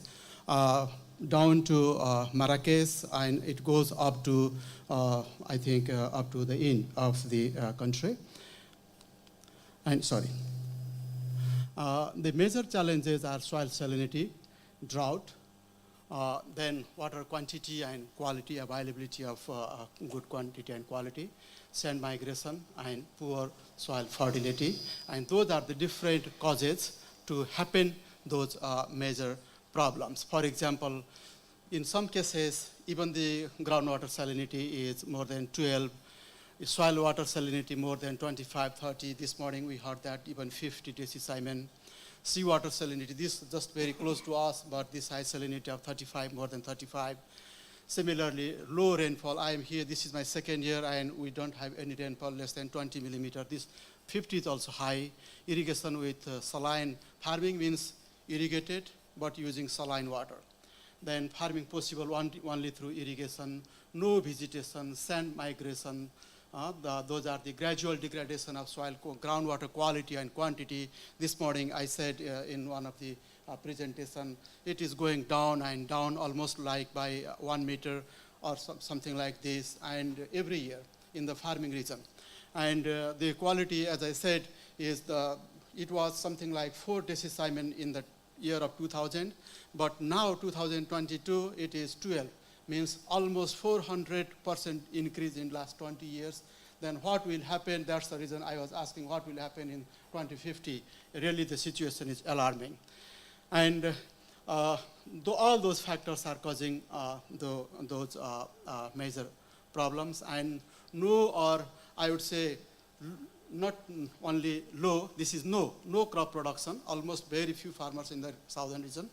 And low profitability and environmental sustainability are quite challenging, and in the face of climate change and rainfall variability are there. Here just I try to make some conceptual framework under this sustainability. What are the sustainability pillars that we might need to consider when we work in the dry region of southern part or similar climatic condition. Of course, sustainability includes measure 3, economic, environment, and social, and in the face of climate change. But in the context of the dry land, instead of putting 3 major pillars, I prefer to put 5 pillars. For example, economic, environment. Climate change somehow like goes in environment also, but this is as very strong. I prefer to put this as separate, and somehow we can put this soil and water health also inside environment. But as the region has a very big challenge, maybe this also can be one of the major pillar, and of course the social. And the indicators, this is our thinking that what could be the major indicators to address the economic, of course, productivity, profitability, diversification. Similarly, to address the issue of this environment are the sand migration, that green vegetation, groundwater depth and quality, soil erosion, land use efficiency, water, nutrient, greenhouse. Those are the list of indicators that need to be assessed over time and location if we want to bring some changes in the environmental aspect in the dry land. Similarly, the indicators for the soil health and water quality could be soil salinity, soil organic carbon content, other nutrient content, irrigation water quantity, quality, groundwater, and microbial diversity. Then similarly, in climate change aspect, maybe biodiversity, energy use efficiency, grain and forage yield variability. Those are the indicators. Similarly, for the social aspect, entrepreneurship development, youth and cooperatives engagement, women empowerment. Actually, we had measured quite almost like up to 15, 16 indicators in other studies in other places.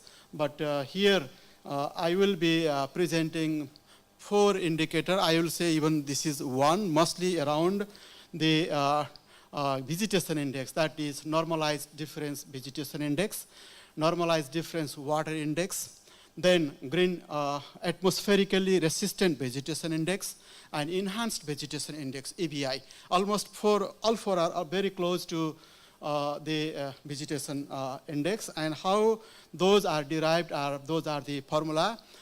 Maybe I'll not go in this now, and how we derived is using Landsat 7 from 2000 to 22.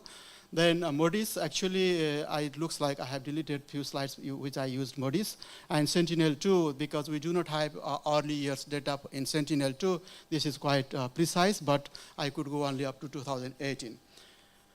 And here I'm trying to compare those 4 indicators, those mainly 4 indicators over the different location in the southern region, how they are going, whether we are progressing or not progressing.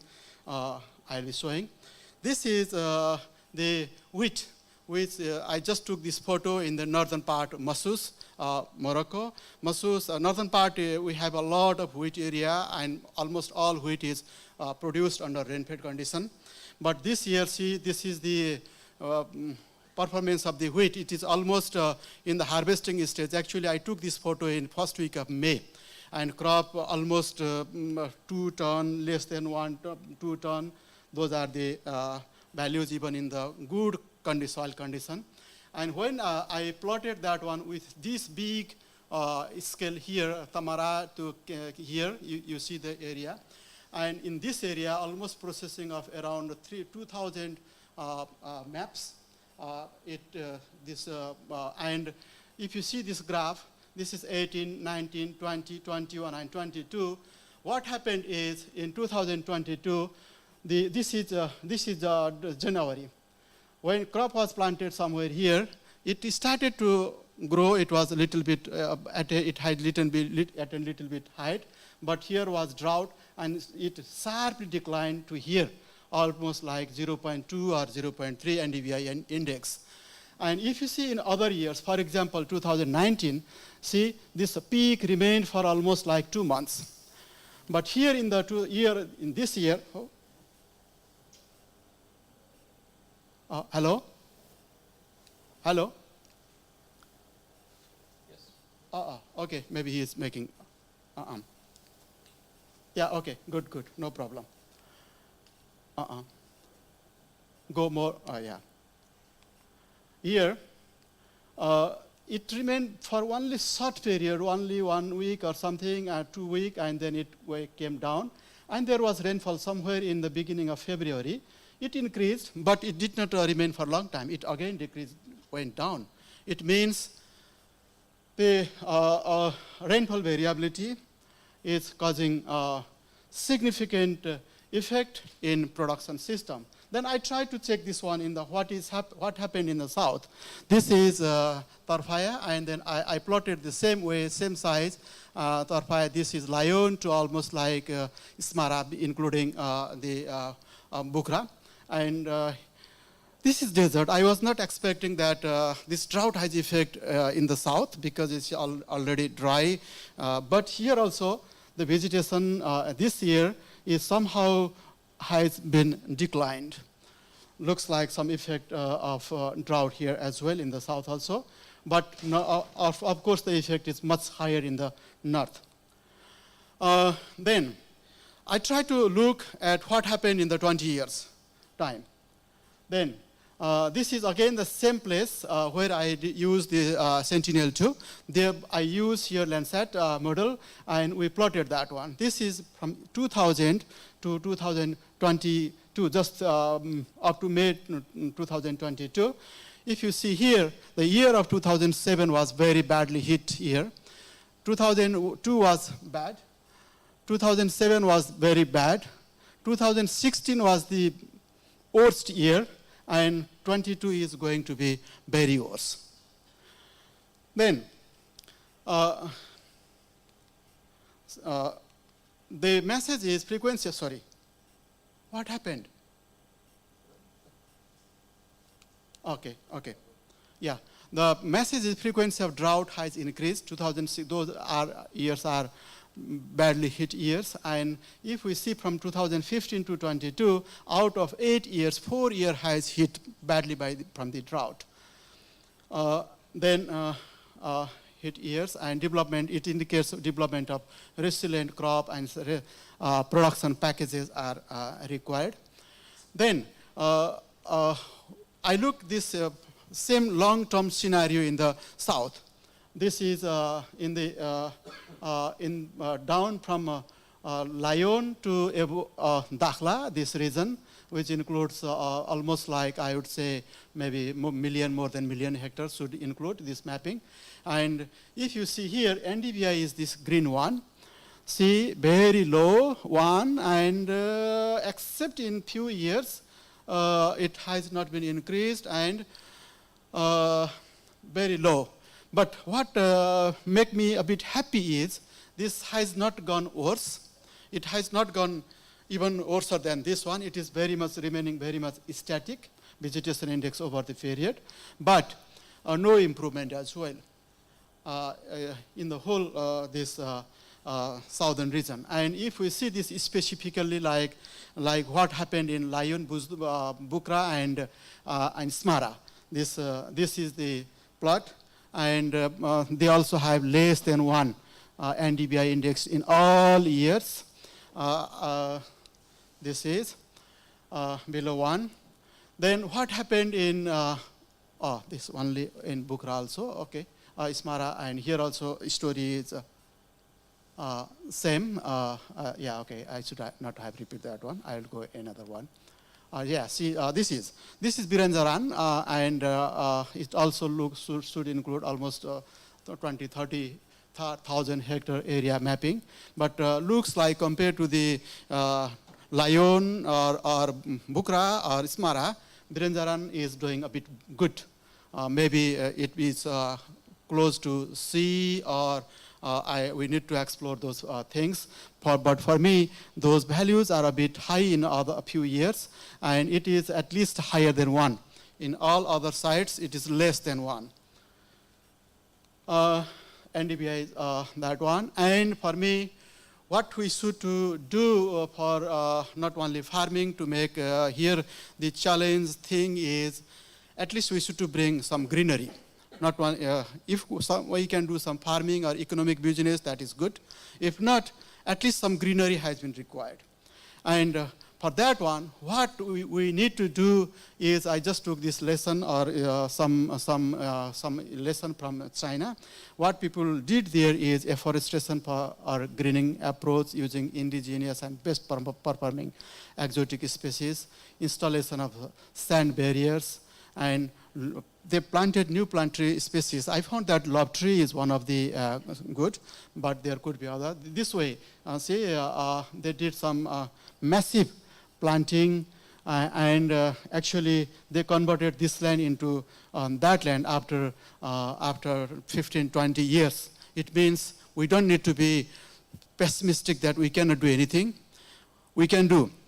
And these are the maybe at least planting, use of best agronomic practices, and I all the time prefer to use indigenous species that need to be, because they are already adapted, just we need to make and increase its height. Yeah, sorry. Okay, I'll finish. Then maybe I'll explain, not explain much in this slide. Then another approach that can increase the sustainability is, of course, improvement in the in the water quality. What happened is this simulation I did actually for Uzbekistan using Hydros 1D, and we run this for 10 years. This is the conventional system. And in conventional system, farmers were using almost like 1500 millimeter for rice, that one for wheat. But this is the measured values, here those dots are measured values. When the irrigation quality was doubled, the salinity jumped from almost like around 2.5 to almost like more than 4.5. And if the irrigation quality and amount is also double, it went around 7, 8.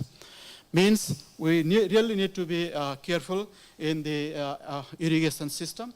Like both quantity and quality are very important to address, and I prefer to say that one, both irrigation quantity and quality are important, and threshold and water pricing are required anyway. This is required, and if for the detail, this is just published in system. And conclusion, what we need to do and what should be our aim is halt salinization and desertification, and bring greeneries, at least. I will not say farming or big farming, profitability, at least greenery in the desert. Then drought effect is significant, and resilient crop production system is required. Spatial and temporal variation of 4 indicators shows there is huge variability. And I would say those are the major interventions also. Conserve natural resources, manage soil water sustainably, harmony, manage salt-affected soil in a harmony with nature, learn to live with soil and desert. Maybe it may be difficult to fight against it, but we need to learn to live. Yeah, and using multiple stakeholders, improve sustainability of 5 pillars. And how we can do this is core problem anyway is water.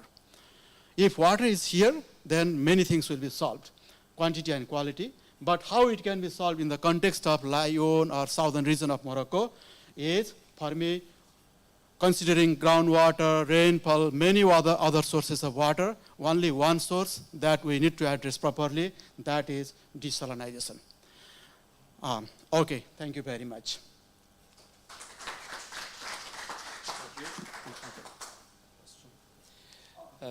Thank you for your nice presentation, clear. So I will give for the audience and for the online question. Yeah, go ahead.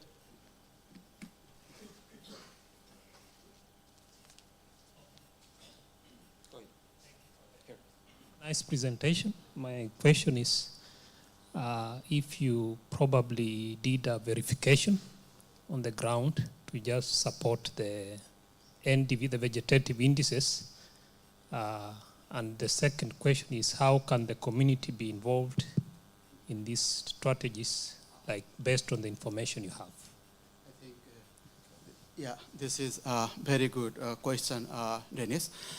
Actually, let's start, I start from the second part, how we can use community. For me, the bringing greenery in the desert is difficult, not easy. Number one, it is not the job of single man. Single man cannot do this, and even the government alone cannot do this. Here, that's the reason I put there multi-stakeholder necessary, and we need to mobilize thousands, like I showed the figure of China. They have mobilized millions of people in the desert. And in Morocco, when I think sometimes what and how this can be achieved is community need to be incentivized. For example, how they can be incentivized is, for example, if one person take care of, let's say, one tree, I would prefer, let's say, 5 or 10 dirham per year or per month. Some sort of, this is not a fixed figure, some sort of this kind of benchmarking is required. That is called performance-based incentive. I will not give money, okay, this is the cooperative plant 20,000, I will give this much. No, this does not work. It should be performance-based. I should be awarded based on my performance. Farmers also should be awarded based on the performance. If we bring this performance-based incentive, I am sure that this desert greening will materialize not only here in many places, but we need to sit with policy, sit with finance, and in the beginning we can make this piloting in some places, then we need to scale up, but I'm strongly in support of incentive, but performance-based, that can matter. Regarding your first question, this has not been, you are right, I just did those plotting using those data from remote sensing. Sometimes we will do this field verification as well. That's necessary. Good point. Yeah. Professor, yeah.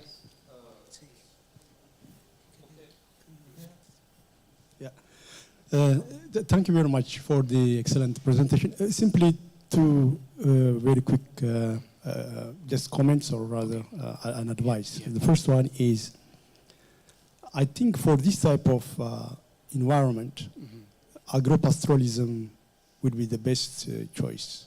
I couldn't see the livestock component. I understood, Professor. The first one, and second one, minor one.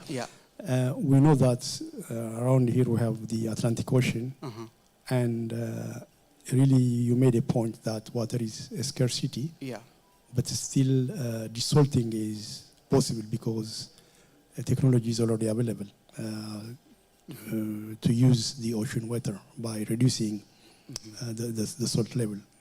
Even there is a reasonable cost for it. So if you do consider that, probably your vision of greening can be materialized. Thanks. Let's see, I will start here also from the second question. The technologies are there. I fully agree with you, Professor.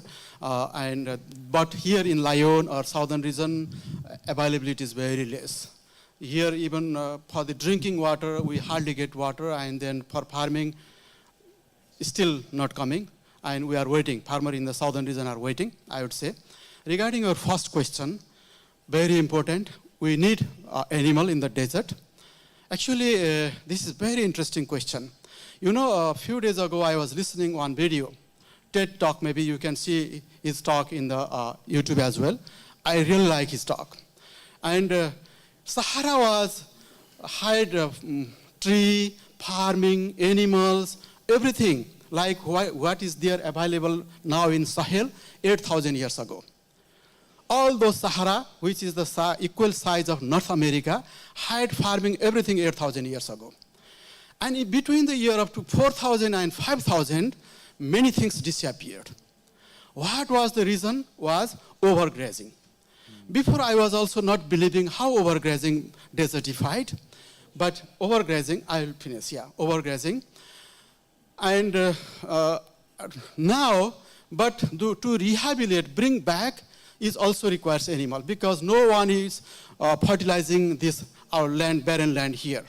And if we bring some animal to graze in the desert, then at least it puts some feces, urines, and it makes brings some sort of at least fertility restoration in the desert. So, but livestock is necessary, but there must be controlled grazing. It should not be overgrazing. livestock is both way. It is the disaster, it is the opportunity. If overgrazing, it is the disaster. If optimal grazing, it is the opportunity to restore the desert land into greenery. Thank you very much. Okay. Hi, it's Mark Tester. Thank you for this description of your project. I think it's fantastic. I just have a quick comment. I think you've almost already half answered it. When you look at your time frame of 20 years, I was thinking you actually need more like 2,000 years. And we're in Saudi Arabia, we're looking, obviously we look at the satellite data, but we're actually looking at the historical texts, right back to ancient Greek scholars who were sailing down the Erythraean Sea describing the vegetation. So it may be useful to look at ancient learned texts which are in wonderful old libraries, and they're very, very interesting descriptions. That is excellent, Professor. Actually, I was looking the data beyond 2000 also. Yeah. Maybe I'll contact with you. Yes, and I'm then, going to do two quick more comments, very quick. The second is just be careful making comparison with Western China and their revegetation. Their rainfall is much, much higher than here. They're an arid zone, but here we're hyper-arid. You're at 20 millimeters of rainfall, they're like at 100, and that's a very big difference, for vegetation. And finally, I just put my hand of friendship out to you because I happen to be the lead scientist for the Saudi Arabian Greening Saudi Initiative, where the Crown Prince has asked us to plant 10 billion trees. And so they've actually wanting to have science driving the ability of doing that. I've got a team of 50 people, would you believe, on doing the feasibility study for this. Reach out to me, please. Sure. We've got a lot we could talk about. Thank you very much. But I love your project. Well done. Yeah. Just me a quick question. You say that you have this NDVI for 20 years. Yeah, I use for 20 years using this Landsat 7. I'm not a specialist, but could we predict for the next 20 years, of course, according to those data? Of course, prediction is possible because there are a lot of algorithms available. Future is possible, but I was worried about past. But as Professor said, if data is available, I really want to see the past. Future is possible because a lot of equations, regression, AML, several things are available. We can do this. Okay, thank you very much. Thank you. So we will move for the last presentation because it was missed from the last session.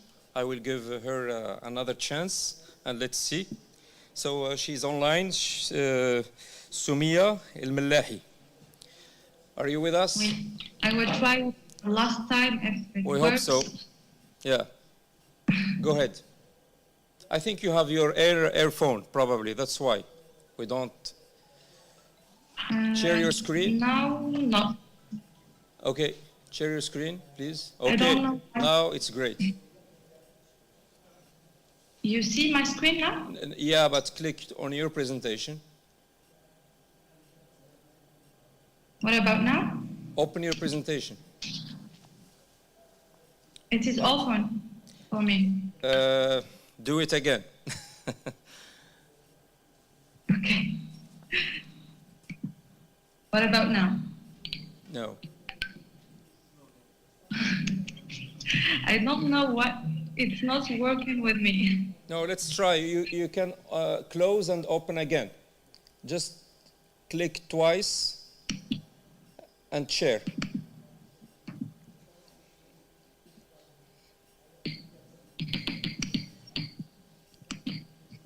What about now? Not yet. No. No. I don't know why it's not working with me. We can see. Yeah. We can see. Yeah.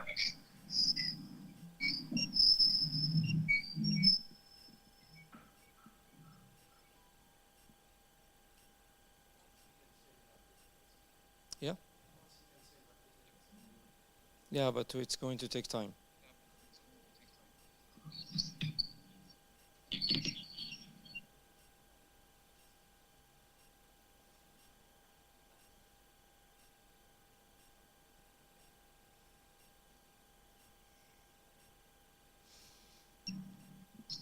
I will try with another laptop and I will see. No, I think, yeah, I think because we are almost close the conference, so yeah, no time because we are over time. Okay. So yeah, sorry. Yeah.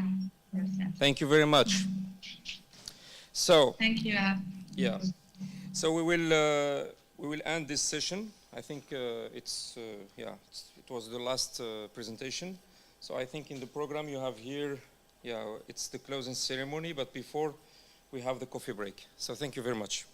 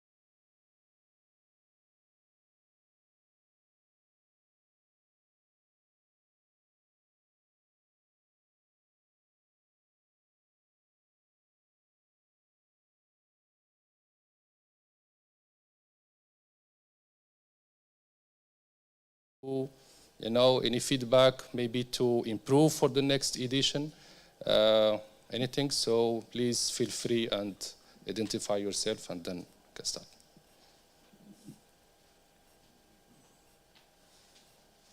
Anyone?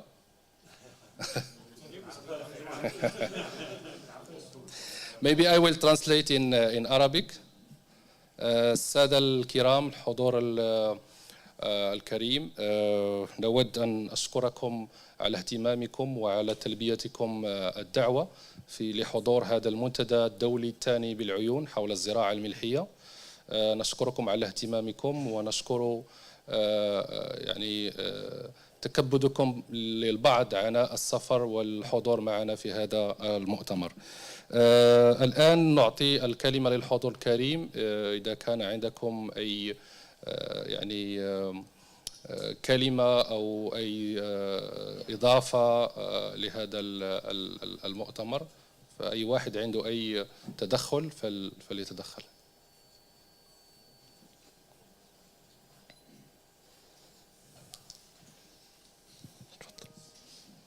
تفضل سعيد.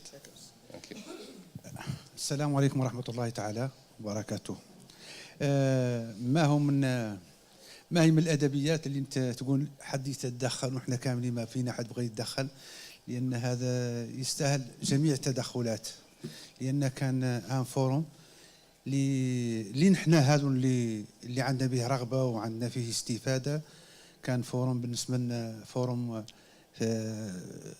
استفدنا منه، عرفنا ناس، عرفنا خبراء، داولنا آراء مع ناس ثانيين، كان في المستوى. بالنسبة نحن كساكنة ديال فمولوات، لأن هذا نحن هذو ضيوف نحن كساكنة وكجماعة، نشكرهم على الزيارة وعلى التعب اللي صار لهم في هذه الأيام. وكساكنة مرحبا بهم وسهلا مرة ثانية، وشكرا شكرا لكم انتم اللي سهرتوا وبحثتوا ووصلتوا لنتيجة. هذا راه يسر نحن كاملين كساكنة وكمغاربة. شكرا. شكرا. Thank you. Yeah, please.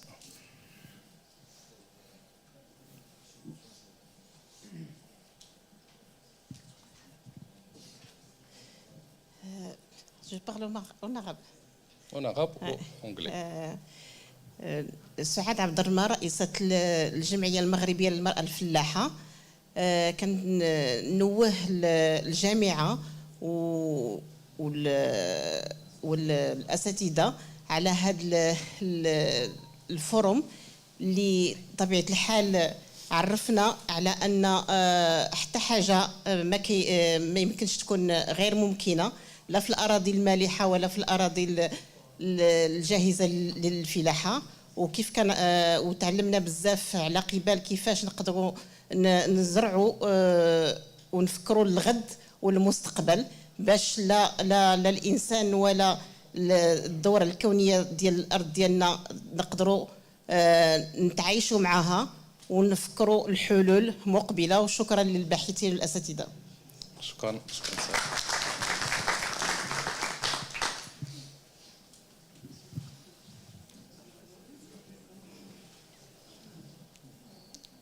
I can see feedbacks from farmers. It's very interesting. The end users. Yeah.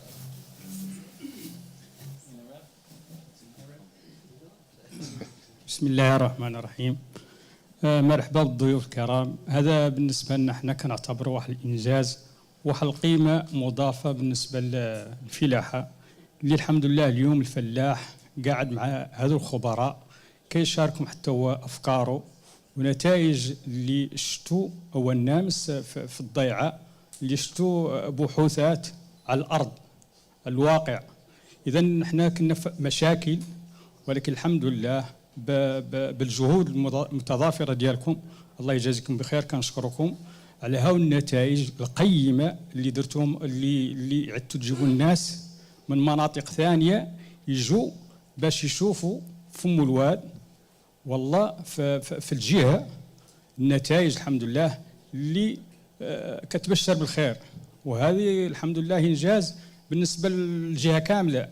إذا نحن نشكر الضيوف ومرحبا بهم وسهلا وشكرا. Thank you. I mean, just for your information, Baqada Mohammed Lamin, he's the probably the largest farmer in blue panicum. So he's got the large field actually of blue panicum, and he was the first one believed in alternative crops, and he helped us a lot. I mean, providing the lands and support needed for all the experiment that we have done.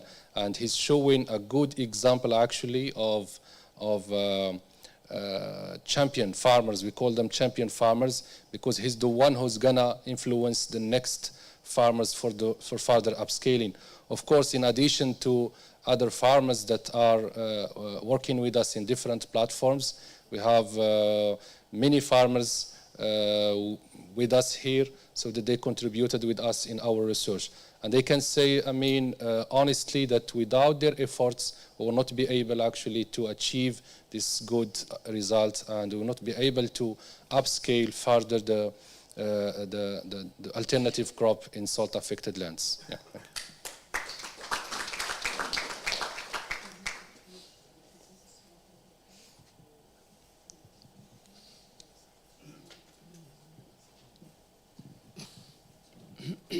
بسم الله الرحمن الرحيم. المتكلم سيد العرس بوتنجيز من بوجدور على تعاون السلام. الحقيقة نحن هاي التجربة اللي اندارت عندنا اللي هي من هاي الشجرة اللي هي قريبة على المنطقة، وكانت تجربة ناجحة قامت بها جامعة محمد السادس ومؤسسة فوس بكرة. هاي التجربة كانت منطقة نائية ينقال لها إمريكلي، وكانت متقلبة الطقوس، يعني الطقس فيها متقلب، وفيها العواصف، فيها الحرارة، فيها متقلبة معنى الحال. يعني هذه الشجرة هي نجحت نجاح مهم حسب اللي كنا ساكن عنها، ما تقدر تقاوم الطبيعة ولكن قاومتها وصبحت الحمد لله. ما قد لها في الطبيعة ولا قد لها في شيء يلحقها، حتى الملوحة ما قد لها فيها ولا قد لها في الرملة ولا الأرض كما كان نوعها. هي ناجحة في جميع المقاييس. ونشكركم على هذه الندوة القيمة اللي هي تعطي عنها شروحات أكثر عن هذا النبات الملحية اللي هي فعلا على أنها في المناطق النائية والوعرة واللي الأرض مالحة والماء مالح. هذا يسمى لأنه تحدي للطبيعة. ونحن في هذا الوقت الراهن راهت علينا، نحن بحاجة ماسة لأن المنطقة تعود فيها الزراعات العلفية، لأنها سنوات جفاف، وهذه سنوات الجفاف كنا بحاجة ماسة أن جاتنا في الوقت المناسب هذه التجربة باش تعطينا دفعة جديدة، وباش نقدروا نعولوا على المناطق اللي عندنا فيها الماء، ياك نقدروا نزرعوا هذه النباتات. ونشكركم وشكرا جزيلا، وهذا مفيد. والسلام عليكم ورحمة الله وبركاته.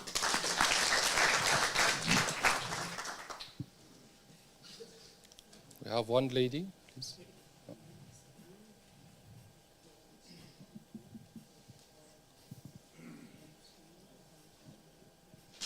السلام عليكم ورحمة الله تعالى وبركاته. في مستهل هذه الكلمة أصلي وأسلم على خاتم الأنبياء والمرسلين نبينا محمد وعلى آله وأصحابه أفضل الصلاة وأتم التسليم.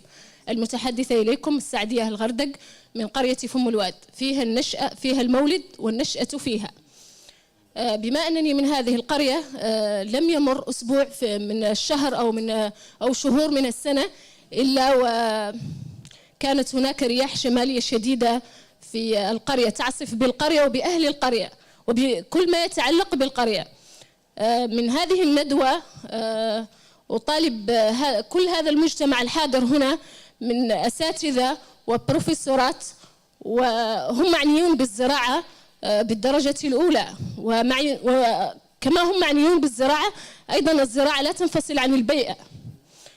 وكلما تحسنت الزراعة والتشجير في المنطقة تحسن مستوى المناخ، وتحسنت البيئة أيضا. في قرية فم الواد نحن نعيش فيها على وقع رياح تقريبا هي يوميا تعصف بنا. من هذا الصرح العلمي الكبير أشكر الملك محمد السادس لتأسيس هذا الصرح هنا، وأنا أطالب كل البلد، كل الفعاليات، كل المؤسسين، كل الغيورين على البيئة والمناخ بأن يقوموا بالنهوض بكل تراب الصحراء، خاصة قرية فم الواد وتراب فم الواد، لأنه فعلا يحتاج إلى وقفة ويحتاج إلى يعني نقلة نوعية على مستوى البيئة والمناخ والتشجير. أطالب بالتشجير من أجل أن نعيش حياة هادئة، يعني بعيدا عن الرياح، بعيدا عن قساوة المناخ. أشكر كل البروفيسورات، الأساتذة، العاملين، المهتمين على هذه الندوة، وأتمنى أن لا تكون الندوة الأخيرة، وشكرا جزيلا. Thank you very much.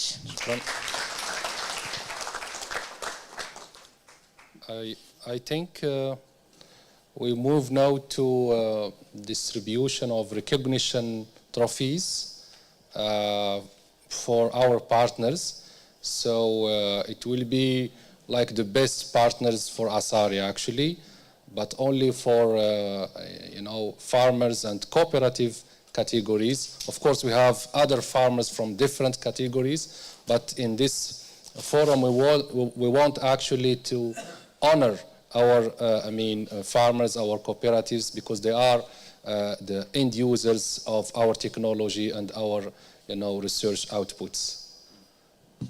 Barus, do you want to? It's fine? Okay. So I will ask Mr. Mfaddal Kwisni, the director of Asari, to give the first trophy to Baqada Mohamed Lamin.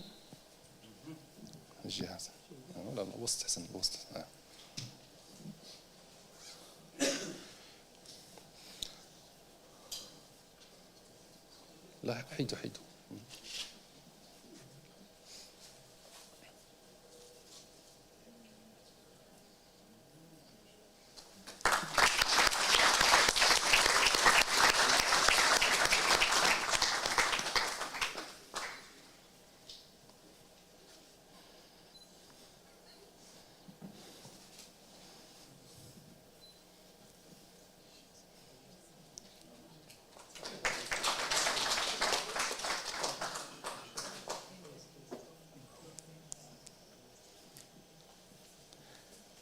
I will call Mrs.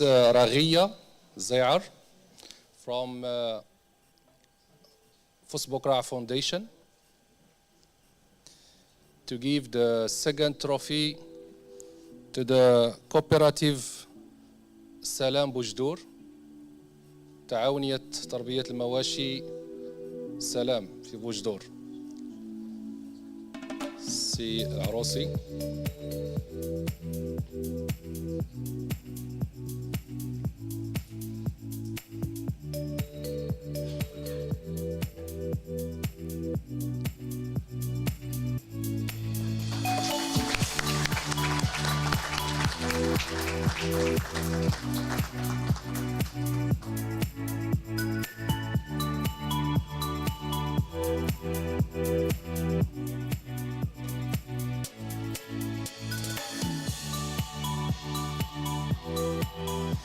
Next, third trophy, I will call the Council of Gabon, please, to deliver the third trophy for Cooperative Halib Saqiya Al-Hamra, represented by Msaid Bouhay. تفضل.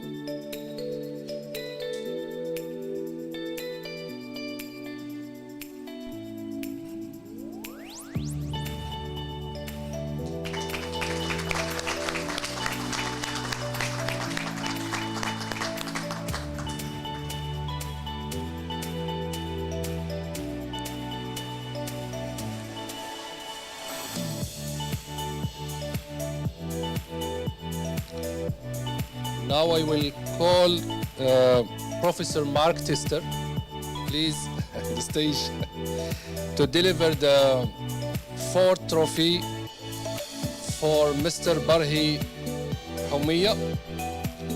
So Barhi is one of the young farmers actually that's also working with us in his farm. And this is a good example of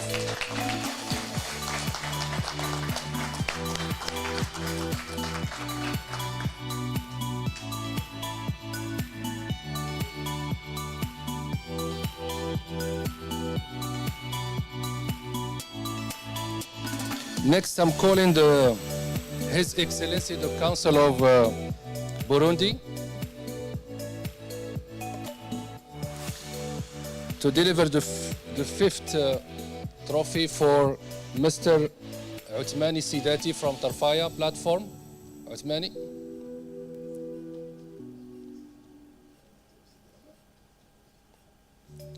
By the way, Sidati is the only farmer in Tarfaya province actually that is practicing alternative crops.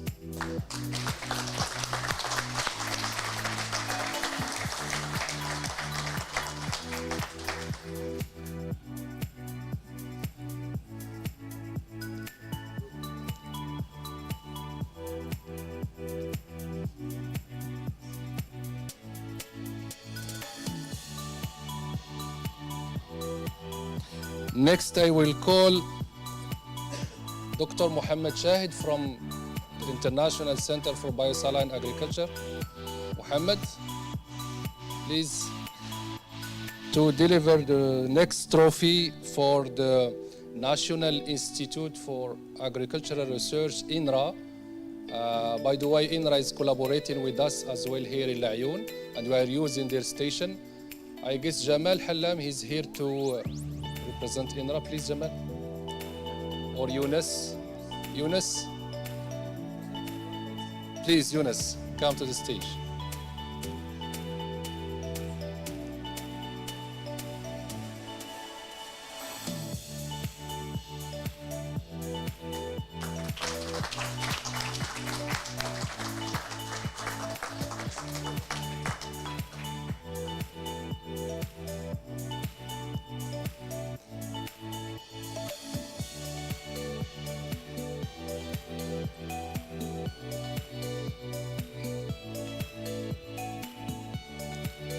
Next, I'm calling Professor Gharous Mohammed from Mohammed VI Polytechnic University, ITTC, which is the Center for Agricultural Transfer, Technology Transfer, to deliver the seventh trophy to Mr. Jayid Subai. He's also one of the examples that show a great importance actually as a partner for us. Please.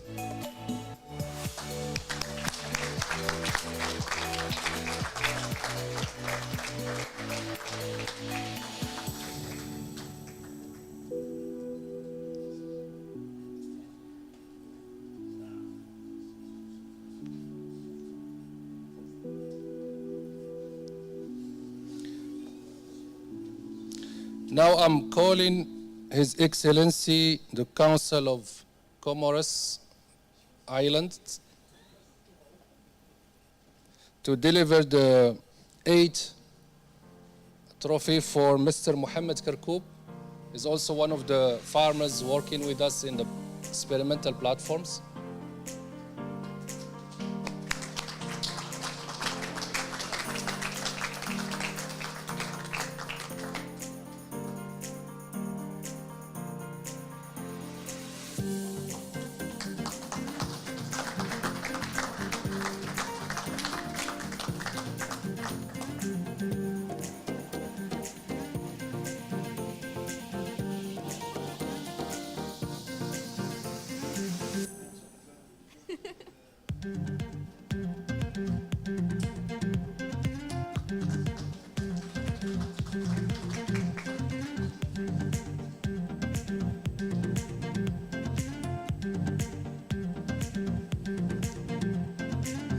I'm calling Professor Shukrallah Radwan to deliver the trophy for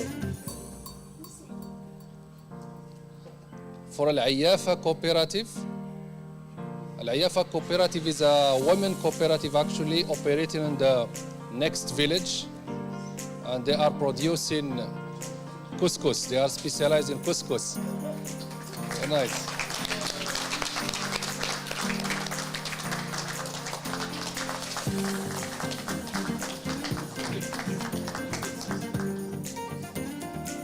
العيافة تتقدم بجزيل الشكر وكبير الود وعظيم الامتنان لجامعة محمد السادس متعددة التخصصات لهذا الحدث العلمي المهم.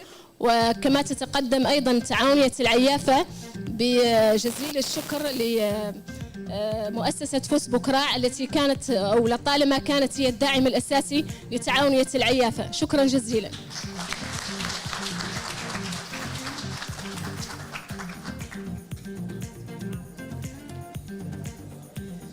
We have the last trophy for another cooperative in Smara province, تعاونية الرمت الوسطاني. Do we have someone from the...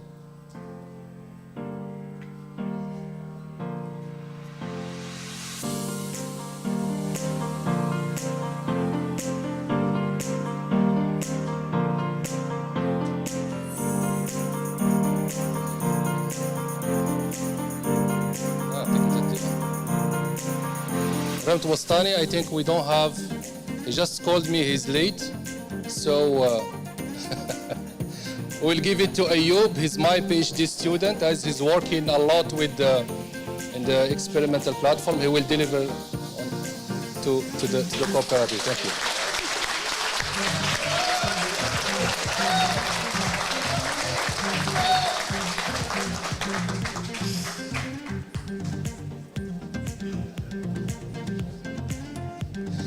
So I think the next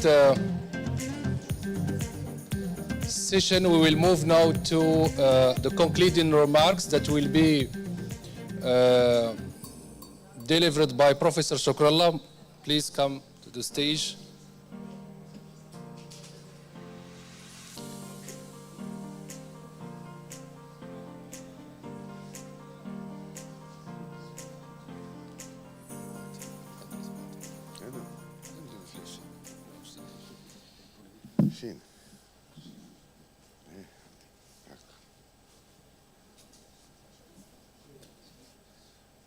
I think this is the end of it, and I think it's gonna be all right. I think it's much better here. Yes. Well, I would like to thank all of you for the participation, the discussion, and the good science that was delivered within this forum. So, based on the different inputs, not only from the organization committee, but also from the participants that were with us, we come up with the following concluding remarks. So, based on what we discussed, we said that the scarcity of water resource and their degradation aggravated by climate change and socioeconomic pressure will affect food security, thus necessitating the use of more non-conventional water, soil and plant resources, and requiring perpetual innovation in technology as well in the approach. This innovation required the optimization of the effort and the mobilization of additional resources. And we believe that saline water resources have the potential to double the amount of water available for agriculture. However, the integrated and combined management of water resource must be implemented. Increasing the water use efficiency at the farm level still need more attention, as well as the sustainable use of surface and groundwater. There are possibilities for using saline resource but careful management is needed. Often the solutions are there, but need to be put in the hands of the farmers. And I think this is where a lot of work has to be done. There is quite a bit of solution that we have discussed, but we need to transfer that knowledge and technology to the farmer. We have to give also priority to developing low-cost, easy to handle technology that help easier adoption by the farmers.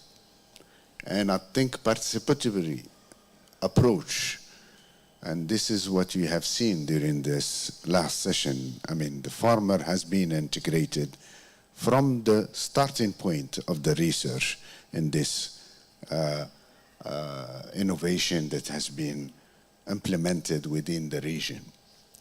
So we believe that we need a participatory approach, having farmer and the local market as the main interlocutors is also important to secure the implementation of this technology.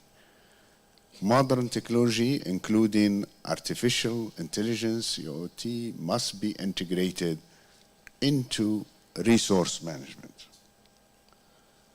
During the forum, there are many examples of highly relevant research, often also validated at field level.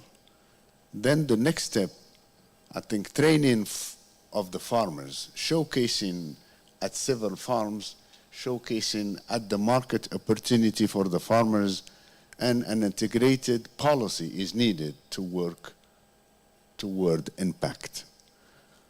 More and more integrated research is taking place, looking at crops, but also soil and water management.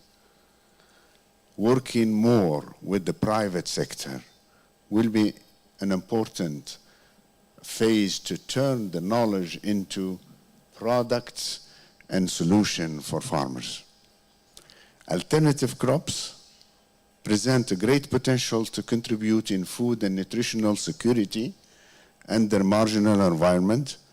Therefore, the upscaling of their value chain is most needed in under the different environment, and the environment should be also prioritized, and the condition, I mean, any technology should be sustainable. So based on this conclusion and based on the discussion that we had, we suggest the following. We have to widen the multidisciplinary scope of research in terms of staff, including also ecologists and remote sensing expert at different levels, from ecosystem to crop monitoring, and even phenotyping, together with socioeconomists. The integration of national, multilateral, and international effort is urgent to mitigate the negative effect of resources degradation. To this end, the creation of competence database is a step in this process. Some interesting results were presented from scientists from several countries. Therefore, it will be interesting to develop a long-term partnership with institutions working on the biosaline agriculture. I think one of the things, in order to have our, what we call in French, la relève, or what, so the mobility of the student, because we have to count on our young people, engineer and researcher must be facilitated and encouraged. So we would like also to propose, based on this discussion, an international network on the upscaling of alternative crops value chain in marginal environment. The objective of this initiative or this network is to build a consortium of experts, scientists, professionals, NGO, private sectors, and governmental sectors around the value chain of alternative crops and their marginal environment.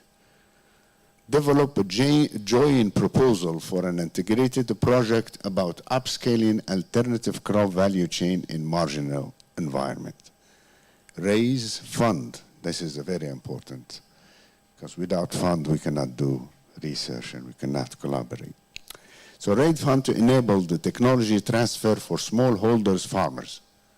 Elaborate joint scientific and technical publication on alternative resilient crops.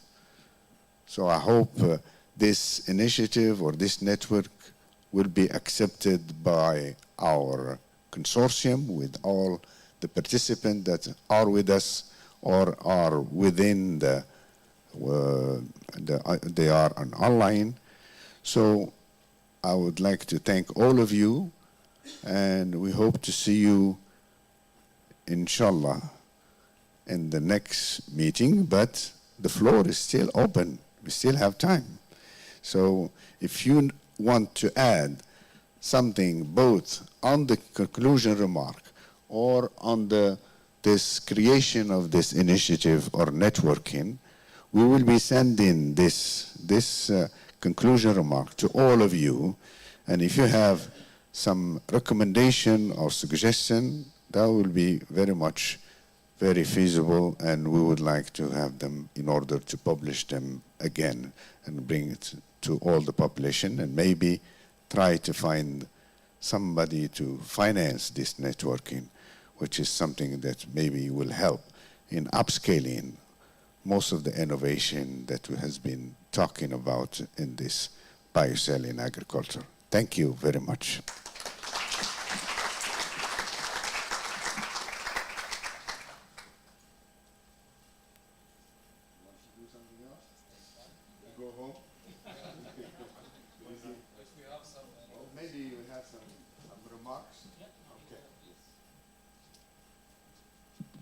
I mean, hello.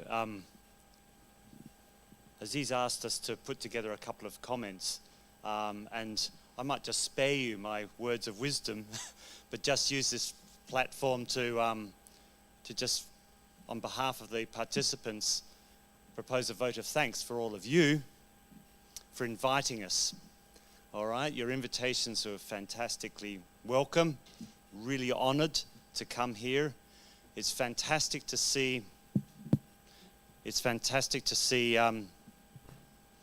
so many farmers, cooperatives, end users here, people who are actually hopefully going to benefit from this research and, importantly, are facilitating the research. And you're facilitating the transfer of technologies and innovations from the research institutes and their laboratories and their small plots of land out into the real world. And I can tell you from a lot of personal experience, this transition is difficult, and we're working in very, very complex environments. And so all of us, I talk to the young people here, you're the future. It's great you're here, and it's great you're doing the work you're doing, and keep doing it. You hear lots of old people saying that we're working in complex systems and things are very complex. Do not be put off by that, because all of us, myself, you, we all can make our small little contributions. But the key thing for our contributions to be useful is to remember the context in which we're doing our work. Remember the farmers and the environment in which they are working, and make sure as much as we are able that the research that we're doing fits into and is relevant to and can work economically viably in those environments in which the farmers are working. So thank you to the farmers. Your contributions, your presence here is just really, really amazing, and a tribute, I should say, to this centre and to all the people working here in UM6P and associated institutes, because to get all that full engagement all the way across from fundamental research to the real farm, that's not easy. And to do this in such a short length of time is really a contribute to you and all of the members of this institute. So I just want to thank you for the invitation. Thank you for this really excellent conference.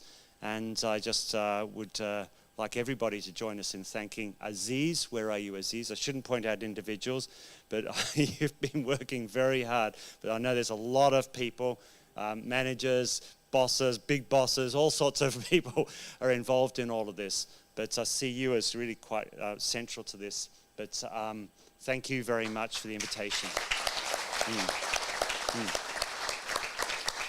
Okay. Good. Thank you, Mark. Thank you very much.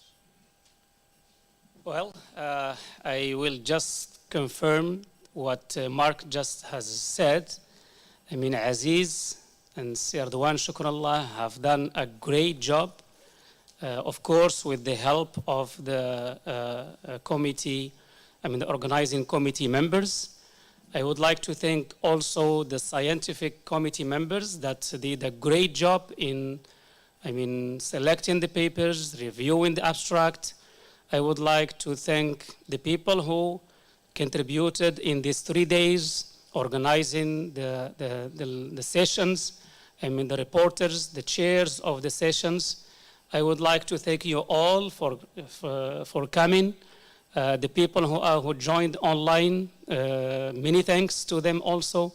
And we apologize for any technical problems that has happened from time to time.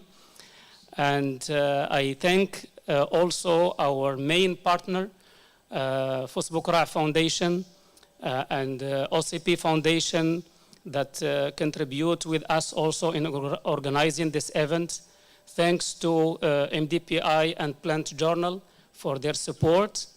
And I would like also to thank people that maybe their names didn't appear in the program. Hamdi and all the staff, the Asari members that helped us a lot. Before organizing this forum, but also during these 3 days. We thank our president also for his support, Mr. Hisham Al-Habti.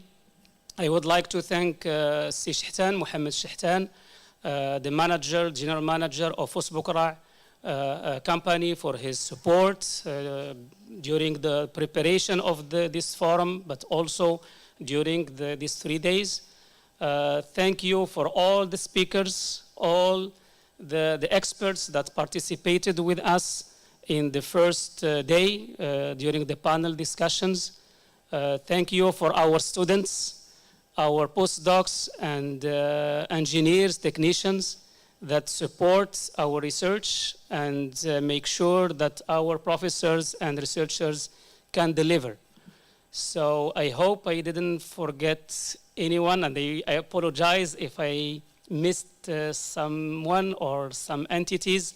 Of course, I will just repeat that the farmers who are working with us have been just great. We have had a good support from them. Maybe I will just say it in Arabic. السلام عليكم. الكلمة موجهة للفلاحين والجمعيات والتعاونيات اللي كيشتغلوا معنا منذ البداية. شكر جزيل لتعاونكم معنا، شكر جزيل استضافتكم لينا في المراعي ديالكم في الأراضي ديالكم. شكرا جزيلا. وإن شاء الله احنا عاوتاني هنا في الاستماع لو عندكم ملاحظات، عندكم استفسارات، عندكم مشاكل، فالأبواب ديال الجامعة مفتوحة في أي وقت.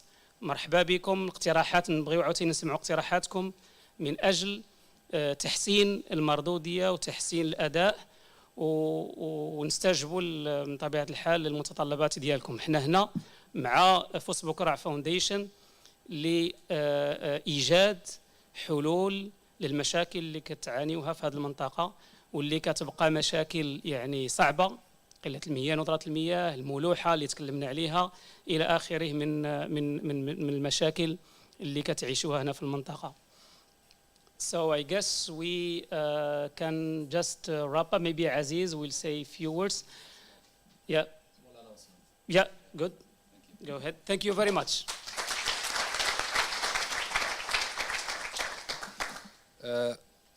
Just small announcement regarding the publication of the short papers in the MDPI proceeding, Environmental Science.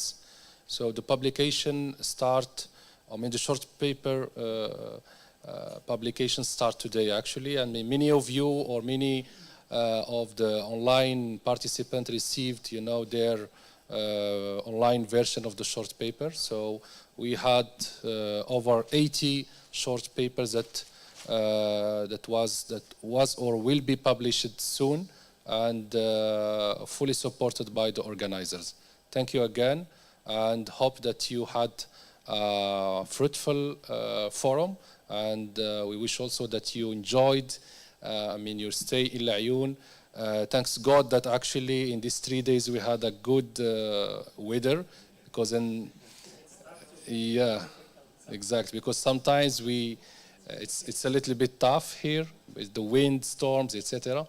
And looking forward actually to seeing you in the third edition of LAFOBA, that will be probably, we will not announce it now, but probably we will maintain it in 2-3 years, something like that. Thank you so much, and see you again.